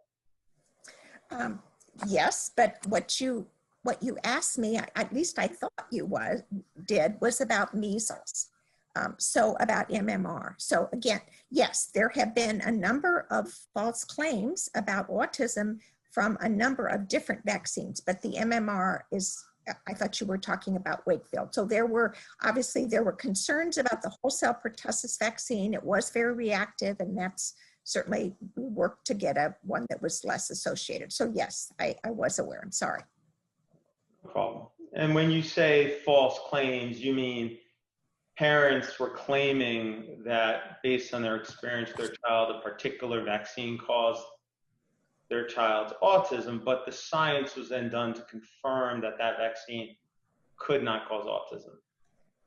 I'm saying that there are no scientific documentations that the vaccines cause autism. I'm not saying that parents did not say that they thought that the vaccines cause autism. Okay. Are you aware that the 1986 Act required that HHS conduct studies on regard to whether pertussis-containing vaccines cause certain conditions? Yes, sir. Okay. And that's because parents were loudly claiming and complaining that they believe their children, those conditions were caused by pertussis-containing vaccines? Yes, the pertussis vaccines were very reactive. They were associated with a lot of seizures, and and parents were really, very worried about the vaccines, so there was an effort to make safer vaccines for pertussis.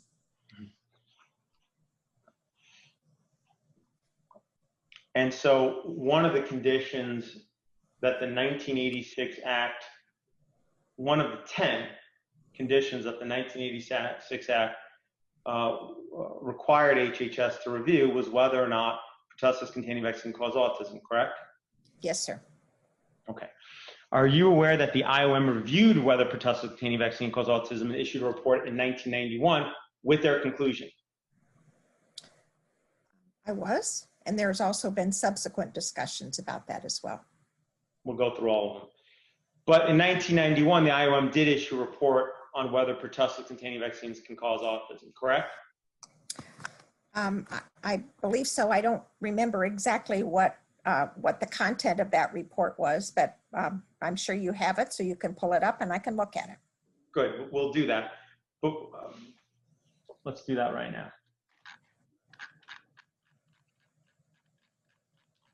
I presume you're not aware of what the causality conclusion was in that IOM report regarding, let me just finish. Pertussis vaccine can cause autism. We just need a complete record. I presume you're not aware of what the causality conclusion was with regard to whether pertussis vaccine causes autism. I think you're going to put it up so then I can just review it. I think it was not definitive in terms of the, but again, I'm sorry, but I just have to look. Sure. I'm going to mark this as Plaintiff's Exhibit 19. Right. You're familiar with this report? Yes, I have this book in my office. Okay, wonderful. And this is a report issued by the Institute of Medicine, correct? Yes, 30 years ago. Right. In 1991, correct? That's correct. And this is a table summarizing the conclusion with regard to whether pertussis-containing vaccines can cause autism, DPT, or rubella vaccine can cause certain other conditions, correct?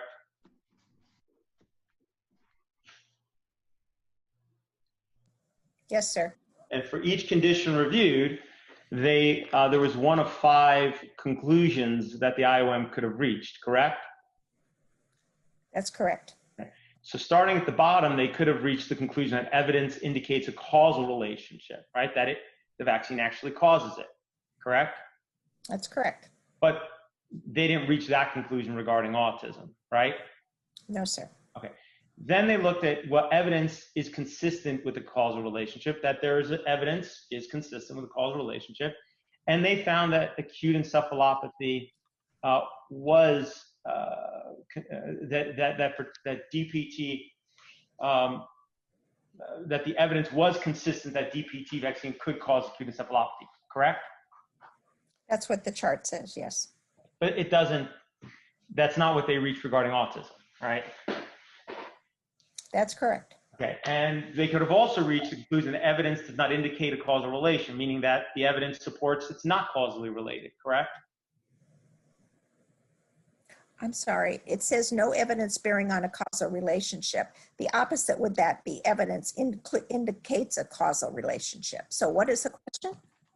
Right, I was reading number 3. I just wanted to go through the 5 categories so that we could really understand what the first category meant.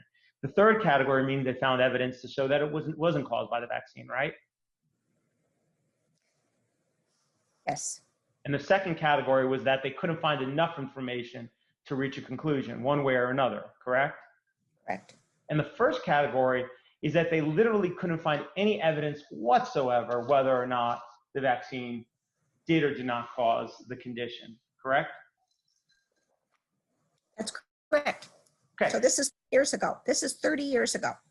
We're gonna take this in pieces. That's the only way I can do it, Dr. Edwards. Okay, so 1991, and in 1986, there was enough concern that pertussis-containing vaccines cause autism that it was included in the 1986 Act, and it was even an issue reviewed by the Institute of Medicine, correct? Correct. That's many years before Wakefield's article, correct? That's correct. But I didn't say, I said that that MMR was for Wakefield's article. I never said MMR though when I asked you the question, correct? I don't recall. I guess you could ask the court reporter to repeat it again. But it's on the record. All right. According to the CDC's childhood vaccine schedule, how many times is a baby injected with DTaP during the first year of life? 3 times, 2, 4, 6 months of age, and at 12 to 18 months. Okay. 4 times within the first 18 months. And how many times how many doses of DTaP did Yates receive in that time period?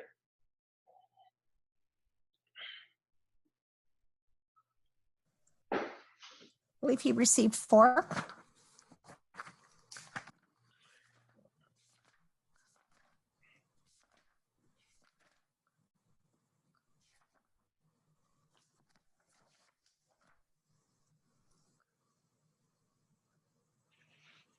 On one of the records, it said he received 3, and then on the other record, it said he received 4. So 4. So 4 shots. So Yates received 4 shots of DTaP by 18 months of age, correct? Yes, sir. Okay. Now, as we're going to fast forward, as I know you want to do, let's go all the way now to 2011. In 2011, the IOM issued another report regarding looking at various claimed adverse reactions and whether they're causally or not causally connected to certain vaccines, correct? Yes. Okay. And that report was paid for by the HRSA and the CDC, correct? I don't know who supported that report. I'm sorry. That's okay. Let's pull it up.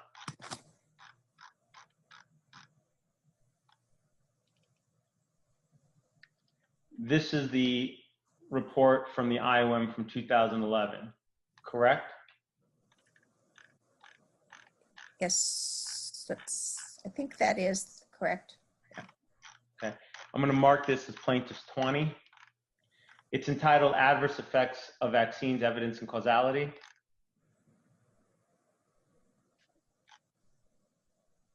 Can you hear me, doctor? Yes, Yeah. yes, that is what it said. That's what it is. That's And it's issued by the Institute of Medicine, right? correct. That is what it says. And these reports, as they typically do, start with the charge to the committee, correct? That's correct. I actually been on a number of these committees, so I'm fully aware of how it's set up. Wonderful. And the committee is a committee within the Institute of Medicine that's set up to answer the question that's in the charge provided by whoever's paying for the report, correct?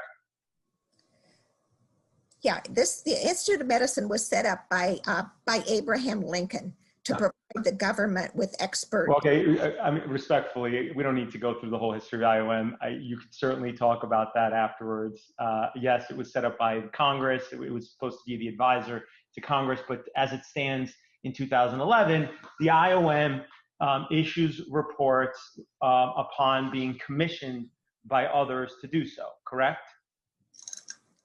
Okay. You said correct? Correct. Okay, and this report was commissioned by the Health Resources and Services Administration, correct? Correct. And if you look down to footnote 4, isn't it? And funding for this was also provided by the CDC and the National Vaccine Program Office, correct? Yes, sir. Okay. And the adverse events that the IOM was asked to look at in 2011 were described by HRSA, the one who is commissioning the report, as the vast majority of adverse events in the claims for compensation that were occurring in the vaccine court, correct? That's correct. Right, meaning what our HRSA was asking was they wanted the IOM to review the existing scientific literature to determine, were these commonly claimed injuries in vaccine court, were they or were they not caused by vaccines, correct? That's correct. Okay. And, you know, the HRSA is also the agency that defends against vaccine claims in vaccine court, correct? That is? Yeah, along with the DOJ, correct? That's correct. Okay. So. But let me just say one thing. The people that are selected for these committees are not all necessarily members of the Institute of Medicine. And they are totally independent of the government. And each of these people on this particular evaluation had absolutely no conflicts or funding from pharma. You sat on IOM committees like this, correct? Yes, but not about vaccine injuries or things that besides. There have been committees that I have not been able to participate because of conflict. So yes, the conflict of interest issue is very carefully scrutinized. But you have been on IOM committees relating to vaccines, correct? Yes. Now, okay. Did this report, did the IOM in 2011 report review whether one or more vaccines can cause autism? Oh, you're muted. Why don't you pull up the tables that summarize their findings and you know, I have to remember a lot of things, and so I would like to look at the data actually. But to your best of your recollection. I want to look at the data. So could I look at the data, please? I will pull it up, but you know, as this is a deposition, I'm asking just for your best recollection. Do you recall whether or not the report looked at whether the IOM looked at whether or not, for example, DTaP vaccine causes autism?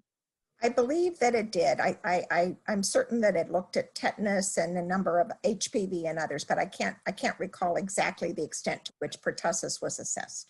Understood. And I assume that means you also don't recall its causality conclusion regarding whether pertussis vaccine caused autism. Yes, sir. Okay. Thank you.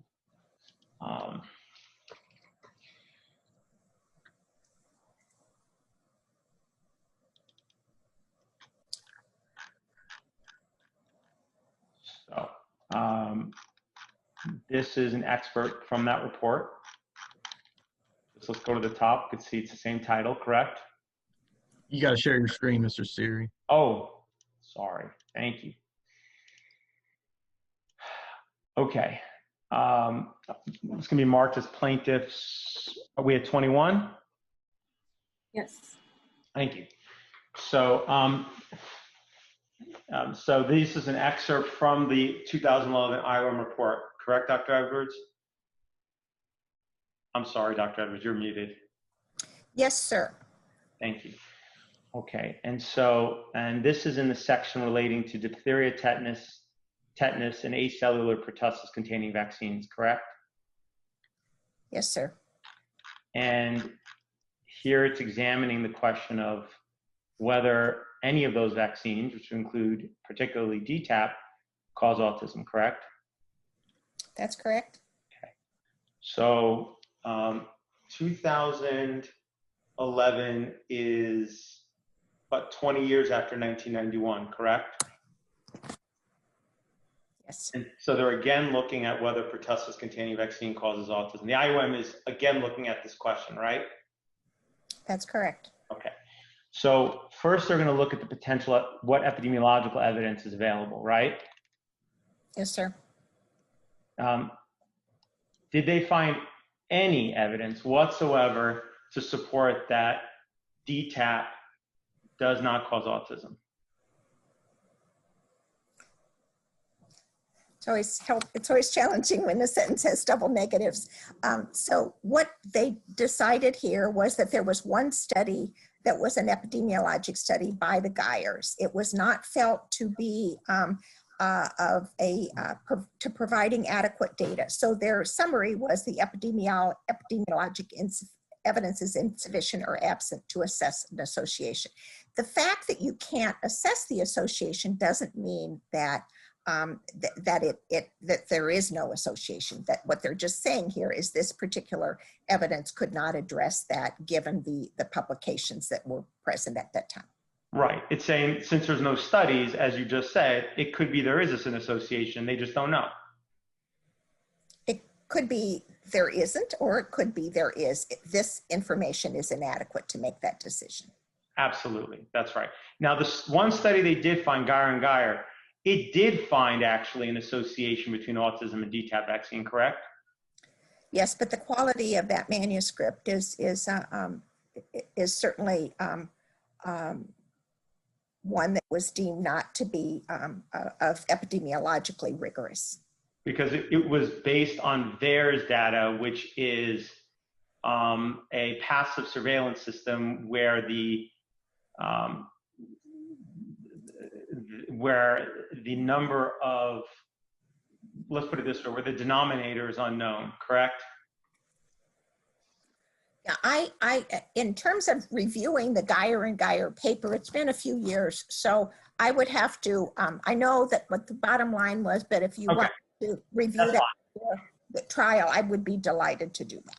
Okay, bottom line is that they only found one paper. It supported actually, the paper concluded that DTaP was associated with autism, but the IOM committee found that it was not reliable and hence didn't consider it in making a causality assessment regarding whether DTaP causes autism, correct? Correct, it lacked scientific rigor. Okay. Then it looked at mechanistic evidence, correct? That's what you're showing me, thank you. Absolutely. Well, you asked to look directly at it. So. I know. I appreciate it. I like looking at the primary sources too. So we're simpatico in that regard, Doctor. So why don't you take a moment to look at that, and then you can answer the question of, isn't it true that the IOM was not able to identify any mechanistic evidence, one way or another, that would help them answer the question of whether DTaP vaccine causes autism? Well, I think that mechanistic evidence is actually more associated with establishing a correlation. So in general, what you need to do when you assess an adverse event is, does it make biologic plausibility? And basically what they're saying here is that the mechanistic evidence or the pathology of autism regarding the association is lacking. So there is no mechanistic biologic evidence to suggest that there is that there is this association. That's different, actually, than what you're saying. Well, let's read it. It says, let's read it. The committee did not identify literature reporting clinical, diagnostic, or experimental evidence of autism after the administration of vaccines containing diphtheria toxoid, tetanus toxoid, and acellular pertussis antigens alone or in combination. Correct? Meaning it did not find, meaning the IOM did not find any literature, one way or another, bearing on that would allow it to reach any conclusion regarding, on the basis of mechanistic evidence of whether DTaP vaccine causes autism, correct? I think that it did not identify any literature explaining how this could be called. So the conclusion was that they assessed the mechanistic evidence and there was no information that they could say that could provide a mechanism. That's exactly what they're saying. And based, okay, so we're agreed on that. Great. Right. And similarly, they didn't find any evidence that that would support that it didn't cause autism either. It just, they couldn't find any mechanistic evidence one way or another. We can agree on that, right?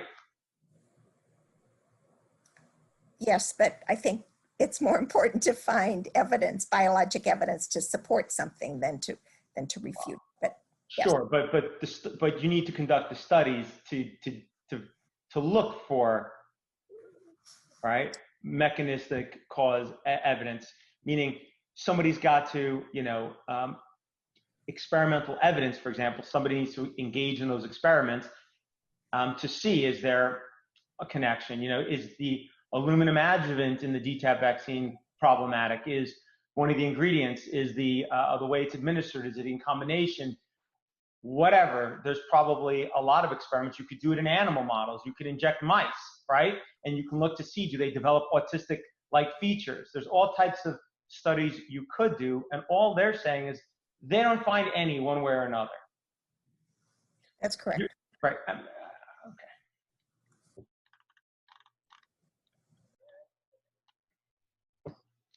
Well, and here's their causality conclusion, right? And because they couldn't find any evidence whatsoever, they said, would you like to read it? You're muted, doctor.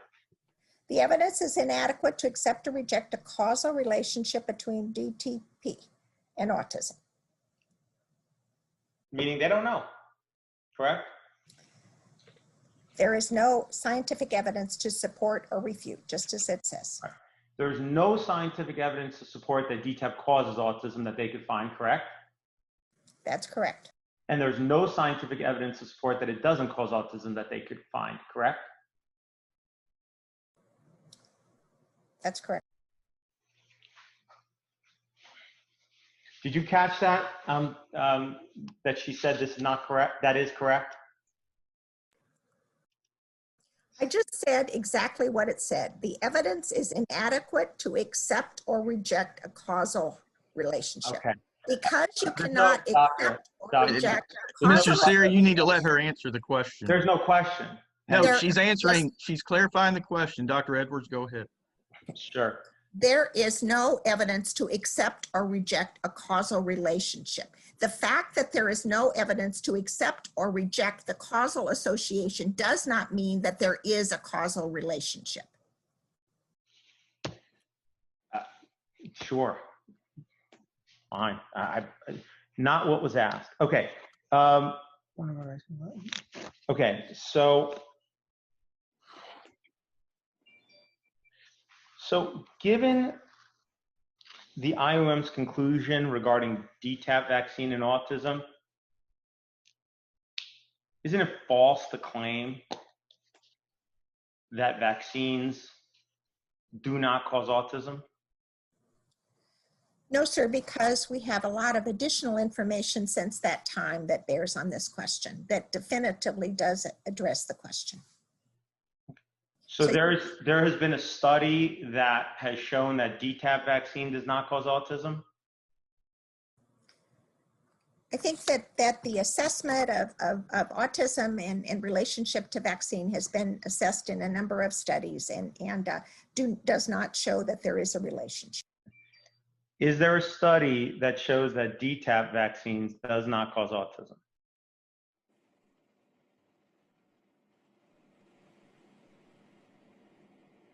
You're muted.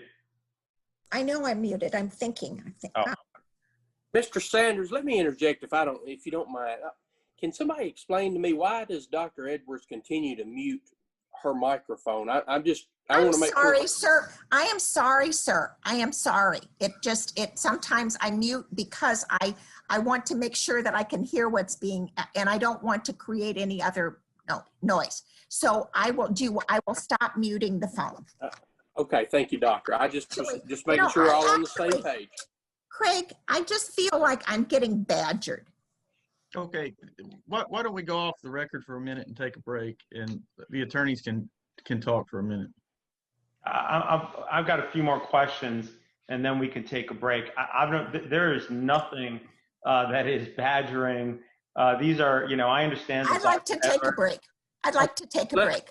Mr. Siri, let's just do this, Mr. Siri. Let's take a break just a second, okay? And we'll talk. Let Dr. Edwards regroup, and we'll come back and we'll start again, okay? What time should we start? 5 minutes? I think we need to talk for a minute, David. That's fine. We'll talk. I would like to talk. I would not like. I'd like till the bottom of the hour. And Mr. Sanders, if you could give me a call, that would be very helpful. Thank you. Okay, we're off the record. Let the record. No. We're not going off the record yet. Mr. Sawyer. Mr. Sawyer. That's fine. I want to make a statement before we go off the record. I would like to make a statement on the record that I understand that Dr. Edwards is not used to being challenged about her vaccine knowledge. She's never been an expert witness. None of the questions here are badgering. They're all directly relevant to the question of vaccines causing autism. She may not like to have to give the answer she's giving, but that's not an excuse to pause the deposition, nor is it an excuse to force a break when we've just had a break fairly recently. This is clearly taking an opportunity to coach the witness in the middle of a line of questioning that clearly the defense finds troubling. So with that, we could take our break. I'd like to make a statement, Mr. Sawyer, before you go off. We've been going now for over 5 hours. Mr. Siri has repeatedly tried to cut the witness off, not allowed her to answer questions. We've only taken 2 very short breaks within that time. There's no problem whatsoever with the witness needing to take a break. We've not broke for lunch at all, and it's 1:20 here Central Time. I don't know how Mr. Siri does it in New York or California where he practices, but that's not how we do it here in Tennessee, in which we treat the witnesses with respect. And if they need to take a break, take one. I certainly agree that if there's a question pending, we wouldn't do that. And I don't, Dr. Edwards, I'm not going to call you. I don't plan to talk to you during the deposition. I'll talk to you afterwards. But I will let you know that you can take a break at any time. You just speak up and let the attorneys know. If there's a question pending, you can answer that first. And I'm going to make sure throughout the rest of this deposition that Mr. Suri allows you to provide an answer and allows you to take a break at any time that you need one. Okay. Before we go off. So Mr. Sanders, I fully appreciate that when a witness needs a break, it's been always my custom to provide a break. I've got no issue with that. But when the break is preceded by an insinuation that I am badgering, or as you just said, doing something improper, that changes the tone and texture. I have tried to let Dr. Edwards answer every question fully and completely. There have been times where she's decided to just start providing information that I thought was well off topic, but for the most part, I believe I have. If you think there is a time where I have not let her complete a question, Mr. Sanders, I very much, and I believe you pointed out once or twice, and I believe I've said absolutely I'd like her to finish, and I do want her to actually finish her answer to every question. So That's different than starting to talk when there's no question on the table. And that has happened. And in those instances, I certainly, it's been my practice, and I think it's been my practice in all courts I've practiced in, to you know, just to say, hey, there's no question on the table. So I very much, you know, and also, so I have no issues with breaks. I just, you know, when they're made in the context of these kind of insinuations of,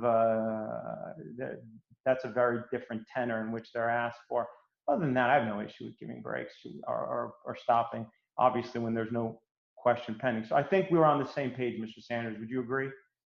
I think we move forward. I would appreciate you letting her have an opportunity to respond.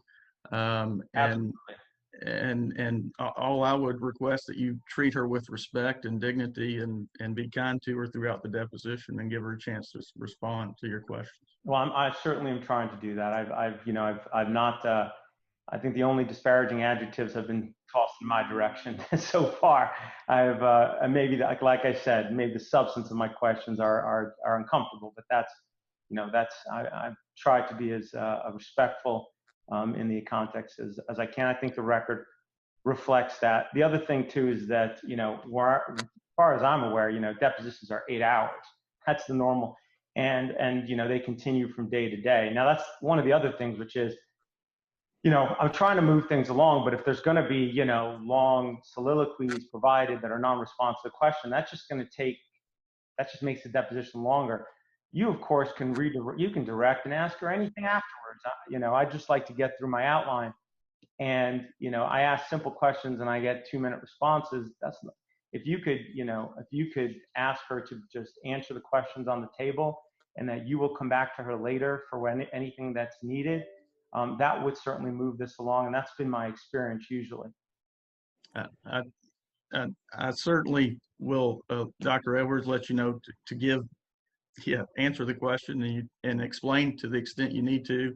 And I don't agree, Mr. Siri, that all the questions are simple and that there's a simple answer to them. So sometimes I think there has to be some explanation.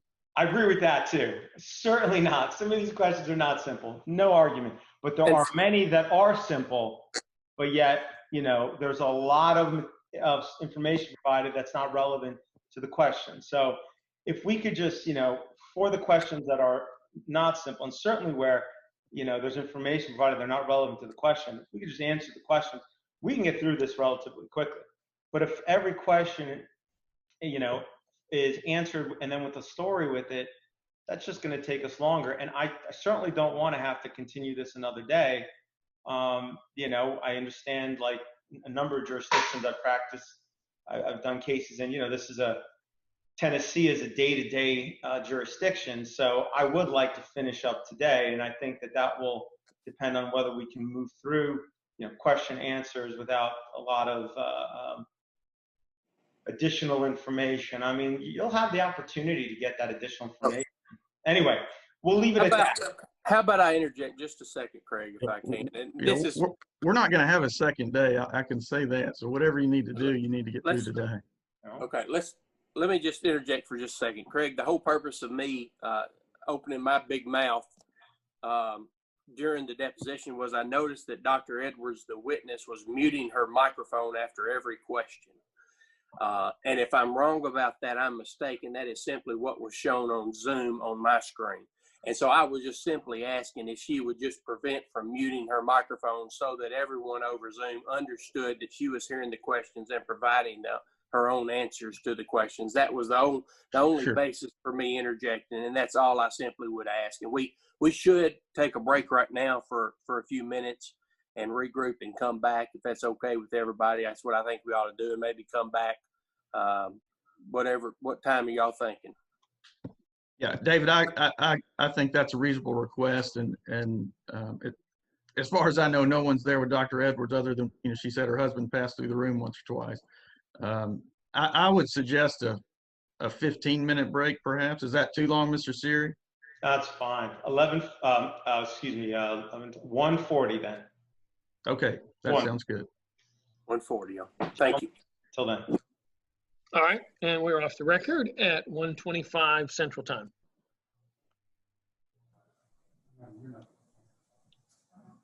know is your wife's work vaccine.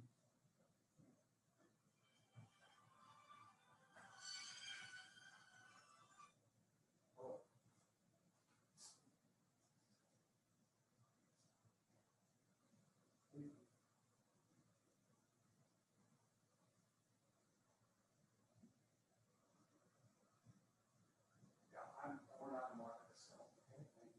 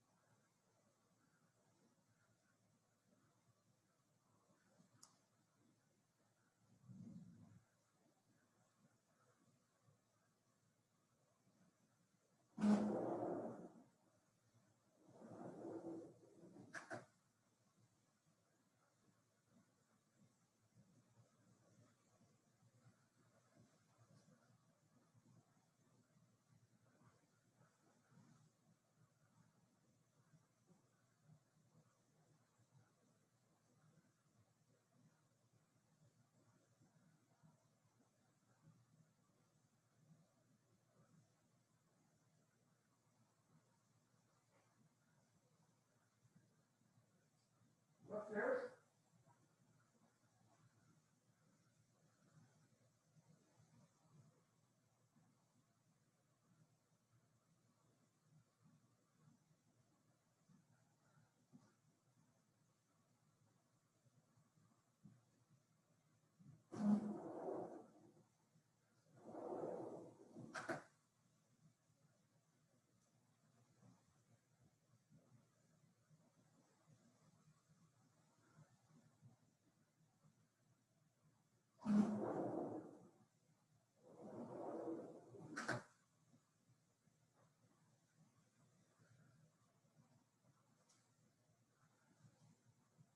Found what you're looking for? Found what you're looking for? Looking for a book?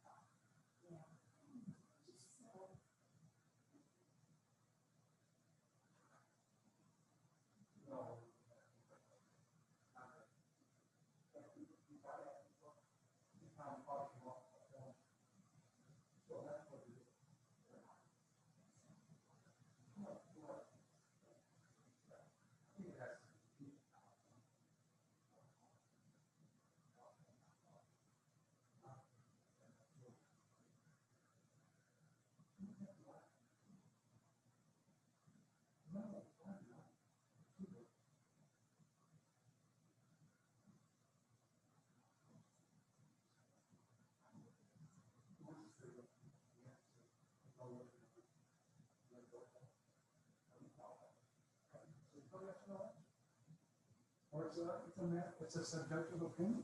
All that is. Speaking of money, you know where that came from? You can answer that. Right now,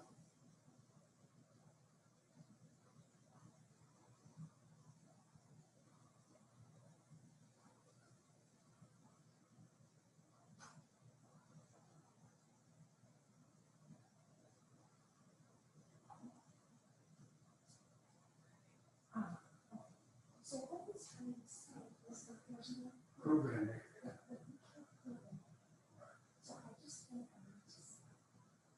Yeah, don't volunteer.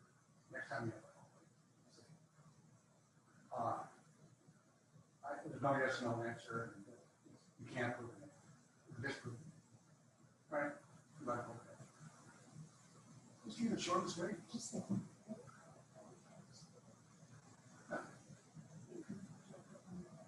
Or just say no yes or no answer.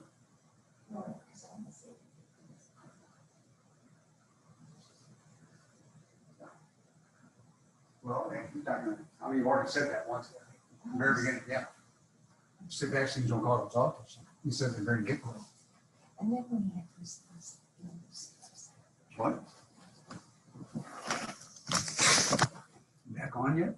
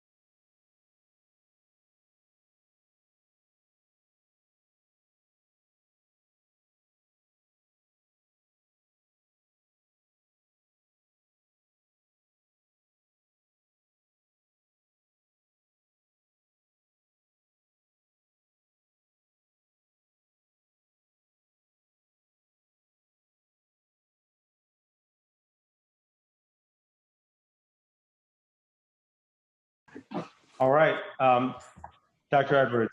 Yeah, we are back on the record at 1:41. Great, thank you. All right.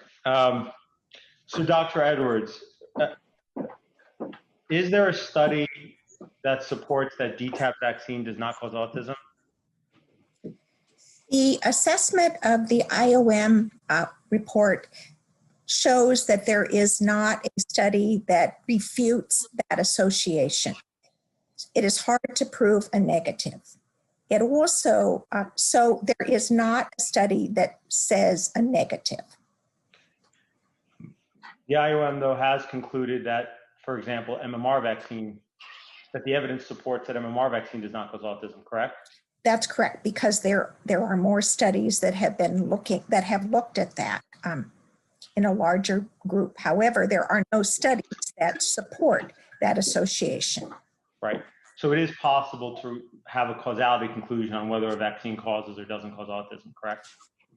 It is impossible for the DTAP. They did not come up with a causality association or against. Right, because they couldn't find any study one way or another with regards to whether DTAP causes autism, right? That's correct. Are you aware of any study? Strike that. So then let me ask you this. Strike that. Are you aware of any study that supports that DTAP does not cause autism? No, but I am also not aware of any study that says that it does. Fair enough. Well, Geyer and Geyer, but it was deemed not reliable, right? Correct. Given that the current state of the science is that there aren't sufficient studies or any studies potentially to support that DTaP does not cause autism, isn't it premature to make the sweeping statement that all vaccines do not cause autism? No, sir, I do not think that that is an inadequate or inappropriate statement. I think we are ignoring a lot of information in the literature that tells us that autism is really a prenatal event, that the abnormalities that are seen on the ultrasound assessing the size of the brain and those differences in children with autism are becoming more and more apparent and becoming more and more established. We also have specific genetic defects, so there is likely an environmental cause, but I think focusing on the vaccine link is not a productive investigation. All right, but parents back in '86 were concerned that pertussis-containing vaccines cause autism, correct? Yes, sir. And please. And so because of the adverse events associated with vaccines, we made a vaccine that was less reactogenic. Now, obviously, I don't think either of them caused autism, but I think that the safety profile of the acellular vaccines are less reactogenic than the wholesome. But parents continue to complain that pertussis-containing vaccines might be a cause of their children's autism, and hence the IOM again in 2011 reviewed whether pertussis-containing, including tetanus and diphtheria-containing vaccines cause autism, correct? There is inadequate evidence to suggest there's a causation. Right. So if there isn't enough evidence to reach a conclusion, not saying vaccines cause autism, I'm certainly not asking you to say that. All I'm asking you is a matter of science, as a matter of logic. If you don't have the proof that DTaP doesn't cause autism, not saying it does, but you don't have the proof yet that it doesn't, right? Isn't it premature? Let me just finish, thank you. Isn't it premature to say that all vaccines do not cause autism? No, I do not believe that that is the case, sir. I feel that I have answered this question repeatedly. I do not feel that vaccines cause autism. Okay. And do you have a study that supports that DTaP doesn't cause autism? I do not have a study that DTaP causes autism, so I don't have either. Fair enough.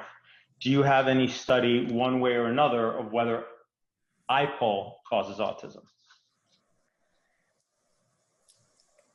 No, I do not, sir. Do you have any study one way or another of whether NGRX-B causes autism? I do not have any evidence that it causes autism, nor that it does not. And what about Hib titers vaccine? Any evidence one way or another of whether it causes autism? No, I think that's really not been associated with it. I don't think there are reports of that, but the evidence is the same. It's neither conclusive or, as I have mentioned before. Okay, and what about Prevnar vaccine? Any evidence one way or another? No, sir. No, sir. But Prevnar is used all over the world, and there have been no reports of that in the large link databases. Are there published studies that say that? I'm not sure whether they're specific or not. Right. And how about varicella vaccine? Let me just finish. Are there any studies one way or another that support whether it does or doesn't cause autism? Part of MMR, but not as varicella by itself. No, sir. No studies that say it does, or no studies that say it doesn't. Right.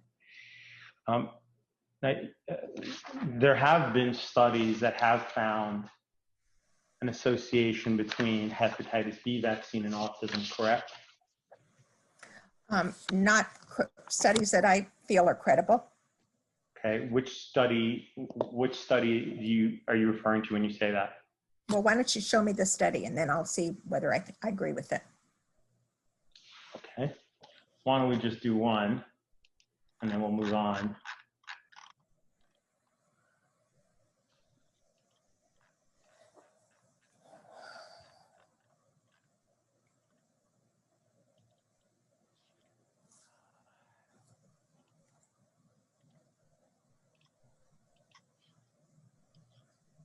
Okay, this is not the right study.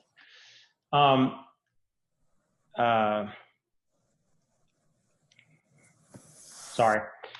While I'm looking for this is going to be Plaintiff Exhibit 22. Is that right?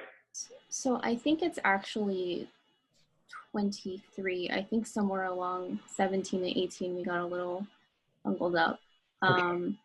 So I think it's actually 23, but please correct me if I'm wrong. We'll sauce it out afterwards. Thank you. Okay. So this is going to be Plaintiff Exhibit 23. And are you familiar with this study? No, sir, I'm not. Okay. This study was by Carolyn Gallagher and Melody Goodman, correct? That's what it says, sir. Are you familiar with these researchers? No, sir, I'm not. Okay. Are you familiar with the PhD program in population health and clinical outcome research at the Stony Brook University Medical Center, Health Sciences Center? No, sir, I'm not. Are you familiar with the graduate program in public health there?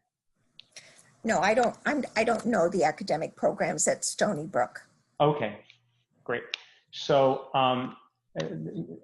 this study found that boys vaccinated as neonates had threefold greater odds of autism diagnosed compared to boys never vaccinated or vaccinated after the first month of life. And it was specifically looking at whether they received Hep B or did not receive Hep B. Have you ever heard about that conclusion? I'm not, I haven't reviewed this study, sir. I don't know where the database is. I would be happy to review it at another time. I think there are a couple points that, certainly it is more common to have boys have autism than girls. I think whenever you have such a study, you have to make sure that there are not any confounders. What is the database for which this was taken, please? I believe it was based on a... Why don't you go to the methods, please? Sure, absolutely.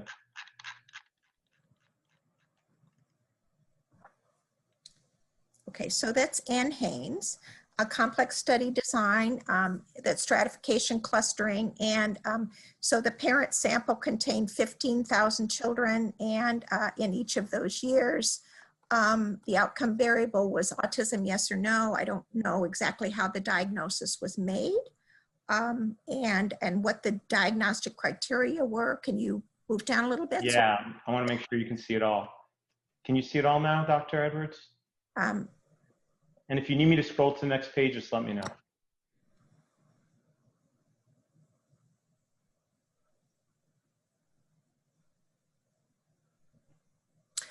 Okay, so these included boys with a vaccination record that were available, and this domain to birth prior and was restricted to birth prior to 1999. The vaccination with hepatitis B was determined by subtracting birth month and year, the birth month. So I guess one question would be whether we have documentation of the actual birth record for this. And make sure that the confirmation that the vaccine was received. So I can't see that that's, I can't see that that has been documented. The outcome variable was yes or no. So SAS was used to look at the statistics. Could you go to the next slide, please? Sure. That's it. And there's the results. Okay. So is this one of the studies that you indicated earlier you found to be unreliable? No, I have not assessed this study. I can't say, sir. I need a few more minutes to look at it. Absolutely. You know what? This will be marked. You'll have a copy and we can revisit it at trial. Thank you very much. No. Okay. Okay. Now, one thing though is you're familiar with the Agency for Health Research and Quality? Yes, sir.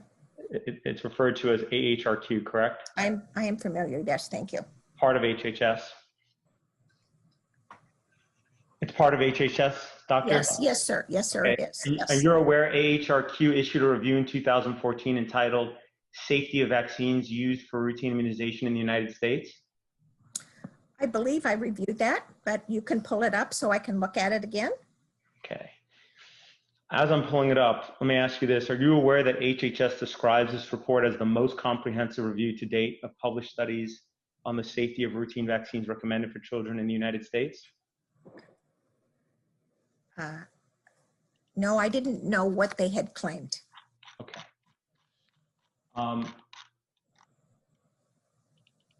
Okay, so this is going to be marked as 24, plaintiff's 24. Have you seen this study before? I believe I've looked at this document. Yes. Okay. And one of the things they reviewed was whether hepatitis B vaccine causes autism, correct? That's what is highlighted there in this article. It says autism, and it was referring to the article that you just mentioned. So, yeah. And this is the only study that they found, correct? I don't know whether they did. I didn't review this before the deposition to see whether they found any. If this is the only one, if this is the only paragraph, then it's apparently the one that they saw. So Okay. I was not aware that there were associations with this that they had reported. We'll mark this, and so you have a chance to review it before trial, it's been marked. And I'm going to now mark this one. It's a different excerpt from the same report. We'll call this plaintiff's 25. Do you recall that you were a technical expert for this report? I guess I must have reviewed it. I guess that I must have forgotten about that article. So I've read, probably read since that time, since 24, I probably read 5,000 articles. I read about 3 or 4 a day. So I'm sorry that I don't remember that, but I'll certainly will review it again. And what association does it provide under your name here? Vanderbilt Vaccine Research Program. That's the name of the program that I used to lead at Vanderbilt. Right. It doesn't disclose any of your affiliations with pharmaceutical companies, correct? I don't know, sir. I can't, since I forgot about the one article that they mentioned, I don't know what it says. So I guess you'll have to look. Okay. And this is sure, if it did, you'd show me. And this is a government report, correct? It's HRQ. They're part of the government. Yeah. Okay.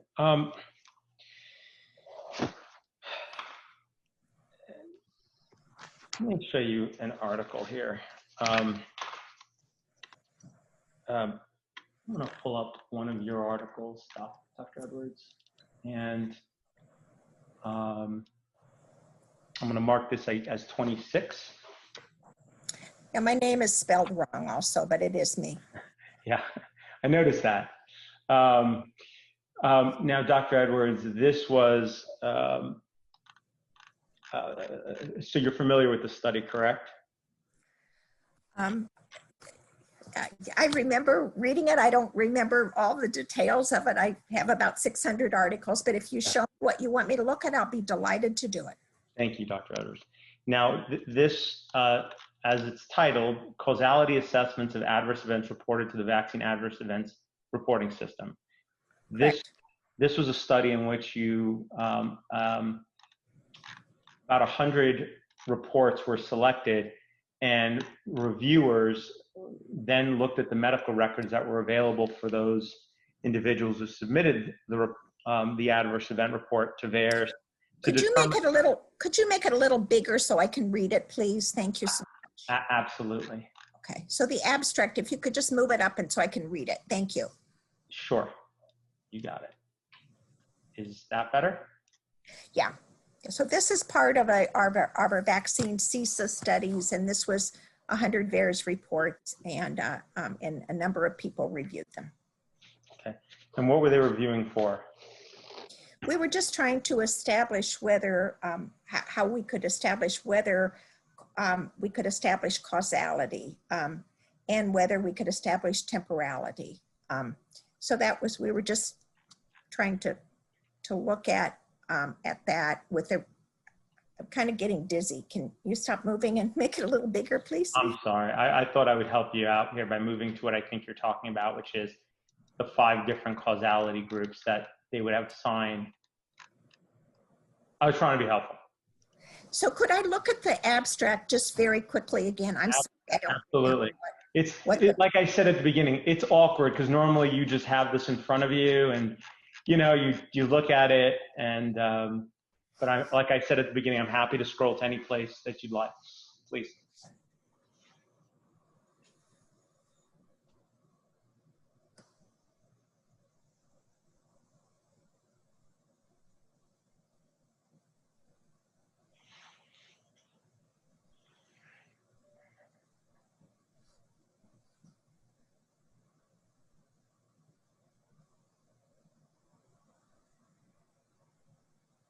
Yeah, so these VAERS reports were distributed. There was a lot of people on the group that reviewed them, and so we sorted them into whether we thought definite, probable, possibly unlikely, or unrelated in terms of causality. So that was how it was done. And there's probably a results section that I'm sure you're going to show. So you might want to turn to that for the results table. Yes, ma'am.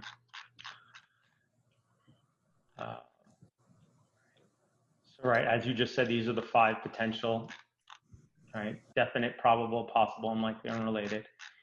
And here was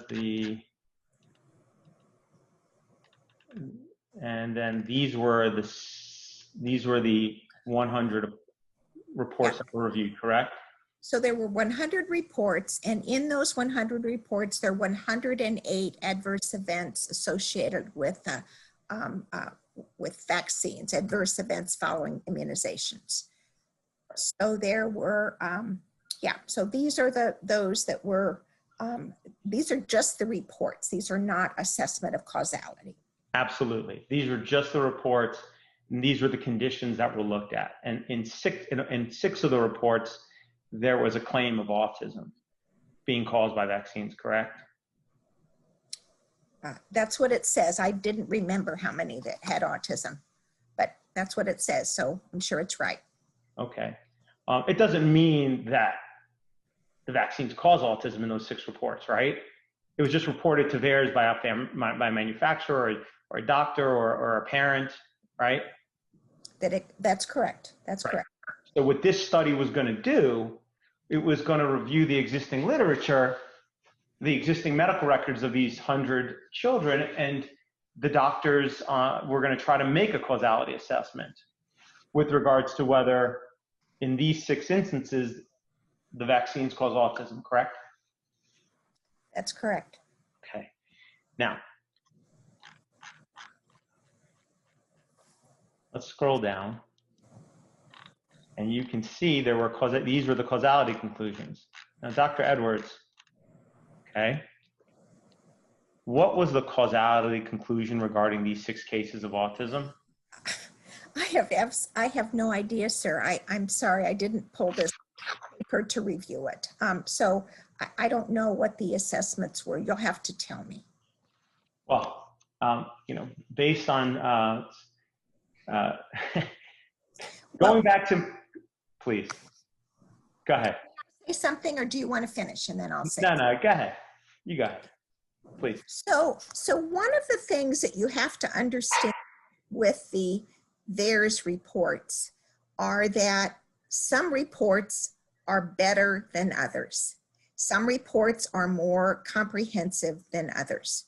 So what we did in this study was we assessed whether whether a causation could be assessed. So I'm sorry, I don't remember each 6 cases. I do not remember the adequacy of the medical records for each of those. And I don't remember exactly what we came up with, but I could be pretty sure that none of them were definitely caused by vaccines. But again, that's what I would recall, and I would have to read the article if it says specifically about those cases. Fair enough. Would you be willing to produce the records showing what the causality conclusion were for those 6 autism cases? So this study was done in what year was this, sir? What this published, 2010? I think it was 12. Let me look at the. Okay, so this study was led by a woman in Boston, Anita Laughlin. Yep. Okay, could you put the authors back up so I can just go? Absolutely. Okay, so this study was led. So this study was led by Anita Laughlin, who is at Boston University Medical Center. She no longer works there. Her boss, who was the second author, Colin Marchand, has retired. So whether I do not have the primary data for this study. And so I'm not sure how we could get the primary data, but I don't even know how to reach Anita, but I can do what I can, but I just, I have a lot of studies and that I'm on, and I do not have the database for this. She would have that, or someone at Boston. I could see whether they have any of this information. I appreciate that. I've seen a number of these studies, and usually it will, break it down on a more granular level what the causality conclusion is for each one of these conditions that are reviewed. Any recollection you have of why that information wasn't provided in this study on a granular level? Instead, they provided this flow chart where you have to engage in some kind of logic game to try and sort of figure out. No, sir. No, sir. It certainly wasn't designed to confuse people. It's not the New England Journal. This isn't my best paper, and I'm not the first author or the senior author on this. So I'm sure that I didn't disagree with what it said, but I really wasn't in charge of this study. Got it. Fair enough. Now, many vaccines contain aluminum adjuvant, correct? Yes, sir. Okay. There are generally 3 types of aluminum adjuvant used in vaccines. Yes, sir. Do you know what those are? Yes, aluminum hydroxide, aluminum phosphate, and alum, which is a formulation of aluminum. So those are the 3 forms. Right. The third one is amorphous aluminum hydrophosphate sulfate. Is that the one you're referring to? Yeah, which is part of alum. Which part of alum, right. I mean, these are generally referred to as aluminum adjuvants, right? That's correct. Okay. Sometimes I'll ask you questions I know that seem very simple to you, but not simple to I appreciate simple, straightforward questions that I can answer yes or no. Thank you. Okay. Have you ever published any studies regarding the effects of aluminum adjuvants? Yes, I have. Okay. Probably more than a single one, and I'm sure I'd be happy to look at which one you've chosen.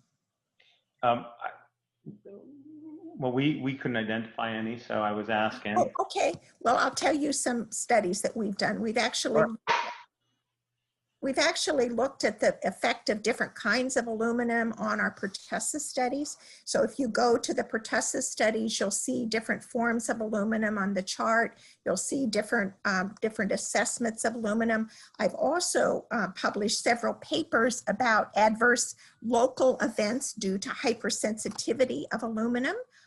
And because aluminum can cause sterile abscesses. So I have several of those papers that I have studied aluminum and aluminum adjuvants. And are any of those intended to assess the overall safety of aluminum adjuvants when injected into the body? They are studies to look at the effect of the aluminum on the immune response, and also in one complication of an adverse event with aluminum associated with hypersensitivity. They are not large database studies to look at aluminum.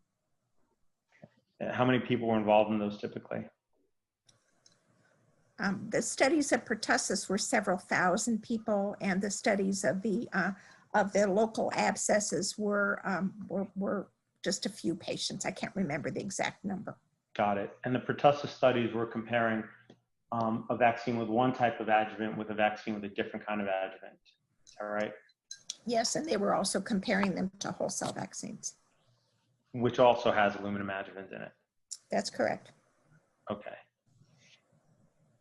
Do you have any studies that compare a group that got aluminum adjuvant with those that didn't get aluminum adjuvant? I believe, I can't recall exactly, we had 13 acellular vaccines and 1 whole cell. I think that perhaps one of them was recombinant and did not include alum, but I can't say for sure. I would have to check that, and that was published in the 90s. Okay. Is that on your CV? You don't know? Yes, sir, it is. It yes, is. It is. Do you recall the title by any chance? It's the Multicenter Acellular Pertussis Vaccine Studies Immunogenicity. It was published, there was a big syllabus that had all the acellular vaccine studies, and it was the immunogenicity, and it was published in the 1990s. I was the first author on that. All right. Can you just repeat the title again? Multicenter Acellular Pertussis, MAPT, Multicenter Acellular Pertussis Trial, Immunogenicity. It was published in Pediatrics. Okay, thank you. There's also a paper that looks at the safety of those as well. And the lead author on that paper is Michael Decker, D-E-C-K-E-R. Were you an author on that one? Yes, I was. There were about 7 papers from that work, and I was an author on all of those. Got it. And I can find those in your CV? Yes, sir. All right, thank you. Okay, so which, and so just to close the loop on that, so you've done studies regarding comparing different aluminum adjuvants, comparing different pertussis vaccines with different kinds of aluminum adjuvants. You think maybe one of them had a group that didn't get aluminum adjuvant, and then separately you have some studies regarding local reactions to aluminum adjuvant. Is that right? That's correct. Any other aluminum adjuvant studies? Well, obviously there's other studies I've done that have had aluminum in there, have had aluminum adjuvants. You know, some of the studies that I've done with pneumococcal vaccines, you know, or other vaccines, so again, you know, that's part of some of the vaccines, and it's not a part of the others. Are there, which studies were that? So which studies would those be? I can't tell you which of the. That's okay. I'm only asking for your best memory. You don't have to make it up. If you don't remember, that's fine.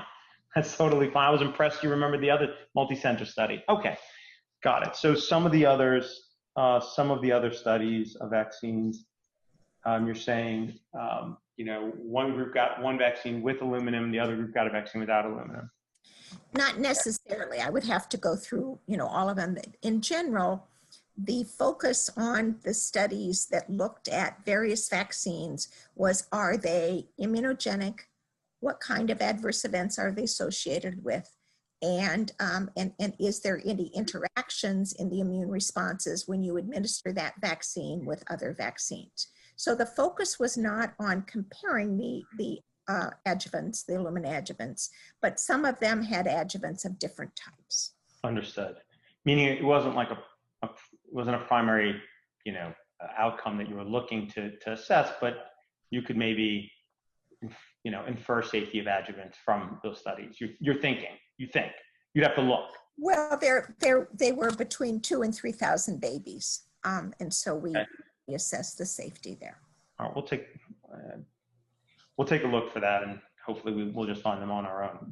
Thank you for explaining. Oh, if you want after this, I can send the PDFs for that if you'd like. I would appreciate that. Thank you. Okay.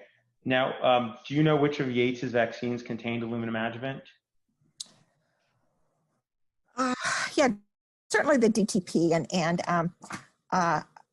again, I'd have to. Sometimes I have to refresh my memory which of the vaccines other than DTP contain that. So certainly the DTP did as well, and I could pull up the package inserts for the other vaccines if you'd like me to. Okay. Do you know whether Engerix-B had aluminum adjuvant in it? I can't remember for sure. Okay. You conducted clinical trials for GSK with Engerix-B vaccine, correct? It hasn't been a primary focus for the studies. It may have been a concomitantly administered vaccine. You've asked me a lot of questions, and I tried to remember everything, but my memory is not encyclopedic. That's entirely fine. If you don't remember, you could just say so. It's fine not to remember. Now, what's the typical particle size of each piece of aluminum adjuvant in each vaccine, typically? You're kidding. If you don't know, that's fine.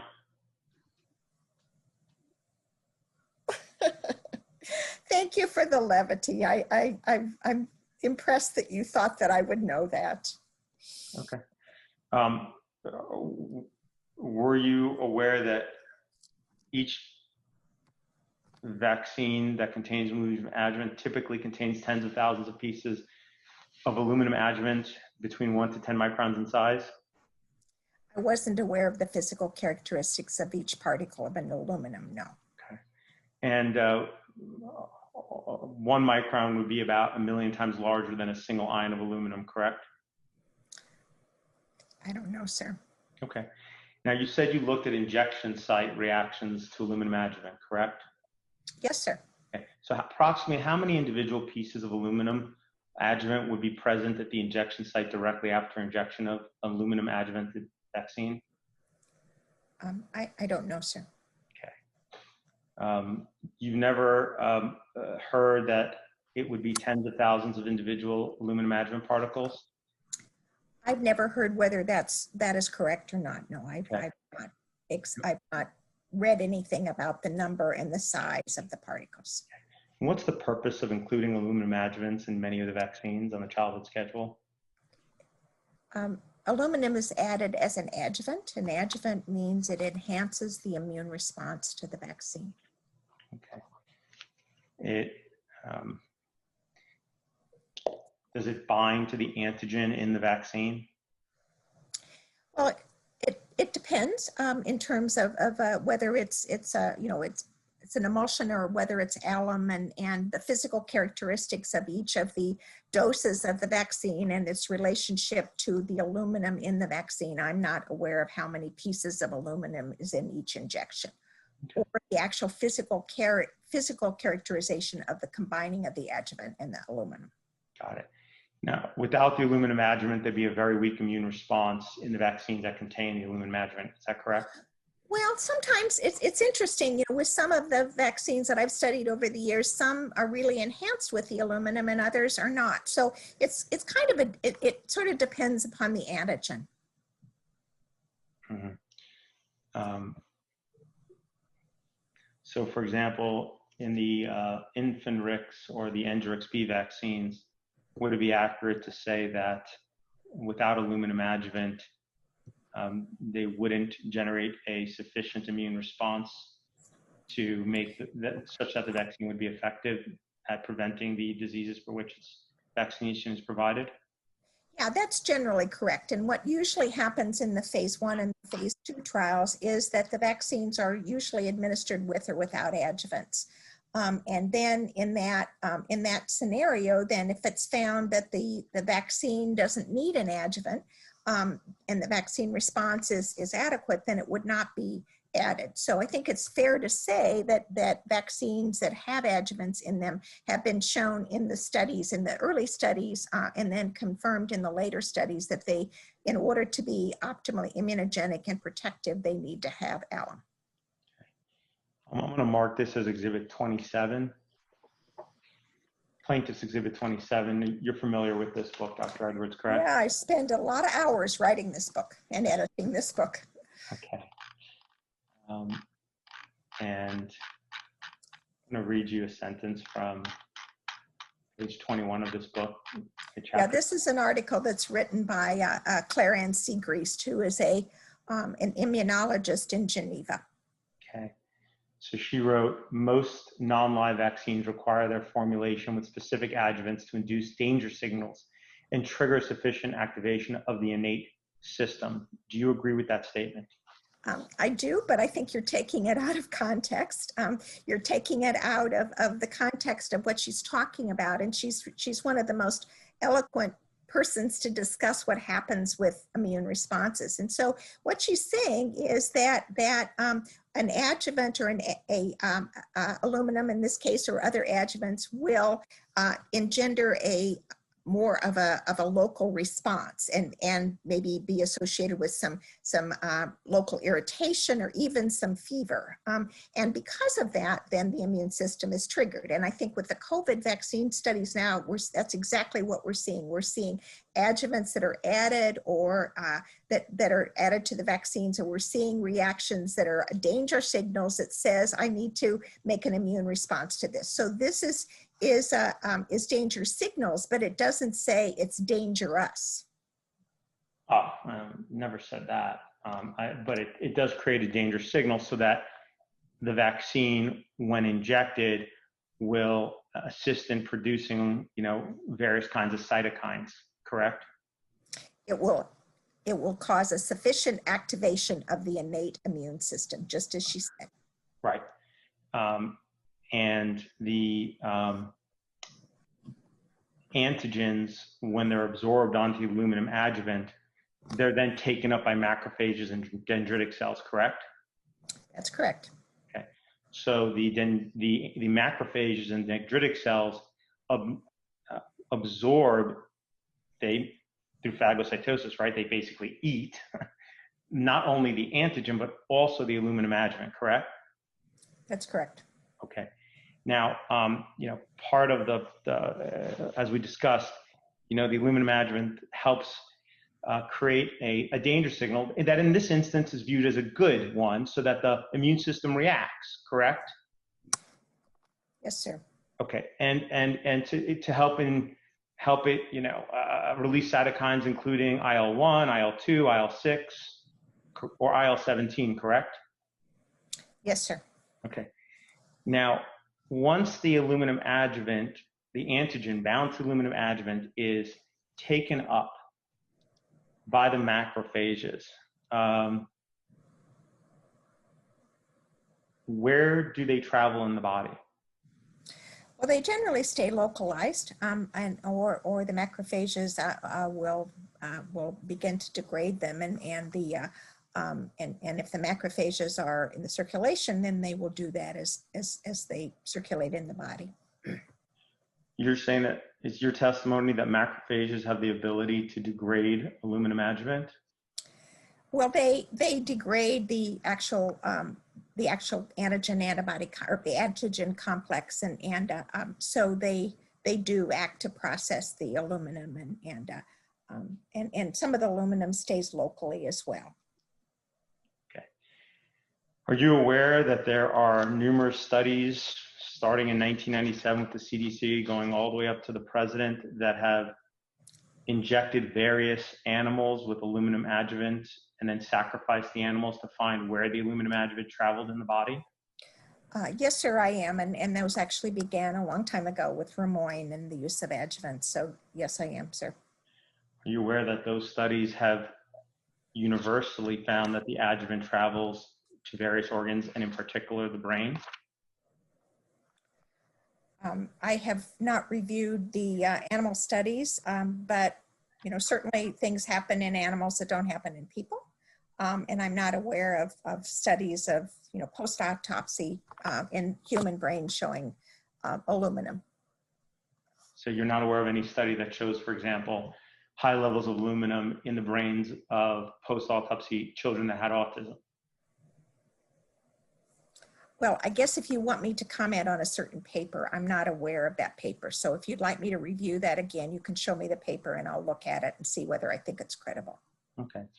But you said you have seen the studies where they injected animals with aluminum adjuvant, sacrificed them, and have found universally aluminum adjuvant in the brains of those animals.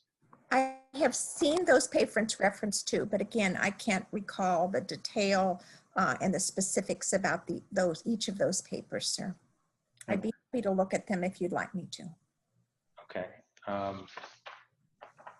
Well, we could gladly provide you copies of those. I'll just, but I don't want to spend the time marking them now because there's a lot of them. Okay.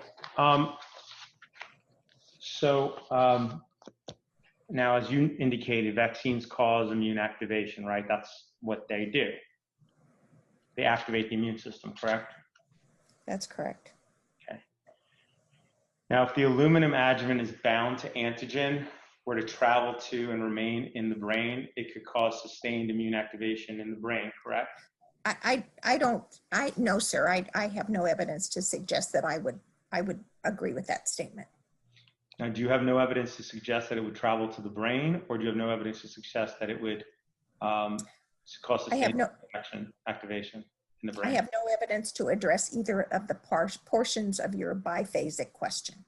Fair enough. What about the animal studies we had just discussed? Do you believe that would provide evidence? Provide evidence for what? That aluminum adjuvant upon injection can travel to the brain.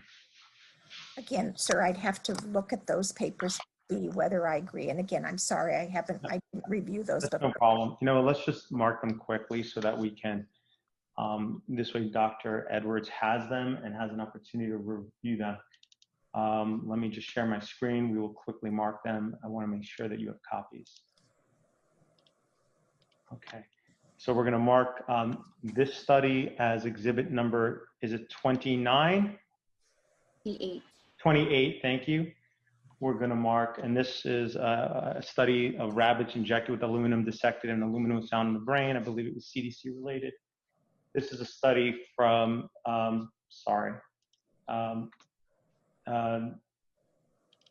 this is a study from 2009 involving mice. We're going to mark this as exhibit number 29. This is a study from 2012, and we're going to mark it as exhibit 30. This one actually shows the macrophages can act as Trojan horses carrying material to the brain.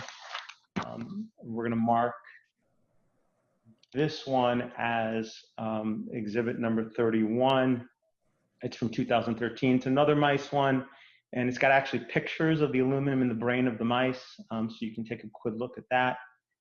And then here's another one this one's from 2015. We're going to mark it as exhibit 32.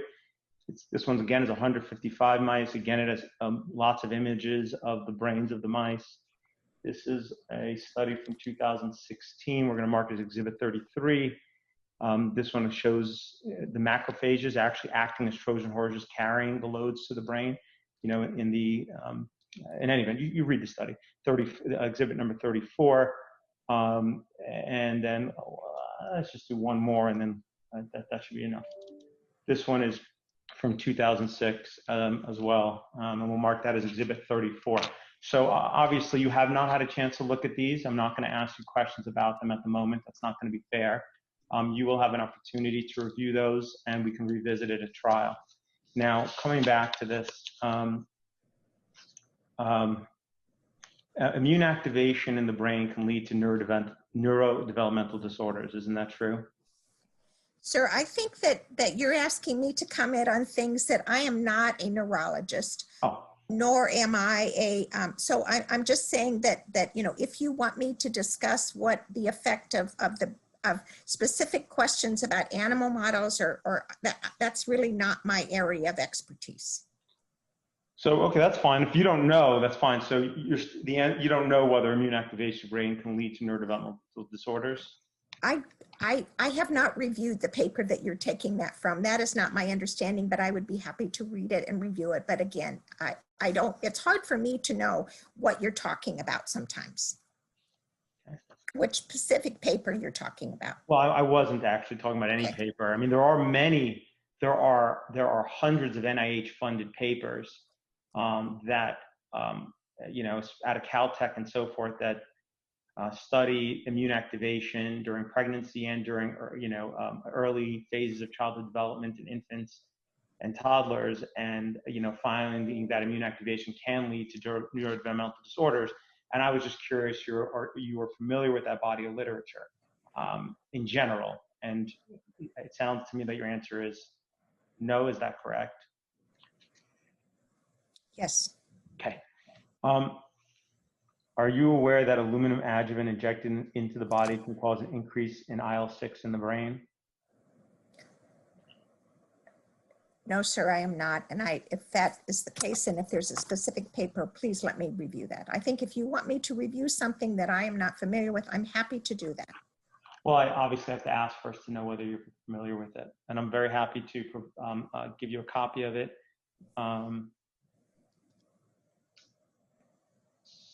So, 2013. What exhibit number is this? All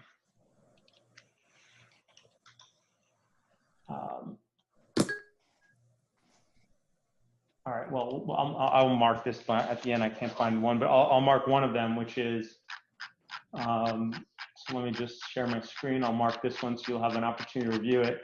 And I believe I have one more, and you can have an opportunity to review that one for trial as well.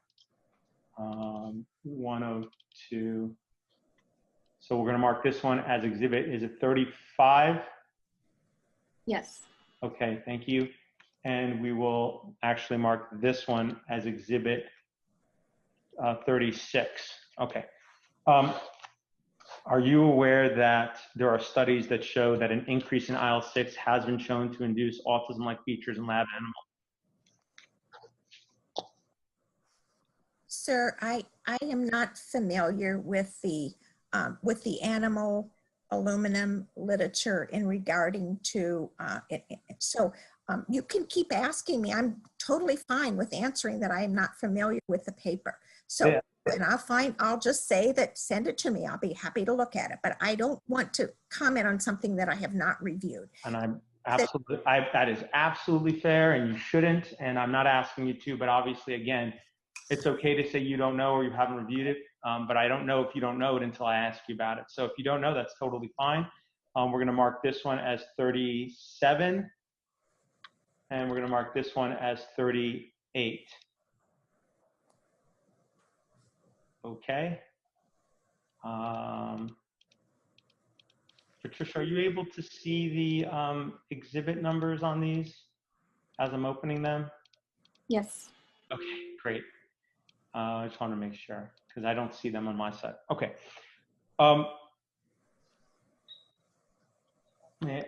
Let's just do this one. So have you ever seen, I'm going to mark this one as, what are we up to? 30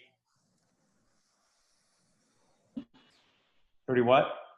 39. 39. Have you ever seen this paper, Dr. Edwards?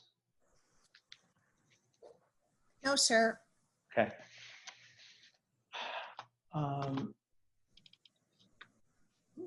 When I mark this one as 40, have you ever seen this letter from Professor Romain Girardi regarding his opinion regarding whether aluminum adjuvants in vaccines can contribute to causing ASD? No, I have not, sir. I'm not familiar with this letter, nor was it actually addressed to me, so I haven't read it. Fair enough. Let's see. It was in 2017, and it was addressed to HHS, NIH, and FDA. In 2017, you were sitting on VRBAC, correct? At the FDA? Yes, sir. Okay. And this is another letter from Professor Christopher Exley, who's considered an expert in aluminum. And again, it was in 2017, addressed to the FDA when you were sitting on VRBAC. Have you ever seen this letter in which he discusses what he believes is the role of aluminum adjuvant in causing autism spectrum disorder? Not that I remember, sir. Okay. Well, both of these papers provide an extensive list of studies regarding aluminum adjuvant, as well as Dr. Girardi's, that they say support that aluminum adjuvant vaccines can trigger and add to ASD. So I just want to point that out to you. Okay. Now, yet earlier you said you're not aware of any study in which a high aluminum adjuvant is found in the brain of autistic individuals or children. I'm going to mark this as exhibit number 41. Is it? If the letter from Dr. Exley was supposed to be 41, then you're on 42. But if not, then this current one is 41. Yes, Dr. Exley will be exhibit number 41. Thank you. And this will be exhibit number 42. And so I'll provide you this as well to review. This is a study conducted by Dr. Exley in which he looked at the brains of autistic children and find the highest levels of aluminum that he has found in any of the numerous cohorts of brains that he's ever looked at, including for various other ailments. But you'll have an opportunity to look at that as well. Okay, so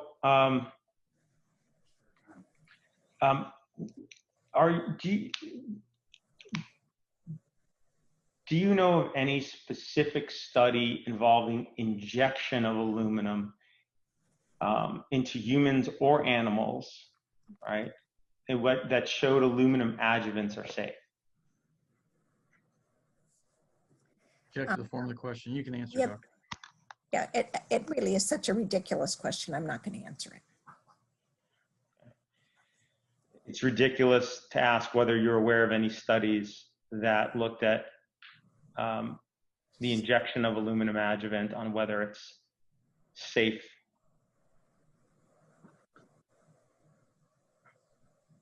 Okay. Are you familiar with the HPV Gardasil clinical trials? Yes, sir, I am. Okay.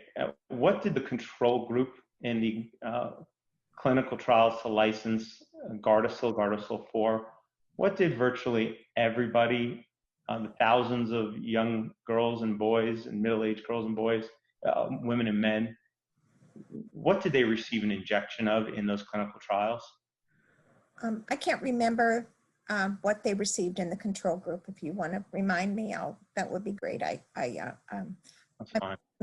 I just don't remember that per se. Okay. If a study involving injected aluminum existed to support its safety, do you think the NIH Office of Intramural Research at the NIH could find such a study? I think that the NIH would fund studies that have a testable hypothesis that would allow the sample size and the study conduct to come up with a meaningful conclusion. But obviously, I'm not in charge of the purse strings at NIH, so they would have to look at the studies. Right. I'm not. I apologize. I must have not said my question clearly. I meant, do you think that they have the ability, the resources to find, if they were to search, not conduct, but to search the literature and find any study that would support the safety of injecting, that involved the injection of aluminum that supported its safety? Well, the NIH is not really in the position to evaluate the literature in terms of, you know, the way the NIH is set up is that if they have a question that they want to address, then they issue an RFP, which I told you kind of about how that works. Mm-hmm. And if a investigator has a hypothesis that they want to test, then they submit it. There is a specific group pot of money that is set aside for studies on vaccine safety within the NIH. So you're saying if a request were made to the, for example, the National Institute of Allergies and Infectious Diseases, and they said that they had searched for a study that supported the safety of injecting aluminum adjuvant, you're saying that they wouldn't conduct such a review? I'm not sure. I can't answer. I don't know what you're saying. I'm sorry. I'm sorry. Okay. I can't. That's no problem. Let me ask it to you this way.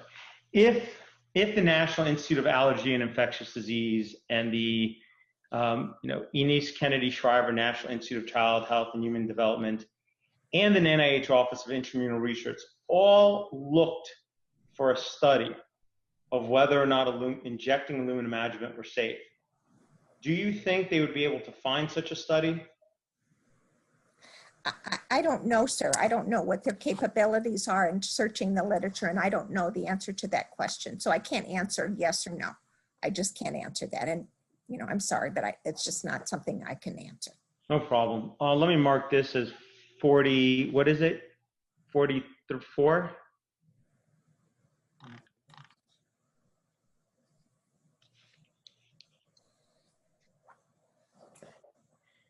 Is it 44? Patricia? Count. I can't count that high.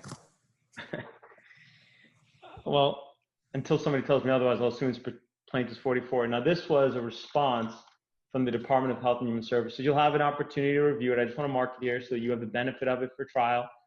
And this is a letter that was sent to my firm, and it says, you know, this is the final response to your Freedom of Information Act request addressed to the FOIA Office of the National Institute of Health. You requested copies of any human or animal studies involving the subcutaneous or intramuscular injection of aluminum adjuvant relied upon by the NIH to establish the safety of injecting infants and children with aluminum hydroxide, aluminum phosphate, and AHS. And it says that the OIR, NIAID, and NICHD searched their files and no records responsive to your request were located. You can take a look at that at another time. Similar response was received by the CDC as well. That we can mark for identification. Let's just move on though. All right, so let's take a quick look at the Gardasil trial. Now, when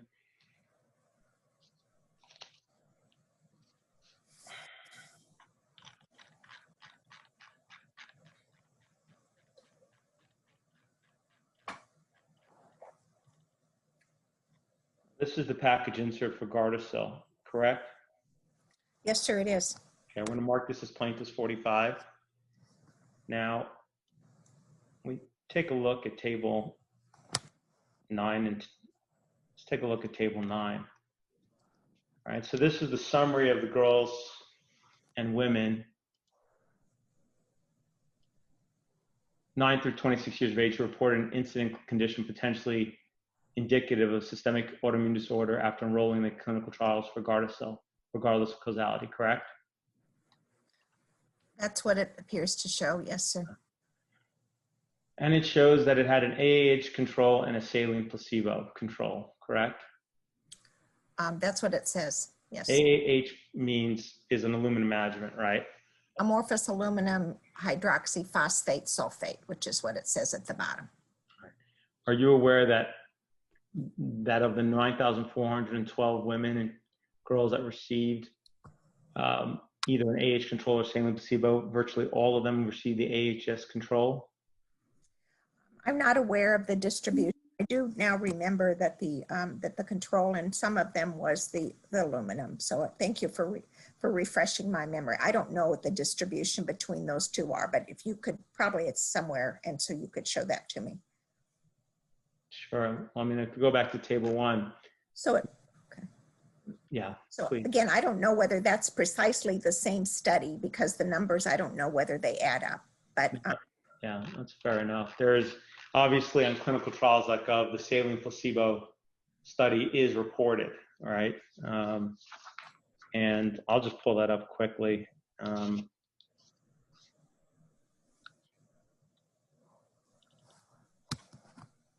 Mark, this says 40, exhibit 46, I think.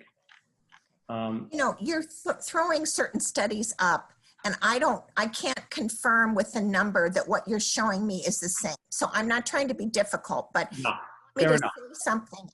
I just, you got to go slow enough that I know what you're talking about.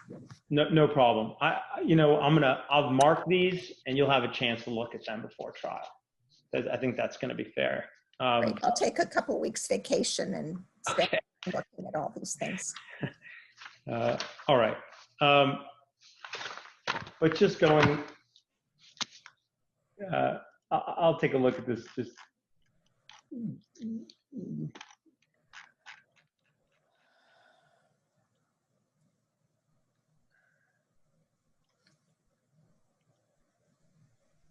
placebo and, well, you know, if we have time at the end, we'll come back to this. Do you have a specific question about it? Maybe that would be easier. Okay, well, that would be great. I don't want to spend too much time on it, but, you know, here you can see that, you know, there's 320 girls in the placebo group and 274 boys in the placebo group, saline placebo group, correct?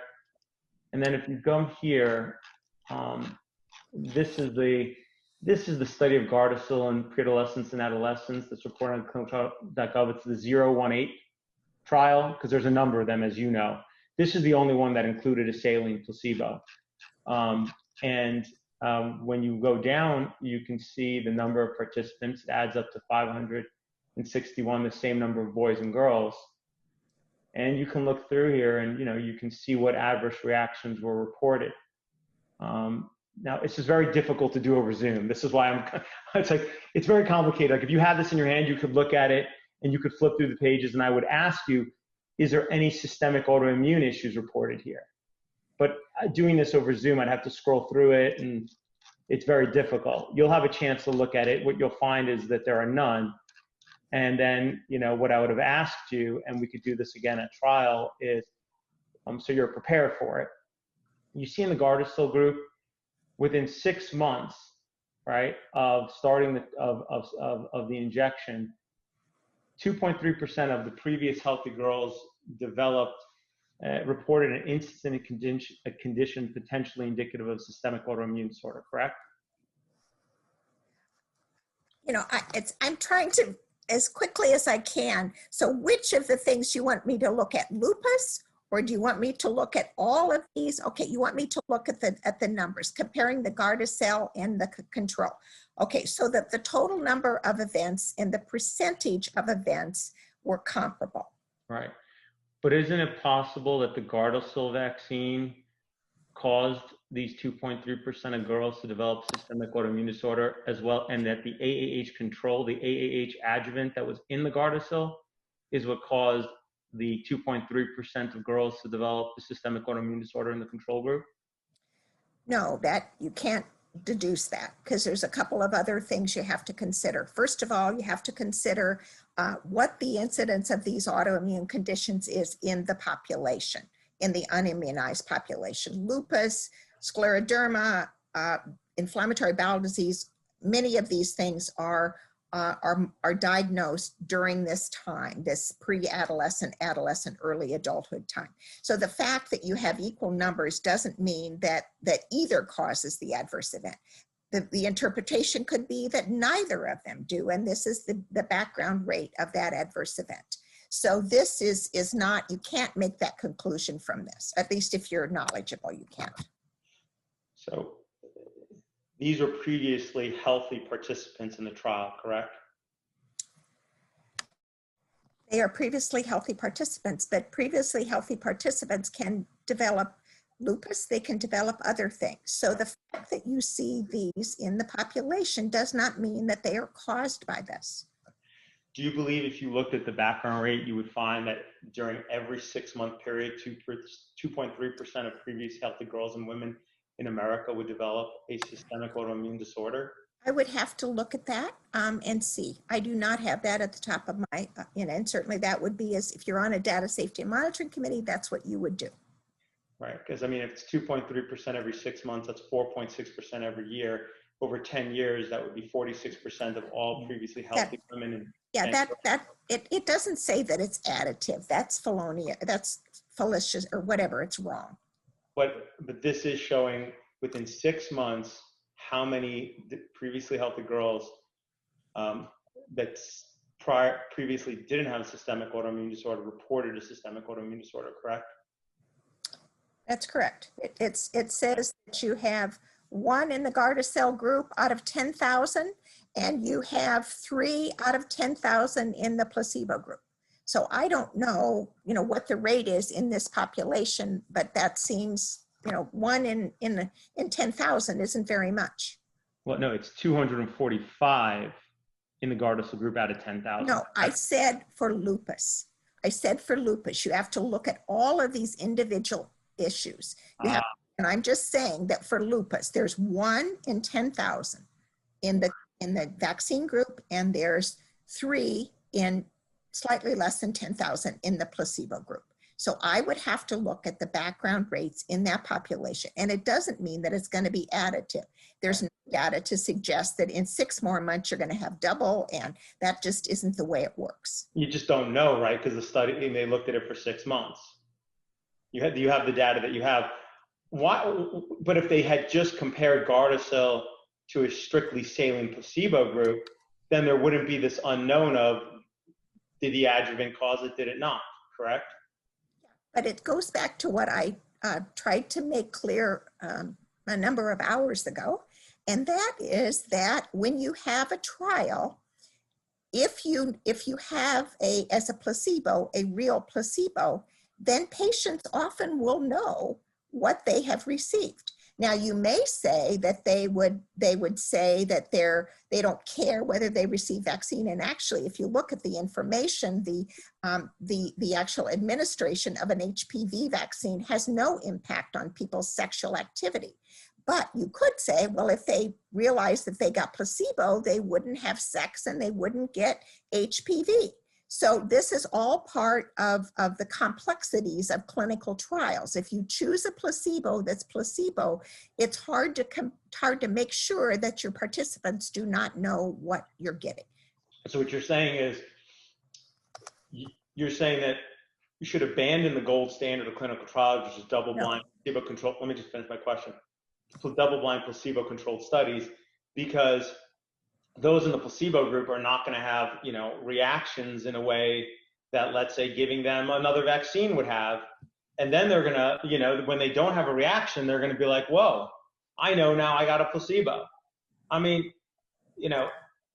why is it, what you're saying is the assumption is vaccines will all cause reactions. And so we always have to compare giving vaccines to giving vaccines.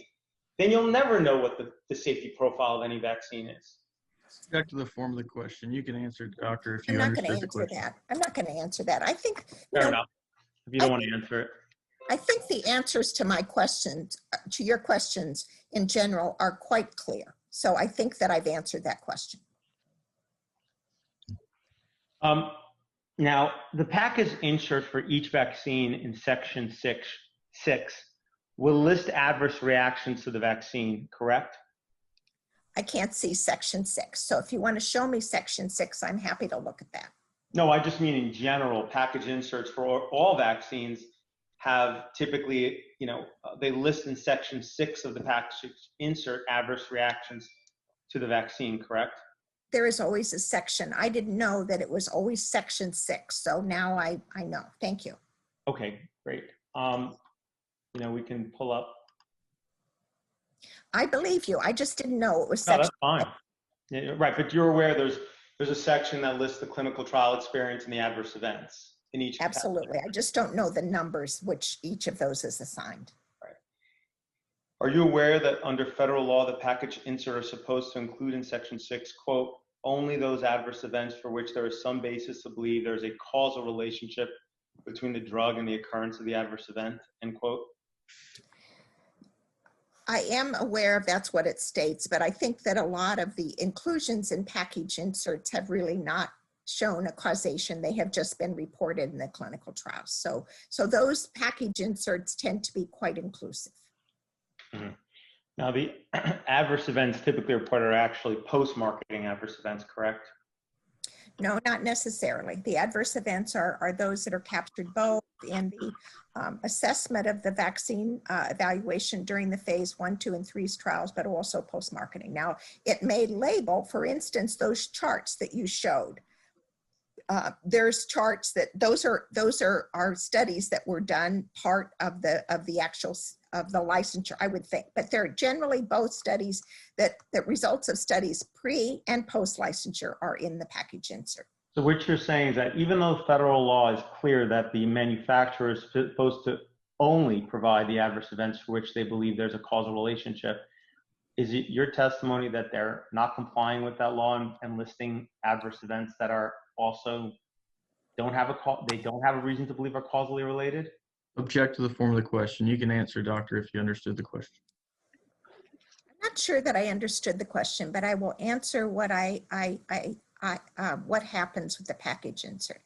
As the paper that showed you with theirs, I think in general, we are often left not being able to assess a causation definitively with a vaccine and an adverse event. So given that difficulty, if there is an adverse event that happens in a clinical study and it is associated with it frequently enough, it will appear in the package insert. So every single thing that's in the package insert has not been established without reasonable doubt that it's causative. Oh, so the adverse reactions that are listed in the package insert are only included when there is a basis to believe that there is a causal connection between the adverse event and the vaccine, correct? That's not what I said. That's okay. Clarify, please. So please listen to what I say so you don't have to ask again. So what I'm saying is that if an adverse event is seen in a phase 1, 2, and 3 trial or in a post-licensure trial, it is often included in the package insert, whether or not you can prove causation.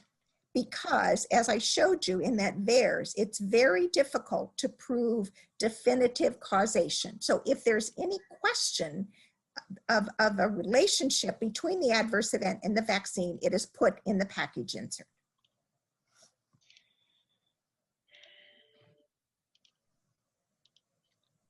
I'm going to mark this as plaintiff's exhibit 47. Thank you. Now, you're familiar with this regulation, Dr. Edwards?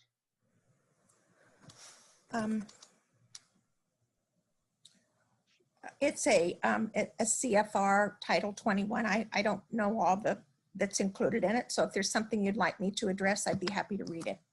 Okay. Right. This is section 201.57, specific requirements on content and format labeling for human prescription drugs and biological products. This would be the section that would govern what should go in a package insert, correct? I trust it, so although I can only see a portion of it. Fair enough. Well, let's go down to what it provides for section 6. So this would be section 6, adverse reactions that would be reported. Can you read the yellow, please? Yes, this section must describe the overall adverse reaction profile of the drug based on the entire safety database. This definition, I don't know which definition you're referring to. I guess adverse reactions does not include all the adverse events observed during the use of the drug, only those for which there's some basis to believe there is a causal relationship. This is not what you said. This is not, it does say it does not have to be a proved causal relationship. And if there is any question about the relationship or any question about this, it is included in the package insert. So this does not establish that there is a causal relationship between the drug and the AFI. Okay. But you would agree that the package insert only includes adverse events that meet this definition as required by federal law? I think that what companies put in the package insert is often when there has not been clear establishment of a causal relationship, as I've said 3 times now. Fine. But would they put something in when there isn't some basis to believe there's a causal relationship? Check the form of the question, asked and answered several times. I'm not going to answer it again. It's not clear to me, but I mean, I think what I'm understanding as you're saying is that they'll put adverse events into the package insert even if they haven't established causation. That is correct. But you're not. That is correct. That is correct. Absolutely. Right. They'll only put it in when there's some basis to believe there is a causal relationship as required by the Code of Federal Regulations. Check the form of the question, asked and answered. That has not been asked and answered. Please, Dr. Edwards. I'm not going to answer it because I've already answered it. Okay. Well, you haven't clarified what the minimum standard is. So let me ask you a question I think you'll find easier. Do you believe that there are adverse events and package inserts that are put in for which there's no basis to believe there's a causal relationship? Yes. Okay. And what's that? What do you base that opinion on? Well, I think if you look at the adverse events and package inserts, they contain a lot of adverse events, some of which I've not seen associated with the vaccine. So I think that every single thing that is listed in a package insert does not mean that that particular vaccine causes that adverse event. No, and that's what my answer is. Right, sure. It just means that as required by the law, that there's some basis to believe that it causes it, not that it actually causes it, right?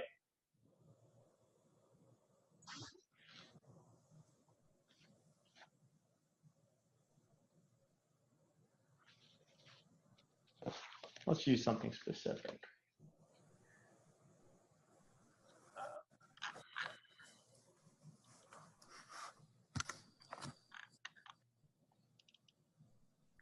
Now, of course, it's the manufacturer that's adding these adverse events to the insert, correct? Yes, sir, that's correct. And you're not are you privy to all of the data and information that the manufacturers each have when they're adding an adverse event to the package insert? Of course not. You know, certainly I'm not privy to that, but the FDA is privy to that. Okay, now here's a letter. I'll mark this as Exhibit 57. This is a letter to the FDA from Merck, correct? I'm sorry.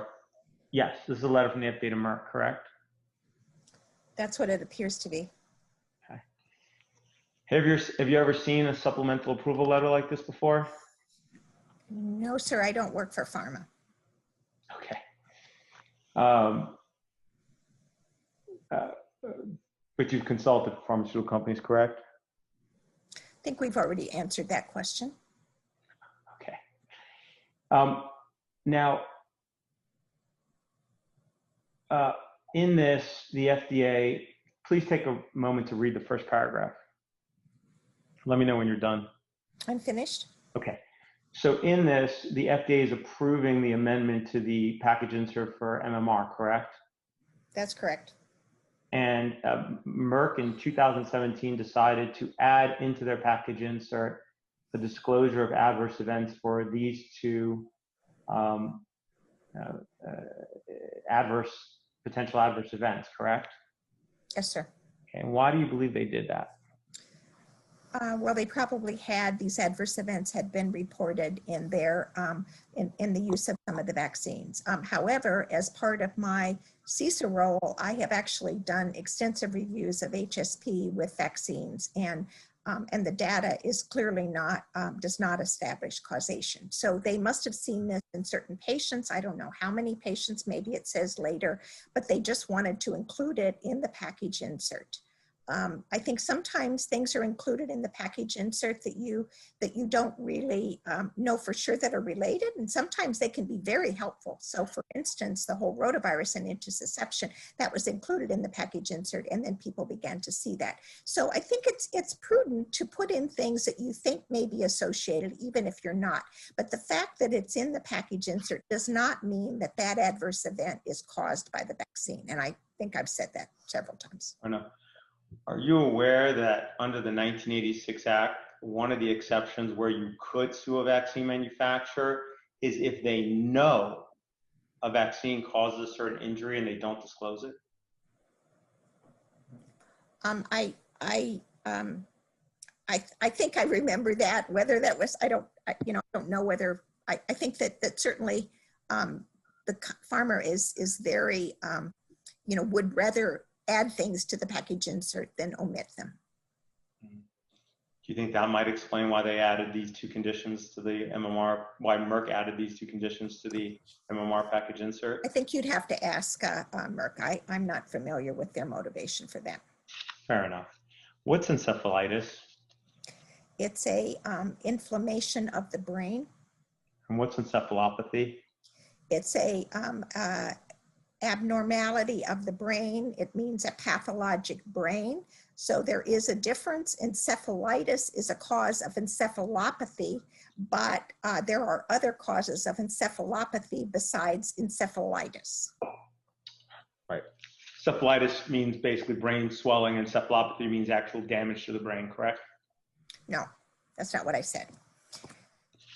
Encephalitis, anything that has an itis after it is inflammation. So inflammation of the encephal, which means the brain, means there is an inflammation in the brain. There are brain inflammations that occur every year in people that have no long-term damage. Those are called aseptic meningitis from the enteroviruses. Encephalopathy is abnormality of the brain or pathology in the brain. The encephalopathy can be mild or it can be severe. Just because it says encephalopathy has no prognostic implication on its long-term impact on an individual. Okay. Does the package insert for Infinrix list encephalopathy within 7 days of a prior pertussis containing vaccine as a contraindication to injecting further doses of this product? I think that contraindications for the use of DTaP basically are encephalopathy, acute encephalopathy, and anaphylaxis. However, encephalopathy in the definition in this is that it has to be persistent for 24 hours and generally the people have to be hospitalized. So encephalopathy in that definition is quite severe. All right, so meaning if that kind of severe reaction happened from a prior dose of Infinrix, the manufacturer's package insert says don't administer that vaccine again. If it's, just as I said, if it meets that definition, the vaccine is contraindicated to be administered again. Does the package insert for Infinrix list encephalopathy in section 6?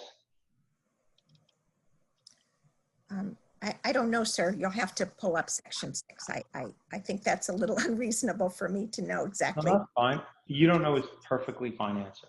Does the package insert for Endrix B list encephalitis and encephalopathy in section 6? I would trust that it does, but I don't know that it does. So I can't answer that, sir. If you would like to pull up the package insert, I'm happy to read it. Does the package insert for Varivax, the chickenpox vaccine, list encephalitis in section 6? Probably does. The package insert for MMR list. You also asked me that question before, which I answered.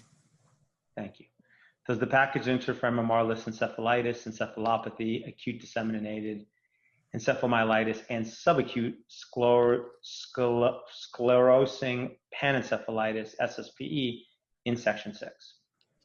I believe that it does, although SSPE has not been documented to occur with vaccine-associated virus.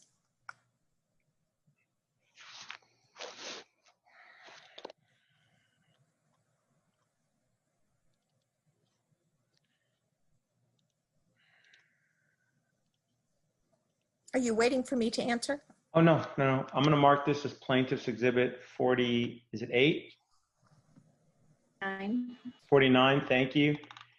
And this is a report from the CDC, the MMWR, correct?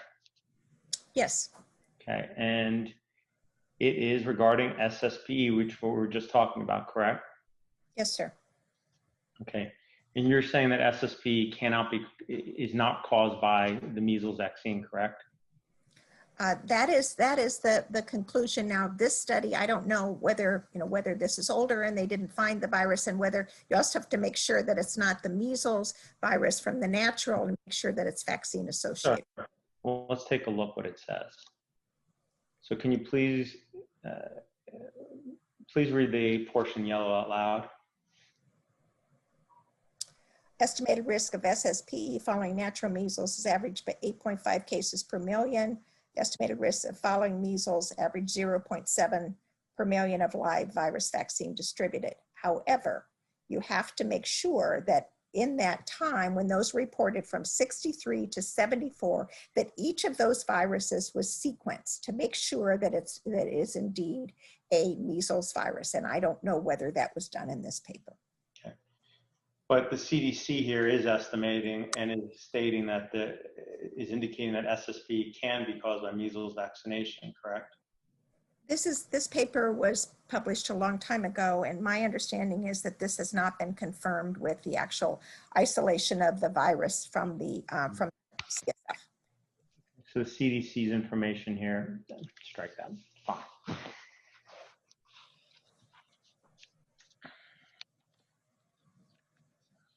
I'm going to mark this as exhibit plaintiff's 49. 50, sorry. 50. Dr. Edwards, have you seen this before? I've not seen this result. I've seen the interpretation of the result by your expert and by another geneticist. Okay. And again, I am not a mitochondrial expert. Got it. So you're not in a position to opine on the accuracy or the meaning of this result? No, other than the fact that I read an expert said that they didn't feel that this documented that. So I can obviously, and one expert said it did. So I'm not the person to say whether this is what the definitive diagnosis of the mitochondrial problem is. Understood. Just clear out some of these exhibits. Have you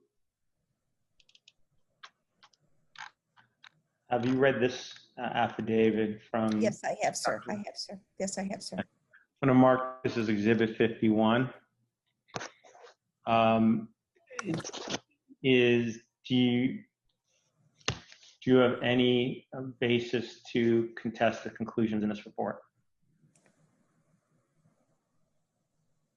Check the form of the question. It's overbroad. You can answer, doctor, if you have an answer. Yeah, I guess that I would sort of prefer if you had a specific question. I don't want to, sort of damn an entire physician for anything. And so if there's a specific question, I'm happy to answer. Do you disagree with Dr. Kelly's conclusion in this report? Why don't you show me his report, his conclusion, so that I am sure that I can address exactly what you want me to disagree with. Why don't you read the summary portion? So first of all, I can't say that the first conclusion is correct, because an expert on the other side said that the biochemical abnormalities are not consistent with that. So I can't comment on that particular. I think it's an issue of controversy. I think that the degree of that the set of immunizations at 11 months of age, while he was ill at the immediate cause of his autistic regression to further impair the ability of his weaker mitochondria to supply adequate amounts of energy, the highest energy consuming tissue in the body, I would not agree with that conclusion. Are you a mitochondrial expert? I am not a mitochondrial expert. However, I feel that while he was ill with the immediate cause of getting his immunizations, I think that he was not seriously ill. He had a respiratory illness and had otitis. I don't feel that and he was actually closer to 12 months than he was 11 months. I think it was 3 days from 12 months. So I disagree that he was 11 months old.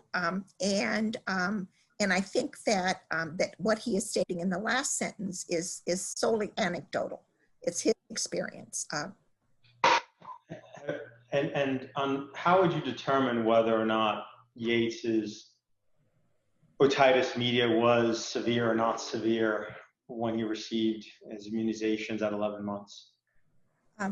Because I have read very carefully, and in my clinical judgment, this child should have been given the vaccinations, and I see no reason for him not to have received the vaccinations. Have you ever treated any children with mitochondrial disorders? I have been involved in discussions about vaccines with children with mitochondrial disorders. Yes, and I'm also quite familiar with children. Mitochondrial disorders have a lot of problems when they have infections, real infections that are vaccine preventable. So I think that is also a very important thing to take into account, is the fact that children with mitochondrial disorders have difficulties with infections that can be vaccine preventable. Okay. Have you published any studies with regards to that? I don't believe so. I think those have been mostly in the individual case evaluations of the CISA, and those are not published. Those are confidential because they involve individual patients. Do you do any clinical studies? Have you performed any clinical studies with regards to mitochondrial disorders? Well, I have one paper where Cameron Schlegel is the first author, where we've looked actually at some inborn errors of metabolism, and we've looked at vaccines in relationship to their adverse outcomes, and this was a urea cycle defect. And so what we showed there was that the vaccines were not associated, the administration of vaccines were not associated with adverse events in that particular population. So we have studied high-risk people, but this was not specifically a mitochondrial population. All right, does Yates have a urea disorder? Sir, I said that we used another genetic condition. I was not saying that he had a urea cycle disorder. I'm just saying that I have experience in doing studies in populations that have genetic defects to look at the safety of vaccines. Okay.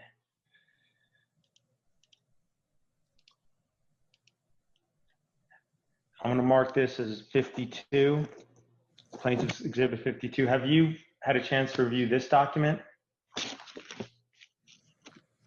No, sir, I have not.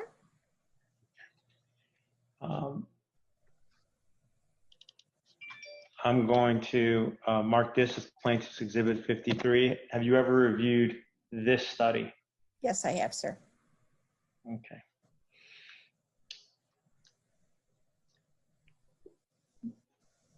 Do you agree with the conclusion in this study with regards to what caused Hannah Polling's autism? I do not agree with all the conclusions in this study. Okay. What don't you agree with? Check the form of the question overbroad. You can answer, doctor, if you can. I'm not going to answer till I know what the question is. In this study, which you said you reviewed, the authors conducted provide their case report with regards to Hannah Polling a discussion, and then they reach a conclusion with regards to what led to Hannah Polling's autism. Do you dispute the finding that the vaccines given to Hannah Polling caused her autism? I think that there was a temporal association, whether it was causative, I don't know. And again, as I said before, I'm not a mitochondrial expert.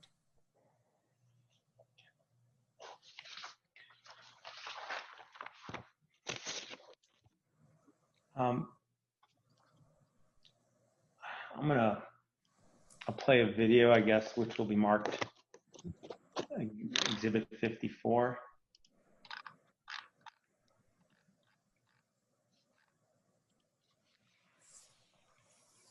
Mr. Siri, may I ask you a question? We're well over 7 hours into the deposition. Do you have an estimate about how much longer we will be?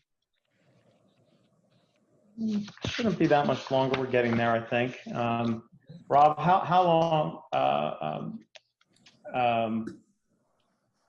Mr. Sawyer, how many hours are we on record? It's 20 minutes after 3. Right. I don't have the exact record time, but I know we took 2 15-minute breaks.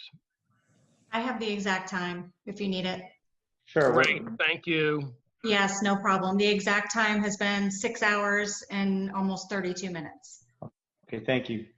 Okay, I'm gonna try to wrap this up today. Believe me, I think we all would like that. Okay, so let me just play you this video.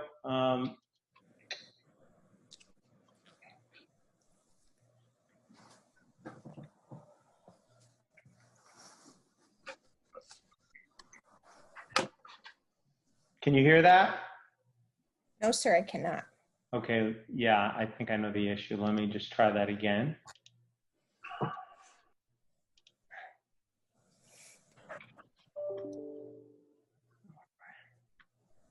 Hannah Polling, which has been making a lot of news lately. Luckily, we have the director of the Centers for Disease Control and Prevention, Dr. Julie Gerberding, here. We're talking a lot about autism, as you know. I should remind people that from my understanding, the federal government conceded that vaccines caused her autism-like symptoms. First of all, is there a difference? Does she have autism or autism-like symptoms? What's the difference? Well, I don't have all the facts because I still haven't been able to review the case. I can't see this. I can't see this. I can't see this. Did you want me to listen or look? I wanted both. I mean, I'm not able to see either, Mr. Siri. I just see a list of your exhibits on your computer as of now. Oh, geez. I shared the wrong. I appreciate that. Luckily, I didn't share a more inappropriate screen, huh? All right, give me a moment. There we go. All right, let's try that again. Oh, no. It's not going to work either. I need to do this. I need to click that. I need to do this. Okay, and here we go. Oh, for God's sake. Did the wrong screen again. So I guess I'm fine. It's Sanjay Gupta. If you want to just let me listen to Sanjay, I'm happy to listen to. I'm also know Julie Gerberding quite well. So if you'd like me to listen, I'm happy to do that, but I can't see. Okay, last time. You ready? And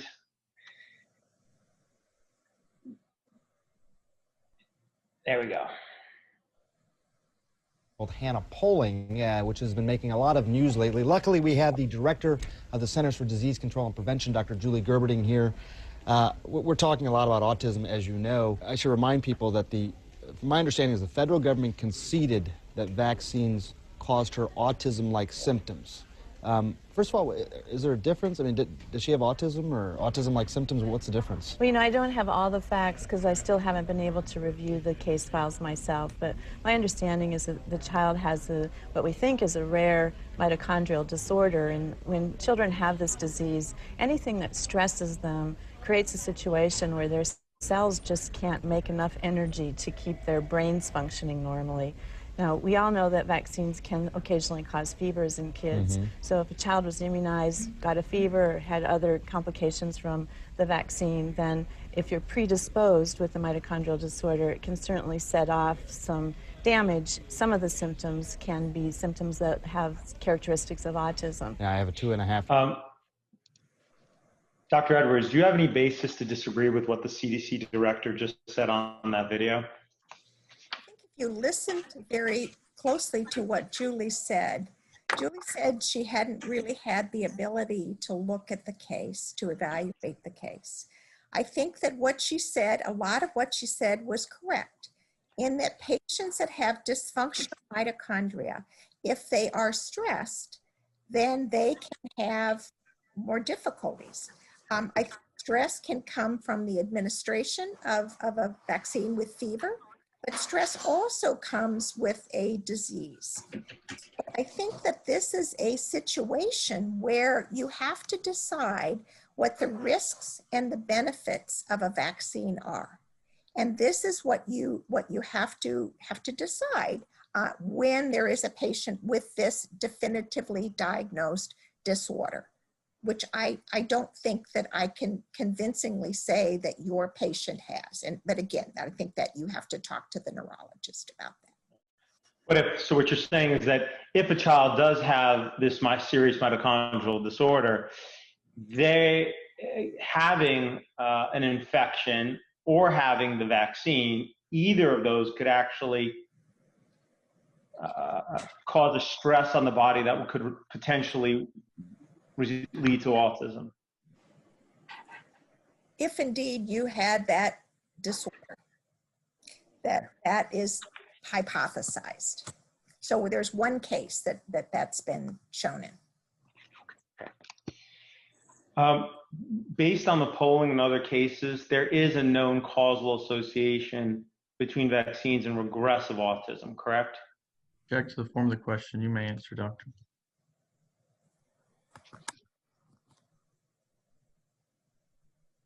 I don't, could you repeat the question, please? Sure.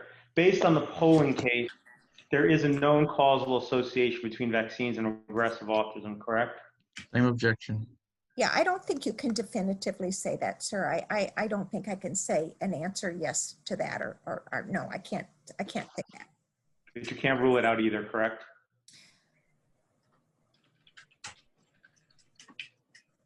I don't, other than the Hannah polling case, I'm not familiar with any other cases that have suggested that to be the case. What about this case?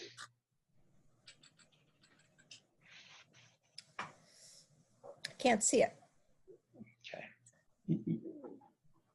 So in the It depends. Okay, it depends a little bit on the diagnosis. So again, I think that you show me a case and I want to, I don't know whether the mitochondrial dysfunction has been definitively diagnosed. So I think that if you show me something, I can't say for sure because I don't know for sure whether they have what they have. Okay. And I think this is probably something that you might want to talk about to the neurologist. Yates was diagnosed with regressive autism, correct? I didn't hear the first part of the question, sir. Oh, no problem. I said Yates was diagnosed with regressive autism, correct? Well, I did review the report from the Vanderbilt CDC and it said autism. I wasn't familiar. I didn't see any other characterization and I'm not familiar with how one distinguishes that from another. Okay, you're not. Diagnosis of autism, but I can't say that he has regressive autism. You don't know one way or another? I do not know whether he has regressive autism one way or another. Yes, that's correct, sir. Do you have any evidence of what caused Yates's autism? Yeah, autism is a neuro abnormality. I think that it was likely associated with some prenatal event, and I do not think it was due to his vaccines. Yeah. Do you have any evidence that Yates's autism was caused by some prenatal event?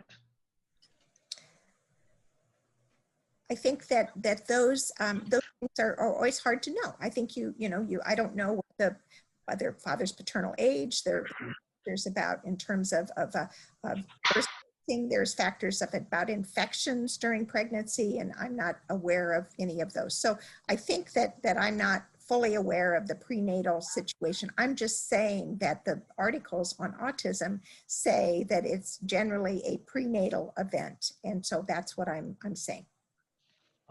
So sitting here today, you don't actually have any evidence of what might have caused Yates's autism, correct? The form of the question that mischaracterizes her testimony.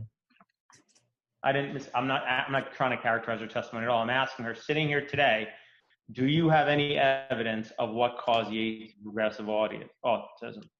Check the form of the question. Let me rephrase that, because she never said regressive autism. Sitting here today, do you have any evidence for what caused Yates's autism? I have no confirmation of what caused Yates's autism, except that I know that it's not from his vaccine receipt.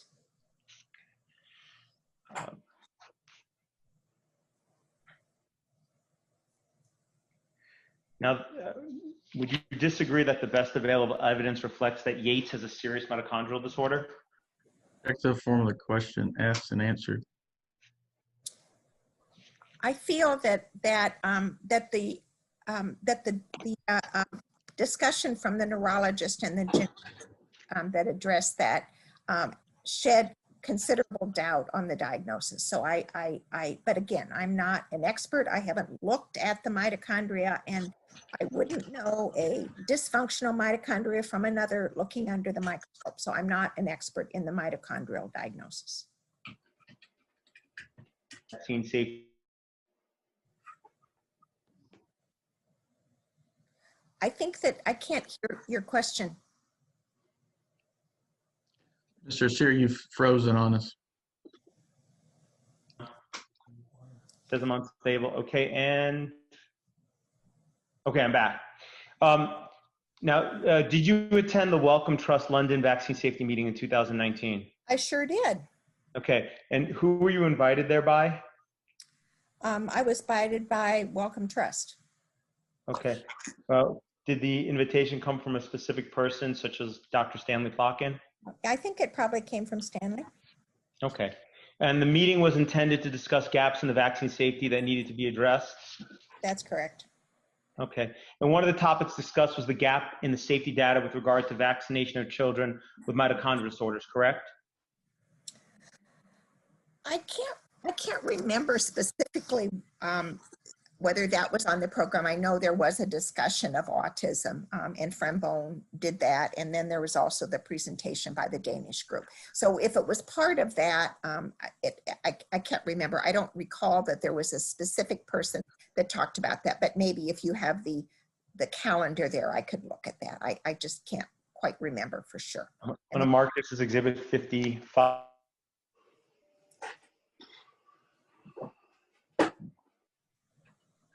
Patricia? That's correct, 55. 55, thank you. This is an email chain regarding the Wellcome Trust London Vaccine Safety Meeting in which you were on the chain, correct? I don't know. I can't, I'm trying to find whether, I don't see that I'm on the chain. Yeah, there I am. Okay, yeah, I'm on the chain. Okay. And does this document look familiar to you? The summary of ideas for future studies proposed by attendees at the Wellcome Trust London Vaccine Safety Meeting? Probably. Okay. I know there was such a discussion. Okay.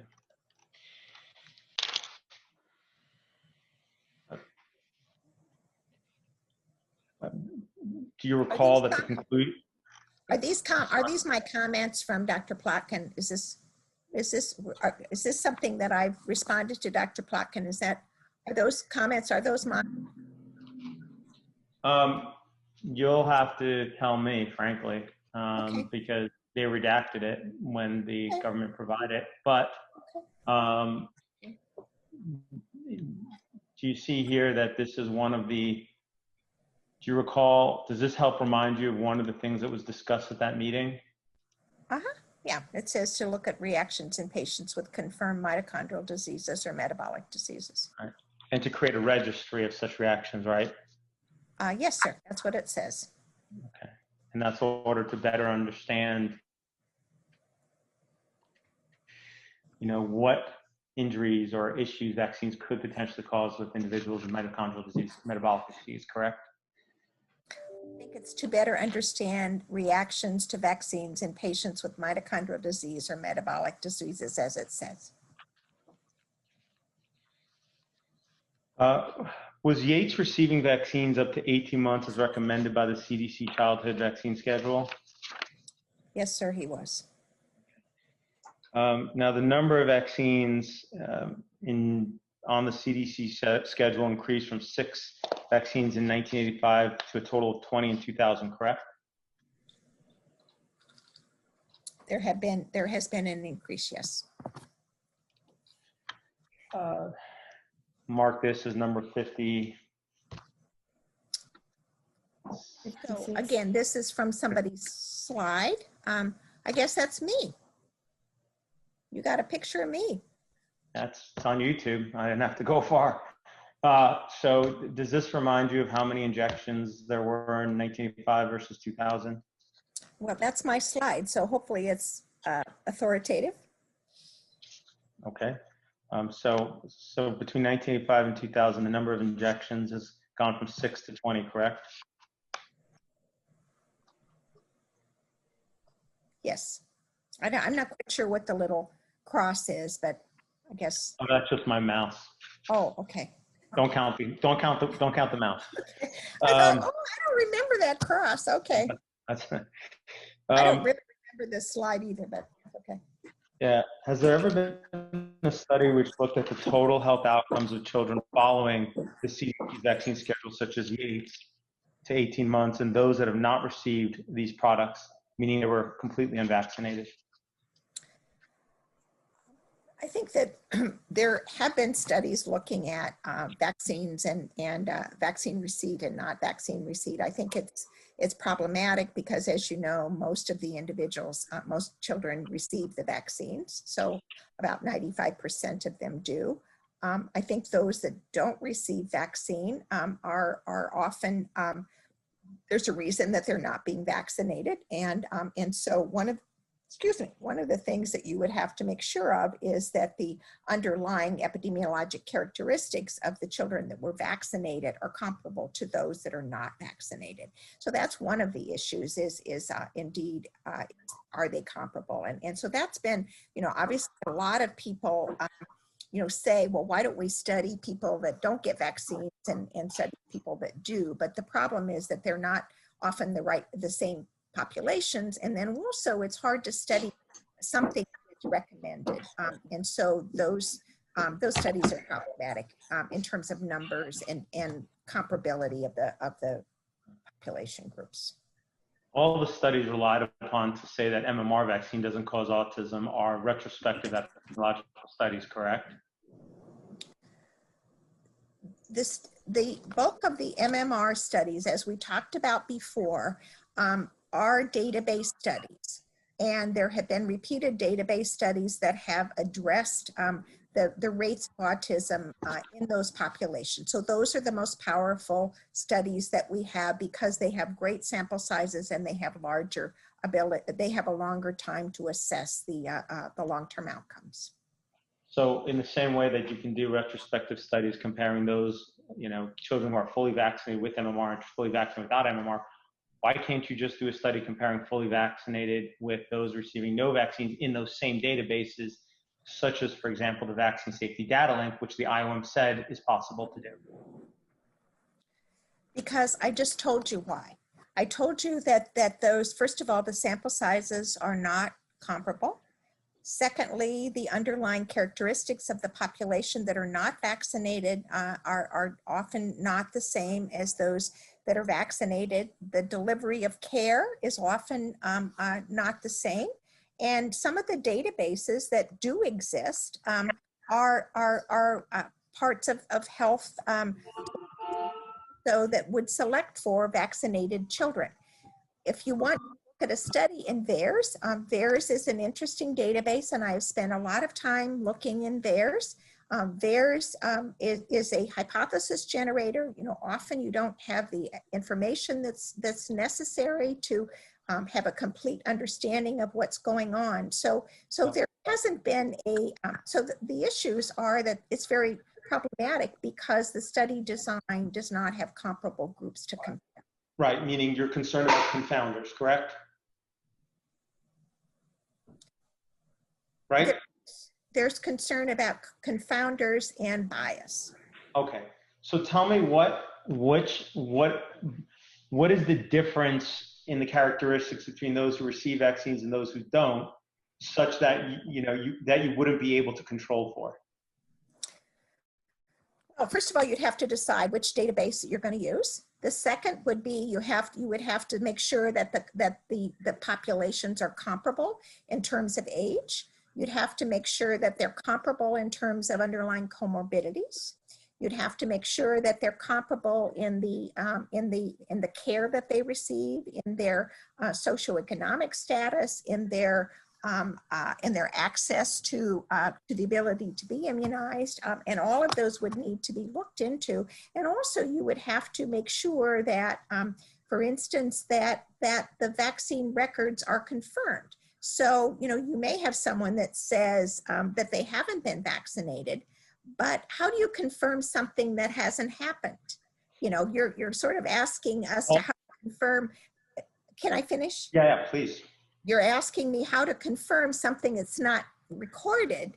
So how can I confirm that they haven't been vaccinated? So that's another problem in terms of how do you confirm that they have not been vaccinated, and some of those issues as well. And again, the issue is in terms of sample sizes. Okay, well then let's take those backwards. So let's start with confirming that they are not vaccinated. Isn't it true that there's an ICD-9 and ICD-10 codes for when a parent refuses a vaccine, including for religious reasons, correct?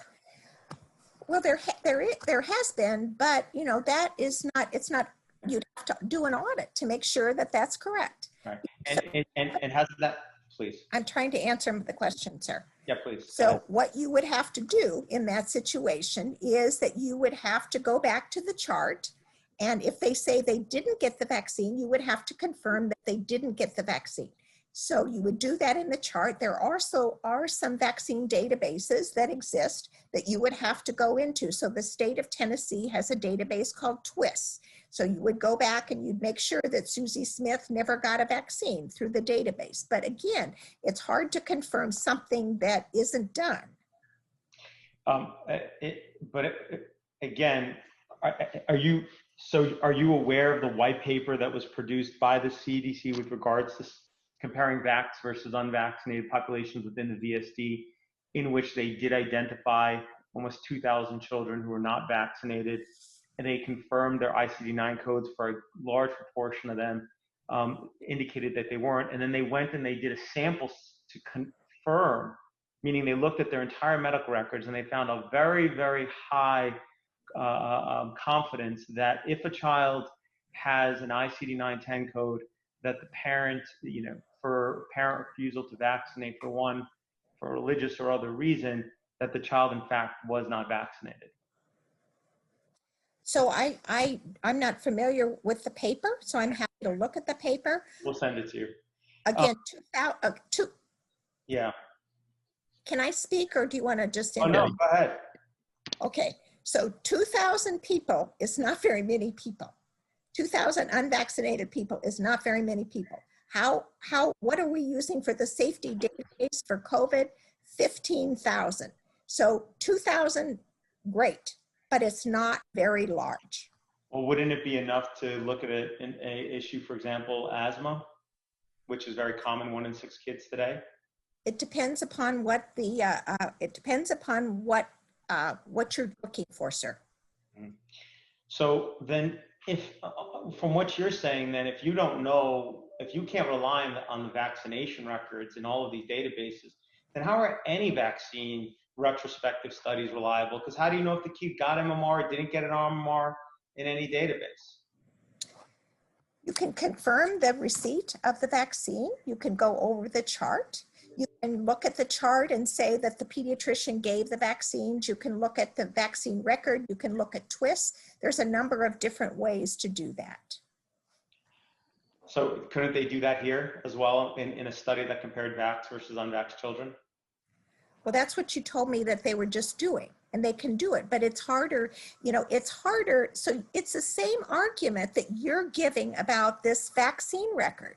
You're saying that because it doesn't say that somebody got something, it didn't happen. So, you know, the records are not always perfect, unfortunately. You would have to, please stop. Yeah, go ahead. Stop. I think this is not appropriate. This is rude. I'm not sure what's rude about it. Look, I've asked vaccinologists before and pediatricians this question, and I have to tell you, I always find it surprising that with the medical brain trust that exists in this country, all the resources that there are, that for some reason, there seems to be an incredible opposition to performing this analysis, which, by the way, the Institute of Medicine, I could show you their 2013 report, said comparison is possible to do, which is why the CDC commissioned a white paper on it. All right, look. Object to the attorney colloquy that, if you have a question, feel free to ask him, Mr. Siri, but we don't need to be lectured.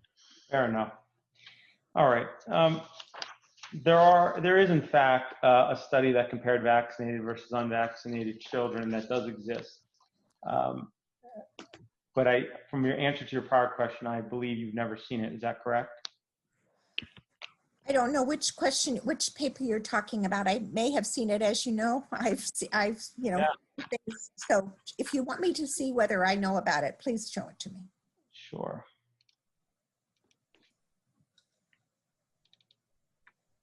Have you seen this paper before, Dr. Edwards? No, I don't believe I have, sir. Okay. Well, I'll highlight something for you, and so you have an opportunity to look at it after this. You can see that it's from the professors of the Department of Epidemiology and Biostatistics, School of Public Health. I can't hear. You're cutting out, sir. Oh, sorry. I just want to make sure that I highlight. Do you see here that over here it found that the unvaccinated children had statistically significant higher rates of chickenpox? Yes, sir. And do you see that the unvaccinated children had statistically significant higher rates of whooping cough? Yes, sir. Okay. Do you see here, though, that it also found that the children had a statistically significant higher rate, the vaccinated children had a statistically significant higher rate of autism? I don't know what the diagnosis is. I don't know the denominator of the population. I'd be happy to look at this, but I'm not going to sign on to something that I haven't reviewed, and I'm not familiar with this. Yeah, it's a pilot study, and you should have an opportunity to review it. I just wanted to highlight those portions. Yeah, this isn't probably the most prominent journal, but. Sure, but sometimes what science. Please. Paper doesn't refuse ink. Paper doesn't, I'm sorry. Paper does not refuse ink. Fair enough. But at least there's some ink. We'll mark this one 50. 57. Thank you. And we'll mark this one 58 so that you have an opportunity to review it for trial as well. It found similar issues with preterm babies, higher rates. What's the database, sir? Can you give me the database, please? So go to the methods, please. Move to the methods. This was based on parental surveys. It was based on parental recall. So, it's not the best study. That's not good. That's not good. If you're going to do a study, you don't remember parental recall. It would be better to do it with, I assume, like medical records, right? Oh, absolutely. If I'm a journal editor, this paper would never see the light of day. There are So I'll also mark this one, which is as number 59, is it? Yes. So this is a study that looked at the medical records in 3 pediatric practices. And have you ever seen this one before? No, sir. Okay, it was just published this year, so you have an opportunity to look at. We'll look at one more and then we'll just move on. Mr. Siri, I want to state most of the articles, or quite a few of articles you've been using, have never been disclosed in the case, and discovery has long since been over in the case in regards to production. So I just want a standing objection as to any use at trial of these exhibits, and we can take that up at a later time. I just want to put that on the record. Yeah, well, we'll just agree to take it up at a later time then. And then this is, have you ever seen this article? I've seen, I've reviewed a lot of work from Peter Abbey. So I don't know that I've seen this particular paper, but Peter Abbey looks at the non-specific effects of immunity with DTP and OPV in African populations. And he's a respected scientist. He's a controversial scientist. Oh, okay. Some of his work we publish in the journal that I'm an editor. So it depends upon the study that he does. Okay. Have you seen this study before? I apologize, I don't recall your answer. I don't know that I've seen this specific study. I've seen a number of other studies from Peter Abbey. Okay, well, in this study, you'll have an opportunity to review it. He found that children receiving DTP vaccine in the first 6 months of life died at 10 times the rate as those who received no vaccines in the first 6 months of life. Have you ever heard that before? I'm aware of his studies about DTP, and these are in African countries. This is in Guinea-Bissau in 1980s. So how this is related to the U.S., I think, is a question that we have to address.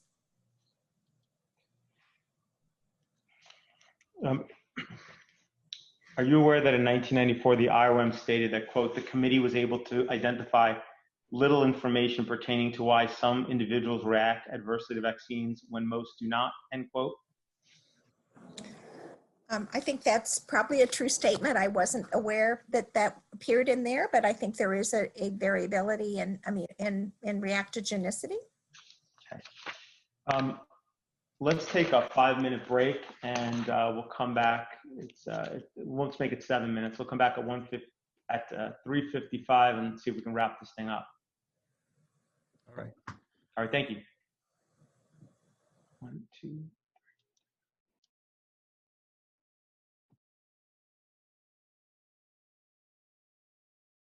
I'm ready if everybody else is. All right. We are back on the record at 3:57 p.m. Central Time. Okay, thank you. Dr. Edwards, do you believe that parents should be able to object to vaccines on religious grounds? I think that parents should have. I think parents need to be informed about what are the religious restrictions about vaccines or what their concerns are there.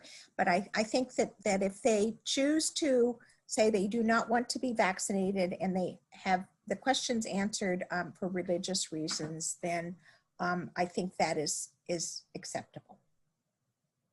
Okay. So what you're saying is that once they've been informed of the benefits and the risks, if they still want to object on religious grounds, your opinion is they should be able to withhold vaccination from their children? I think that's not exactly what I said. I said there are Go ahead, Dr. Edwards. So there are concerns. For instance, let me give you an example. The COVID vaccine that is made by AstraZeneca is made in a cell line that some people say was from aborted fetus. The Catholic Church has said that is not a prohibition to the use of vaccines. And so if people are not aware of that, then they can be informed of that. And I think that with the measles, there were some issues regarding the use of the vaccine in religious communities. And so I think that it's important to answer the questions, to give authoritative data about what their beliefs are, to make sure that those are indeed correct. If they continue to believe that, then religious objections, I think, can be grounds for not being vaccinated, although obviously it puts their children and other children at risk.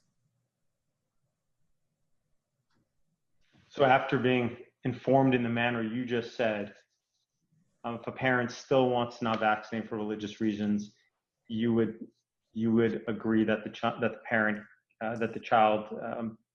parent's decision should stand and the child shouldn't be vaccinated. I think that patient, if it was in my practice, I would continue to discuss the dialogue. But at that particular time, if they did not want to give the vaccines, I might try and explain it. The other option that some people do is that they feel that it poses a risk to the other patients, and they may no longer keep them in the practice, but respect their opinion that they not be vaccinated. Would you exclude a child from your practice if their parents didn't want to vaccinate the child after giving them all the information that you say you'd like to give them? I think that there are a number of factors involved in that. One, if I'm the only doctor in the area, the patient has no other access to a doctor, no, I would not. If there are other doctors that would do that, and I've repeatedly talked to them and they are not accepting of it, I may, but I think that most of the time I try and provide information and have a dialogue so that people understand why vaccines are necessary.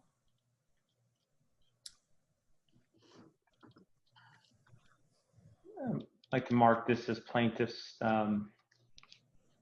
50. No, we're in the 60s. We're in the 60s.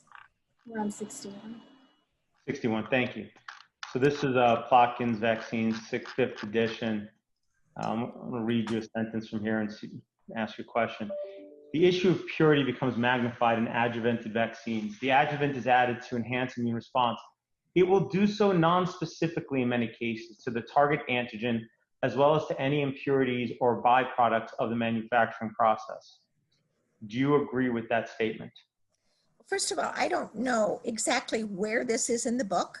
I hope that, you know, and I don't know whether this is a chapter that I edited or not. I think that there's probably sentences in the book that I edited. It's, you know, I think it's 1,000 pages or so, to 1,400 pages.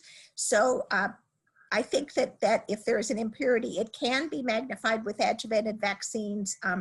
But again, you're taking one sentence out of a context of 1,400 pages. Okay. Is it okay? So let me ask you directly. Isn't it Well, true? which chapter is this, and who wrote this chapter, please? So I can tell whether this is one I edited. I can't remember.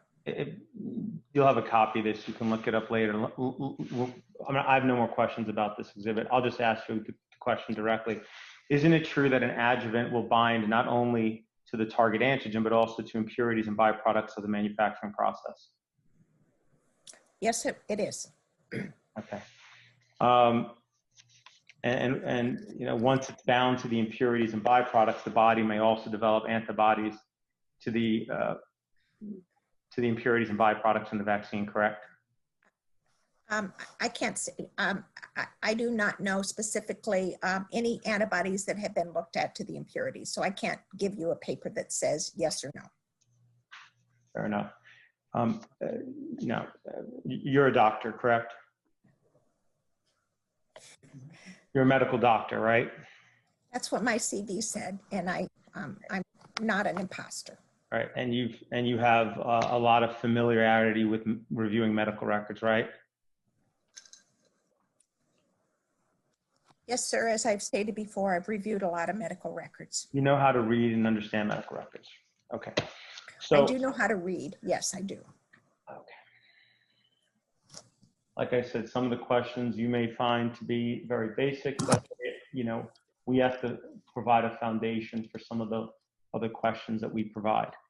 Now, have you seen this medical record before, which I'm going to mark as plaintiff's 52, I believe? And it's 62. Sorry, 62.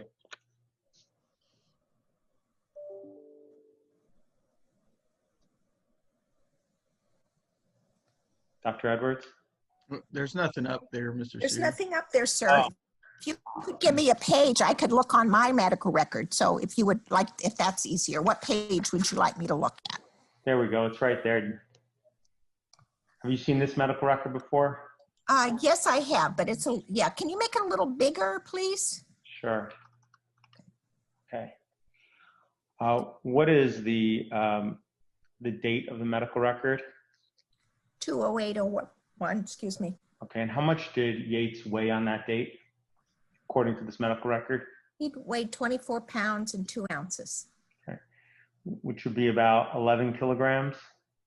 Yes, and I've looked very carefully at his growth chart, and that's here too. So his growth has been quite adequate, both in height and weight, and he stayed on his growth chart. So so that was very reassuring as well. Okay. Now,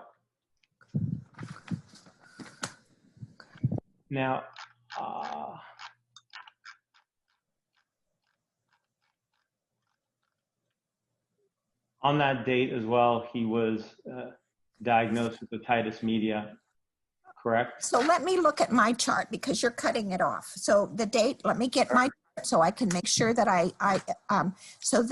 okay, so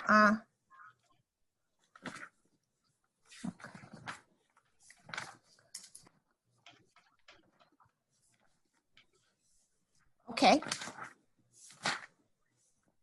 Okay. Based on this medical record, was Yates diagnosed with otitis media on February 8, 2001? Yes, he was, sir. Okay. And what was he prescribed? Amoxicillin. Okay. Looking at the amount of amoxicillin prescribed, do you know whether that would have been for a mild or moderate form of otitis media or for a severe form of otitis media? That was the prescribed amount. It's 40 milligrams per kilogram, and he weighs 11 kilos. So that's 400. The CDC because of the issues regarding otitis and because of the emergence of more resistant Streptococcus pneumoniae, the CDC made a guidance document that it was important to increase the dose of amoxicillin for all cases of otitis. So the dose of 40 milligrams for amoxicillin was the recommended dose for garden variety otitis media. Has that CDC guidance document been produced in this case? I don't know. I was part of the guidance document, and so I participated in that discussion, and that's the standard dose. In general, looking at the PDR is not generally where you find the most definitive information about the doses. Certainly the PDR gives you other information, but the doses that are recommended are often not the best found in the PDR. And when was the CDC guidance document to which you refer issued? I'm not sure. It was around this time because we had a lot of problems with pneumococcal otitis, and so the guidance document was issued about for the treatment of otitis media, and it was 40 milligrams per kilogram of amoxicillin. Okay. And so you're saying, do you know if Dr. Hayes reviewed that guidance document before he prescribed Moxil to Yates? Well, pretty much everyone knew that the dose of amoxicillin was 40 milligrams per kilogram, which is exactly what he gave here, that's the standard treatment of otitis media. Okay. Getting out the PDR, and I just said the PDR does not provide the guidance that you need for specific instances. Understood, but had the guidance of the PDR been looked at for prescribing, the amount given, 40 milligrams per kilogram per day, would have fallen into the severe category for otitis media, correct? Because it's wrong. This does not mean by giving 40 milligrams per kilogram for amoxicillin that it's severe. This is wrong. Mm-hmm. Now, this CDC guidance document that you're referring, are you willing to provide a copy of it? I would be delighted.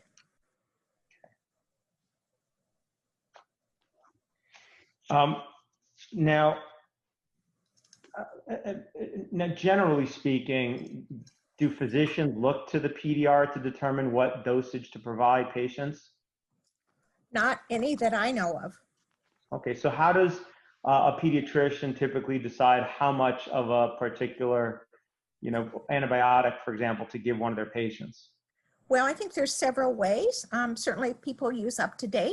I think there's something called a Harriet Lane handbook, which is a handbook that is updated every year by Harriet Lane at Johns Hopkins, and it gives doses of medication.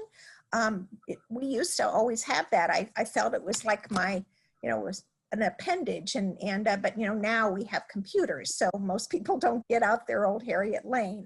So that's another way. The Red Book can be another way. But otitis media is really common, and so anybody who's finished a pediatric residency would know what the dose is, and that's exactly what we give is 40 per kilo. So other than the Harriet Lane handbook or the Red Book or the PDR or this, I said not PDR. I said I don't use the PDR. Okay, and you're saying in your experience, physicians in Tennessee wouldn't have used around 2000, 2001 wouldn't have used the PDR to determine what to prescribe a child with an infection? Not if they were well informed.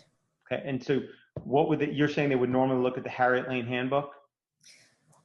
I think they would look at the Red Book. They would look at Harriet Lane. They would look at, obviously they didn't have UpToDate then.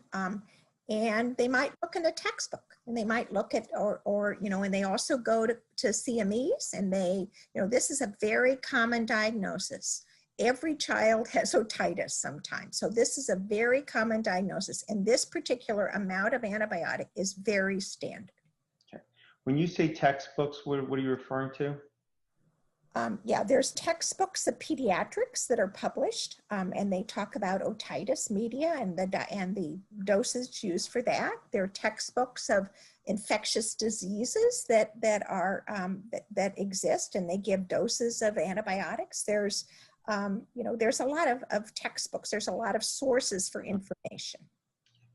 Are you familiar with the normal hemoglobin ranges in a baby? Yes, sir, I am. Okay, so what would be the normal range for hemoglobin in a baby? Well, it depends a little bit on how the age of the baby. The baby can, babies are they're very hemoconcentrated. So when babies are born, they can have hemoglobins in 16, 17, 18 because they have a lot of hemoglobin and so they have a lot of blood cells. And over the first few weeks of life, then there is less production of red cells, and then children, the blood count will go down. So children are born with higher levels of hemoglobin. So by the time they're 2 months old, what would be the normal range approximately? Well, maybe 14, 16, 12, 14. I don't know, sir. I'd have to just look at each age range, and I can do that. Again, I'm not a general pediatrician. I'm just asking for your best memory. If you don't remember, that's fine. How about a 4 months old? Well, it depends also about issues related to diet. It depends whether they've been in the hospital. Depends whether they've been a premature. It depends whether they've had a lot of blood drawn in the unit. And so it's very dependent upon, I can say in a normal that it may be 10 to 14, something of that nature. Okay. And that's also true for a 6-month-old? Well, by 6 months old, then what you begin to do is you start making your own new blood cells. And if you are nutritionally replete and you have the amount of iron that you need in your formula, then you begin to make your blood cells. So again, it's a little variable. There's always a range.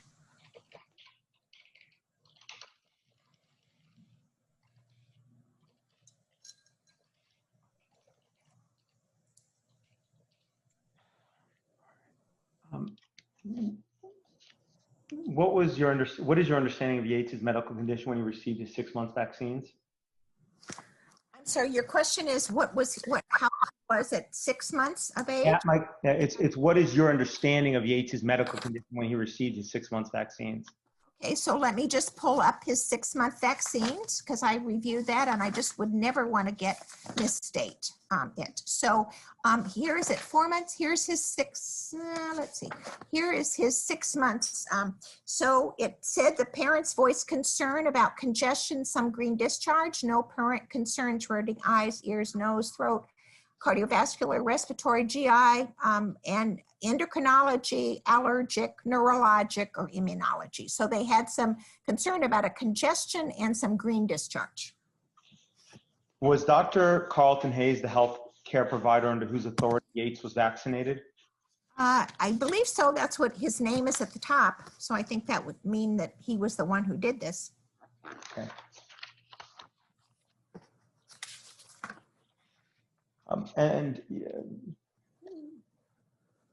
I presume you would agree that the standard of care applicable when Yates was vaccinated was to provide written materials, including VISs, at each vaccination visit?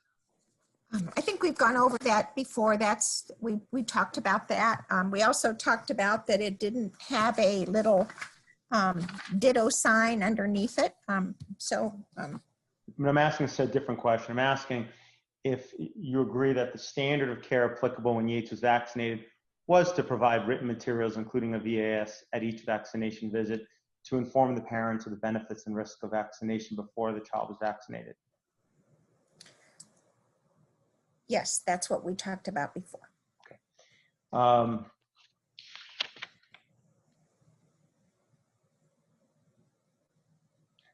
The CDC issues a recommended childhood immunization schedule annually, correct? Yes, sir. Pediatricians look to the schedule to determine what vaccines to administer, correct? They do. They also look to the Red Book, the COID. Okay. But you would agree that the standard of care when applicable to vaccinating Yates would have been to follow the CDC's recommendations for which vaccines to provide Yates, correct? Check the form of the question. You may answer, Doctor. It's a guideline for the administration of vaccines. Okay. Sometimes we administer vaccines in slightly different ways. If there has been perhaps a fever or some other reaction to a vaccine, sometimes we separate them. So these are guidelines. They're not the 10 commandments. Right. So sometimes the CDC also has guidelines for when not to vaccinate, correct? They make suggestions, although they make suggestions. Okay. And back when Yates was vaccinated, when a pediatrician, Is there a dog somewhere that barks? Nope. I don't know. I didn't hear a dog. Anybody hear a dog? I think it may have been your chair hitting the wall or something. Oh, okay. It was loud.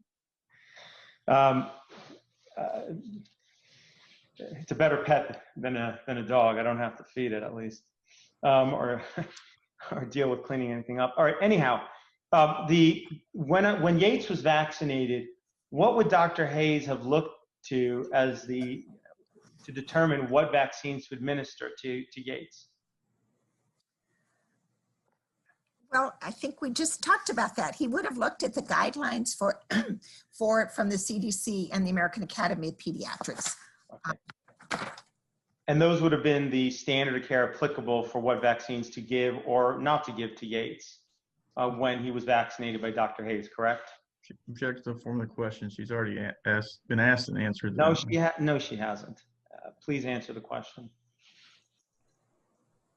What is the question? What is the question? And how does it differ from the question you just asked me before that I answered? Okay, so the question you answered before, so you're saying that you've already answered that the standard of care applicable for when to vaccinate or not to vaccinate Yates by Dr. Hayes can be found in the CDC schedule and contraindication and precaution list and the Red Book that were in effect at that time. Is that correct? Those are the guidelines, yes, sir. And that would have been the standard of care applicable. It would have been, but what you have to... Go ahead, Dr. Edwards, you can finish. What you have to understand is that there is some ability to use discretion and medical judgment And so there may be times when you choose not to do exactly what is said you may choose to delay one, you may choose to give, the vaccines or the DTaP can be given at 6 weeks or 2 months. So if you give it at 6 weeks, it's fine. If you give it at 2 months, it's fine. Or if you want to wait a little longer to 10, that's not what it says, but it's not malpractice.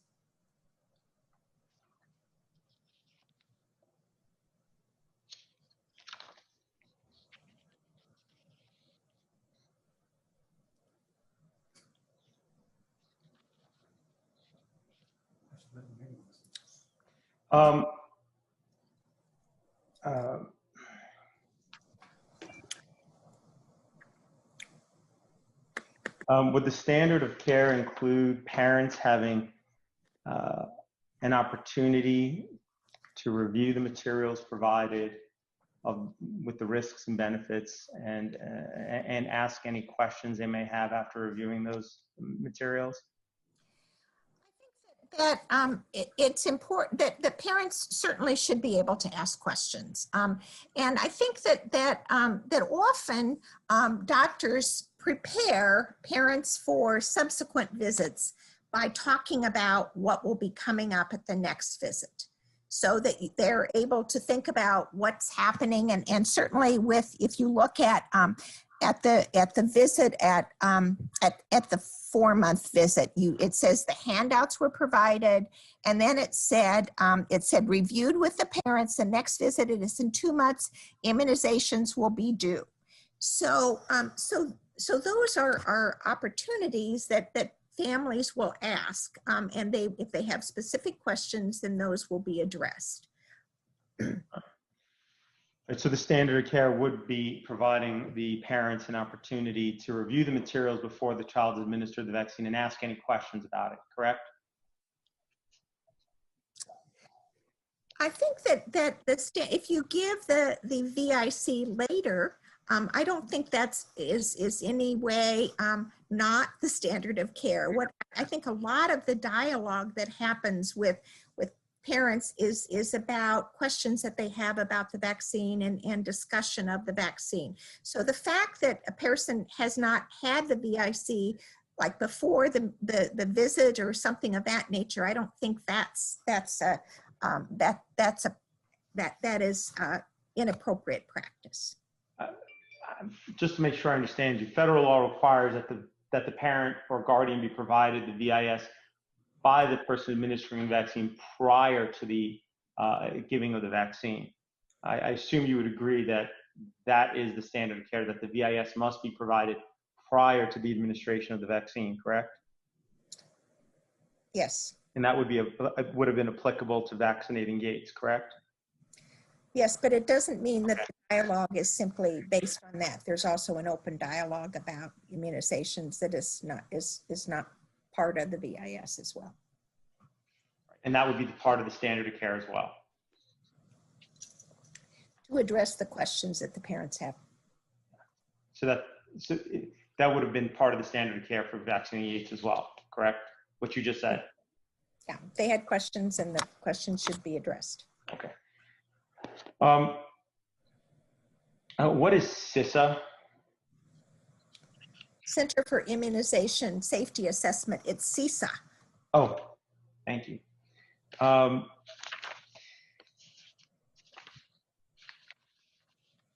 getting close to finished here.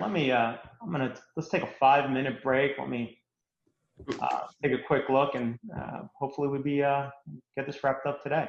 All right, hang up, Mr. Sir. When you say you're getting close, can you give us a little more of a? Yeah, it looks like we'll be done in less than 8 hours. Ms. Cohen, how far are we in?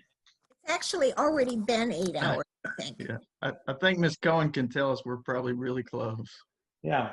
According to my digital recorder, it's 7 hours and 29 minutes. Okay, so we're close. We're very close. All right, so it's 2:23. Why don't we it's 4:23.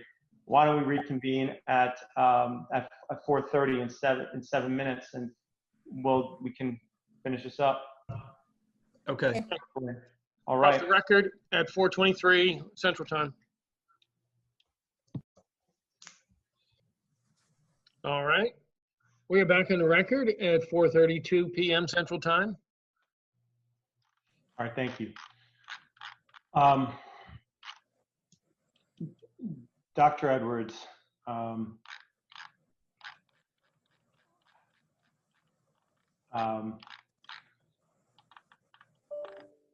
if a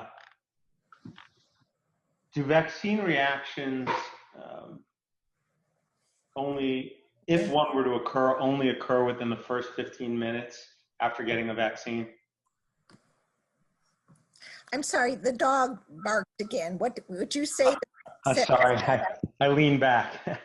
Okay, I was saying, are there vaccine reactions that occur after the first 15 minutes of receiving a vaccine? Yes, sir, there are. Okay. Can you give a few examples?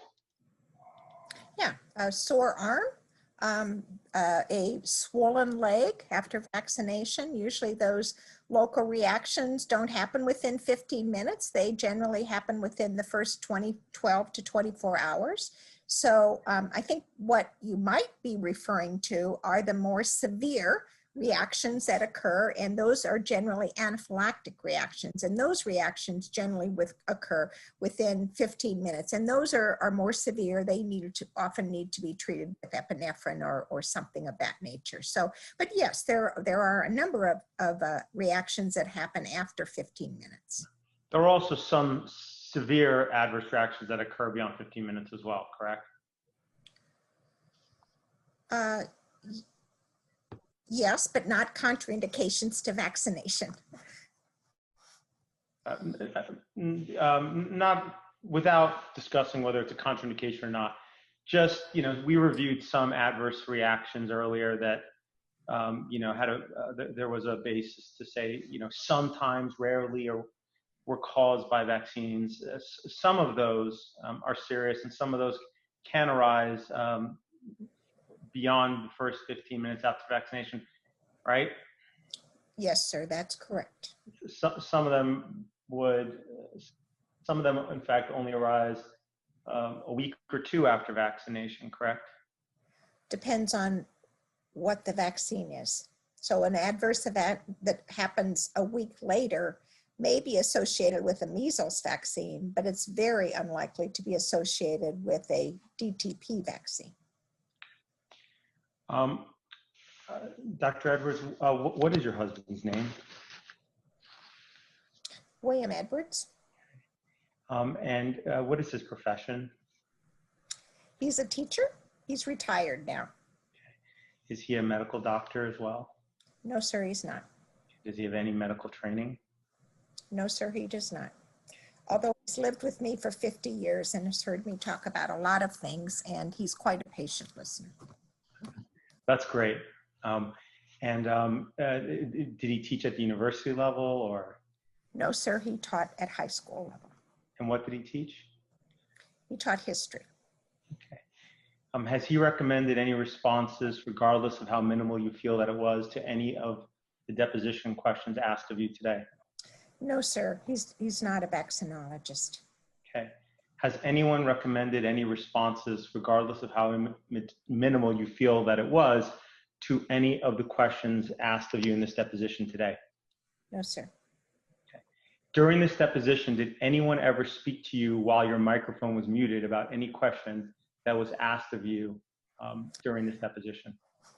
Yeah, probably. I think my husband asked me if I needed anything when he went to Walmart. So I didn't think you really wanted to hear what he asked me about going to Walmart. So I muted that. He asked me something about whether I wanted some water. And I said, yes, I would like some water. I don't know what else he asked me. He's here and he asked me a question. And so I muted it when he said, so you couldn't hear that he was talking about Walmart. But if he talks about Walmart now, I will certainly let you hear it. Okay, wonderful. Have you been to Walmart or any grocery stores in the last 2 months? I have not been to Walmart. I've been to the grocery store, hardly any. Have you been to any hospital in the last 2 months? Yes, I've been to Vanderbilt on several occasions. Okay. Have you met or treated any patients while you were there? No, sir, I have not. Did you meet with Talked anybody? about patients, but I have not treated any patients. Understood. You met with other physicians while you were there? Yes. How much have you been paid for your services in this case by? I haven't been paid for anything at this point. Okay. What is it that you were charging per hour for being an expert in this case? $500, but I'm going to be giving this to people that have had difficulties during this pandemic. I'm not going to take any of this money myself. Very honorable of you.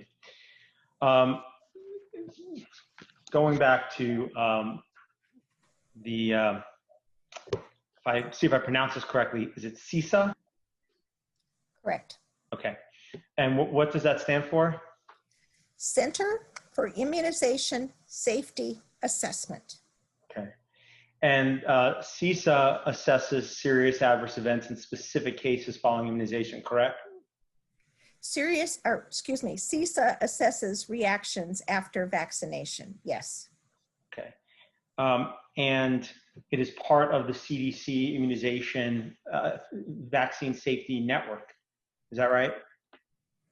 Yes. Okay.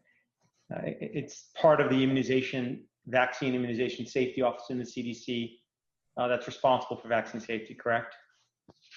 Yes. Okay. It's Bible, so to speak, for reviewing whether or not an adverse event is caused by a vaccine is a process described in an article entitled, quote, Comprehensive Assessment of Serious Adverse Events Following Immunization by Healthcare Providers. Is that correct? Yes, but we also assess some that are not as serious as well. So the severity of them depends upon the question. Understood. But when it is a serious adverse event, the guidance document that's used is the document whose title I just referenced, correct? No, so these are questions that doctors ask. There is a line that doctors assess, so they call the CDC, and then we assess the assessment. So this is a paper that was written by Elizabeth Williams, who's one of my fellows. And so it talks about the process by which we assess reactions. So, not all of them are serious, but many of them are. And so it goes through a series of steps, which you've obviously highlighted. Okay.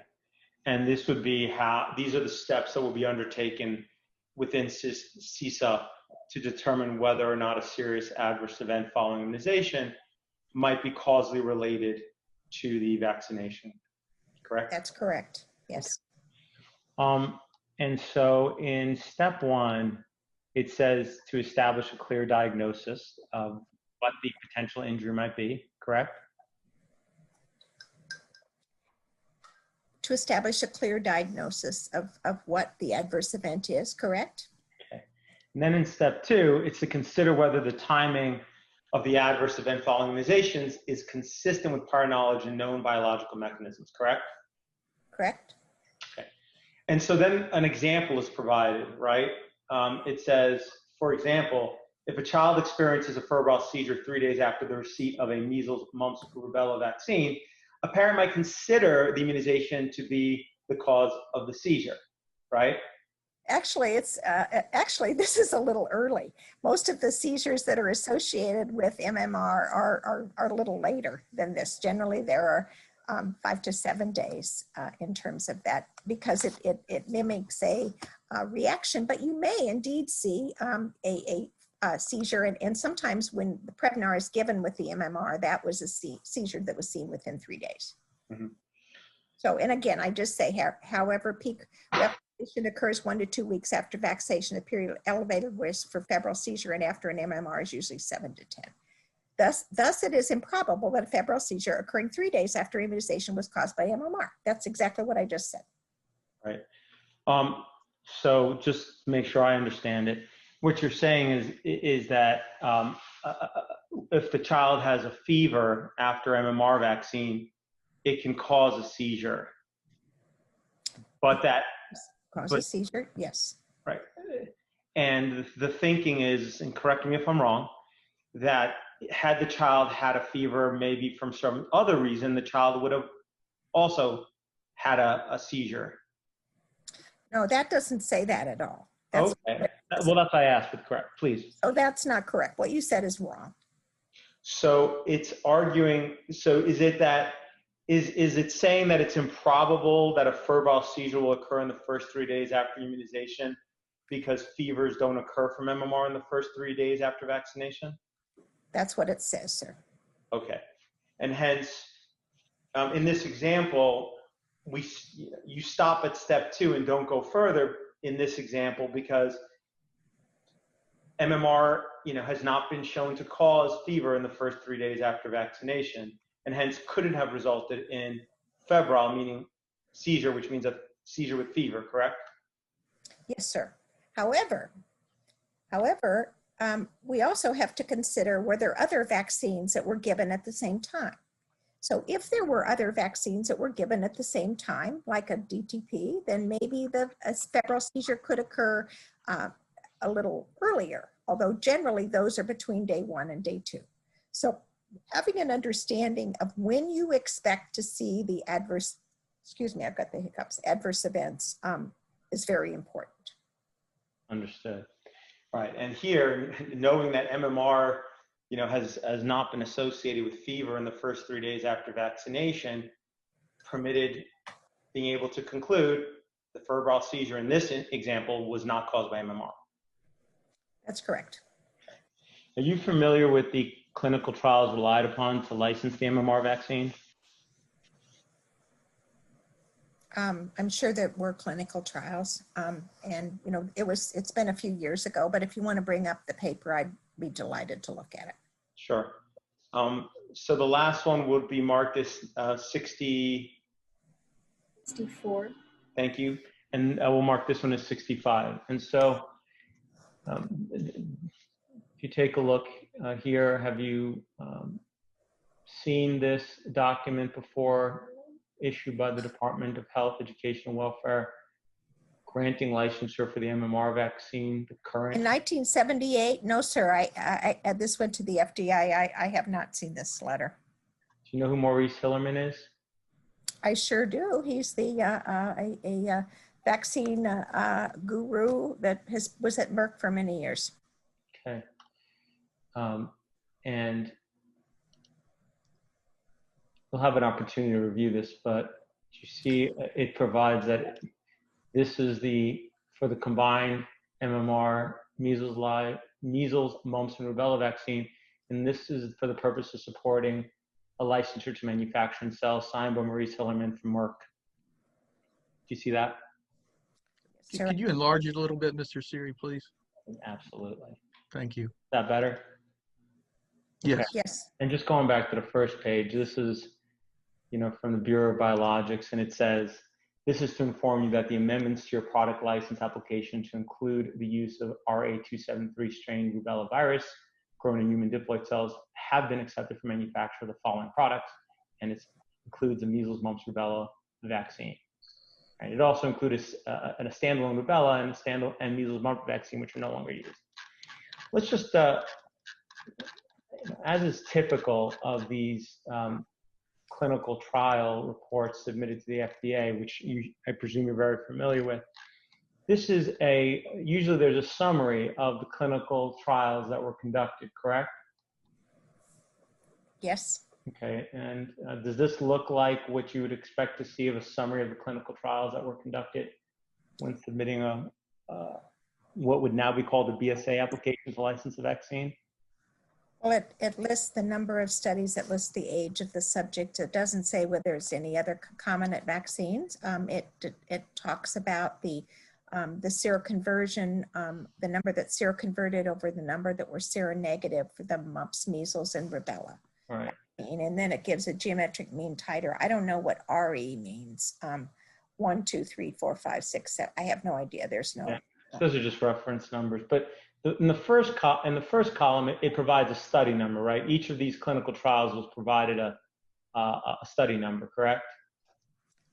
Yes, sir. That's correct. And then there's also a row that provides a number of vaccinees. It's a total of 834 vaccinees, correct? Yes, sir. Okay. So, 442 is the first one, listed. I'm going to scroll down, and what this document has done, it's excerpted all the tables that have fever in them and the results of fever in children. Do you see here for study 442 in the first 4 days? Well, the first day and the next, presumably 3 days after vaccination, that there 25.6% of the children did have a fever in this trial. Yeah, but that's not a fever that's high enough to cause a febrile seizure. What would be high enough? Usually 103, 104, and there's one of those. But you also have not provided me with any information about what else is happening in this patient. So I think that it may indeed be something else is going on with that child that may be causing the fever. So the fact that there's one child with fever to 103, 104 does not mean that that was caused by the vaccine.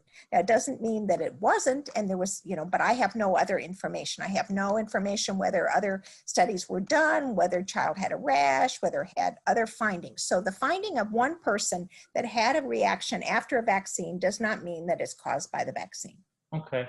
Let's go to the next study. So this is study 443. This is, another group of individuals, and you could see that 30% of them in the first 4 days had a fever between 99 and 100.9. 8% had a fever between 100 and 102.9. And then one, as you just said, had a fever between 103 to 104.9 in this study. So yeah, I don't know whether this study was conducted in the winter when flu was around. I know other, So I'm just saying that the typical pattern for a fever after MMR is not within the first 3 days, which is what we stated, first 3 days. It's usually between the 5th and 12th day, correct? That's what I said. Right, and you can see that those rates are also provided, and they're relatively comparable to the first 4 days, correct? No, I think that they're more. There's 7 as opposed to 13, 5 as opposed to 9. Those are almost double, so those are different. Okay.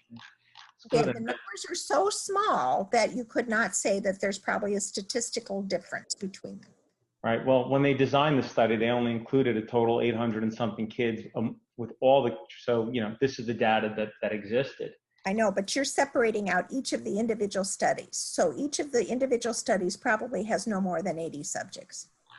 Well, yeah, I mean, that's the way they designed it. Like, here's another one, right? And so, again, there are children that had in the first 4 days fevers in this one as well, correct? Yeah, there's one in both of those groups, one. Right. Just like there was only one in the 5 to 12 day period. No, but there's five in the 5 to 12. Right. But you said that it's fevers of 103 to 104 that would cause a febrile seizure. Febrile seizures are associated with higher fevers. Right. So in this instance, there's one in each in this category right here, which you said is the category where one would expect to get a febrile seizure. Let's take a look at another one where here's one and there's none here, and you're saying, So, I mean, based on the clinical trials that were done for the MMR vaccine, do you believe it was accurate to state that it was improbable? Let's go that Yes, I do, sir. Yes, I do. You're taking one study from 1978. You're not telling me anything else that happened in each of those individual patients. You're taking studies that have no more than 80 people a thing, and then you're looking at the numbers. There's no statistics here. There's no comparability. You're just looking at numbers, and that's just not the way that you do things. Those are the clinical trials relied upon to license the MMR vaccine, though, correct?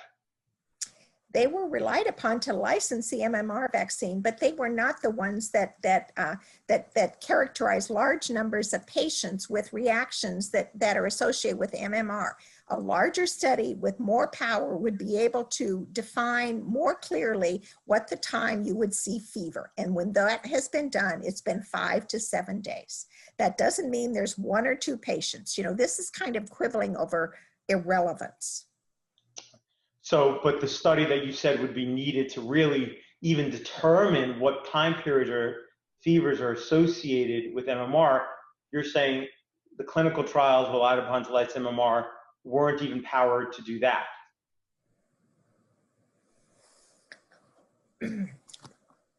That's correct.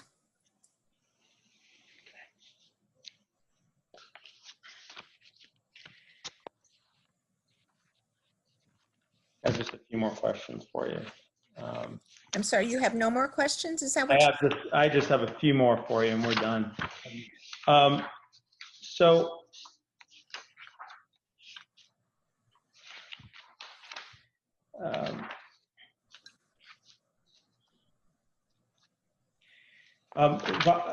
Vaccines are grown on various growth mediums, correct?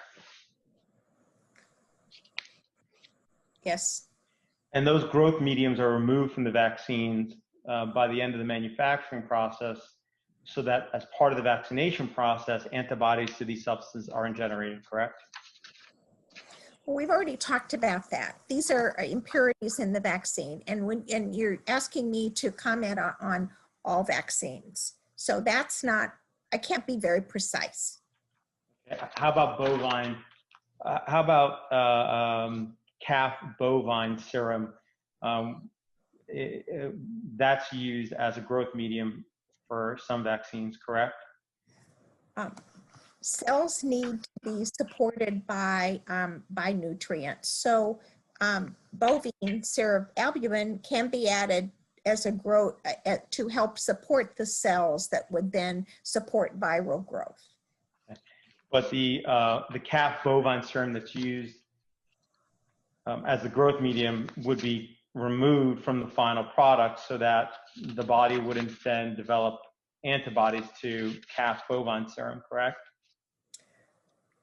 Yes, that would be the goal. Okay.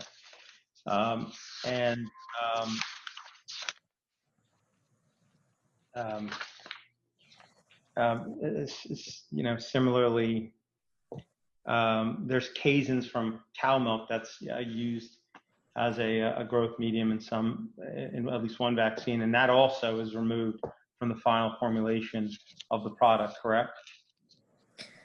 Yeah, the products are purified to have as pure product at the end. Whether there's a microgram of BSA, you know, I can't comment on the final excuse me, amount of each of the impurities that are in the vaccine. That's in the package insert, but I don't remember all of those. Okay, fair enough. Final topic. You lecture to doctors about vaccine safety, correct? Yes, sir. How many times have you provided lectures to rooms with doctors in them about vaccine safety, would you estimate? I do it in so many formats that I can't even comment. I lecture on this on the wards when I take care of patients. I lecture to the medical students. I lecture, and they're not always informal lectures. I give lectures to the fellows, and I give lectures to large groups of doctors. And so I can't tell you, I probably have talked to thousands of doctors about vaccine safety. Okay. And the purpose is to educate them about vaccine safety, correct? Of course. To frame the way that they think about vaccine safety, correct? To educate them so that how they think about vaccine safety is informed by research and data. I don't not try and brainwash people. Okay. Are you aware that there is one of these lectures available on YouTube that you gave to a room full of doctors at the Vanderbilt Kennedy Center in January 12, 2011? Yeah, I think you got some pictures from that. Right. So it was one of the earlier ones. Yeah. You recall that presentation? I recall giving that presentation. I don't recall what was included in that presentation. Okay. Well,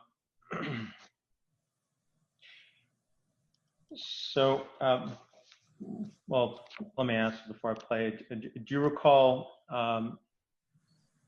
stating that that an article that we looked at earlier with regard to regarding the polling case brought up the whole controversy of whether vaccines are safe in vulnerable children?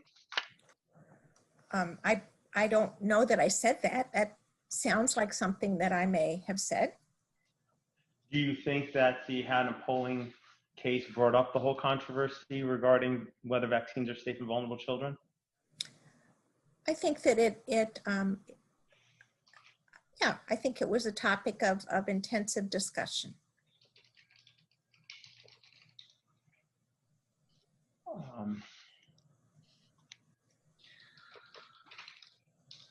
Ms. Cohen, can you tell us the time that we've been in again, please?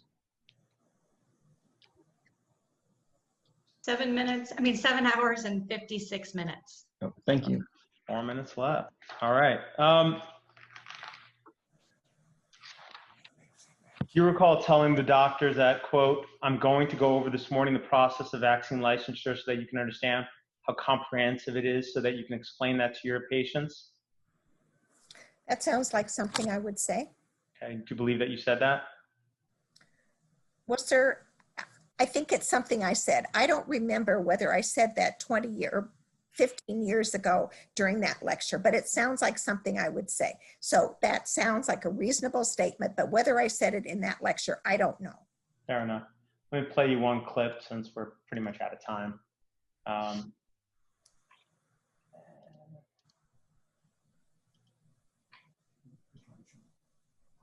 So a mandated system called the Vaccine Adverse Event Reporting System, or VAERS, where physicians are mandated to report adverse events after vaccine, but they can be reported by parents, by teachers, by the neighbor, by grandma, so that an adverse event could be reported by as many as 20 people if little, Susie had an adverse event.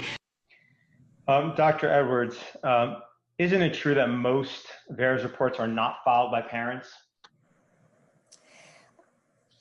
I don't know the distribution. I think probably most VAERS reports are filed by the manufacturers, but I don't know the exact distribution of the reports. Your implication, though, was that, let's pull up the document. So, I don't think that my statement had any implications. I'm just saying that a lot of different people can report adverse events. But isn't it true that most are not filed by teachers? Isn't it true that approximately 80% of VAERS reports are filed by doctors and pharmaceutical companies and state health agencies? That's probably correct, but I didn't say, I said, well, get it. Yeah. So most are not filed by neighbors, correct? No, but some of them are. Okay. And most are not filed by grandma, right? No, but some of them are. Particularly, I'm a grandma and I file them. So yeah, I file them. Mm-hmm. What percentage of adverse reactions are reported to VAERS, approximately, according to a study conducted by AHRQ, if you're familiar with it? I would say, I would say a fairly low percentage. I don't know what that paper says. You can probably tell me so I can read that again before I prepare for the trial. Okay. How much time is left? Are we at 8 hours, Ms. Cohen? We're at 7 hours, 59 minutes, and 18 seconds. Okay. Well, Dr. Edwards, you and I could probably spend another 2 days together, but our time together has come to a close and until the trial. I thank you for sitting with me today and answering our questions.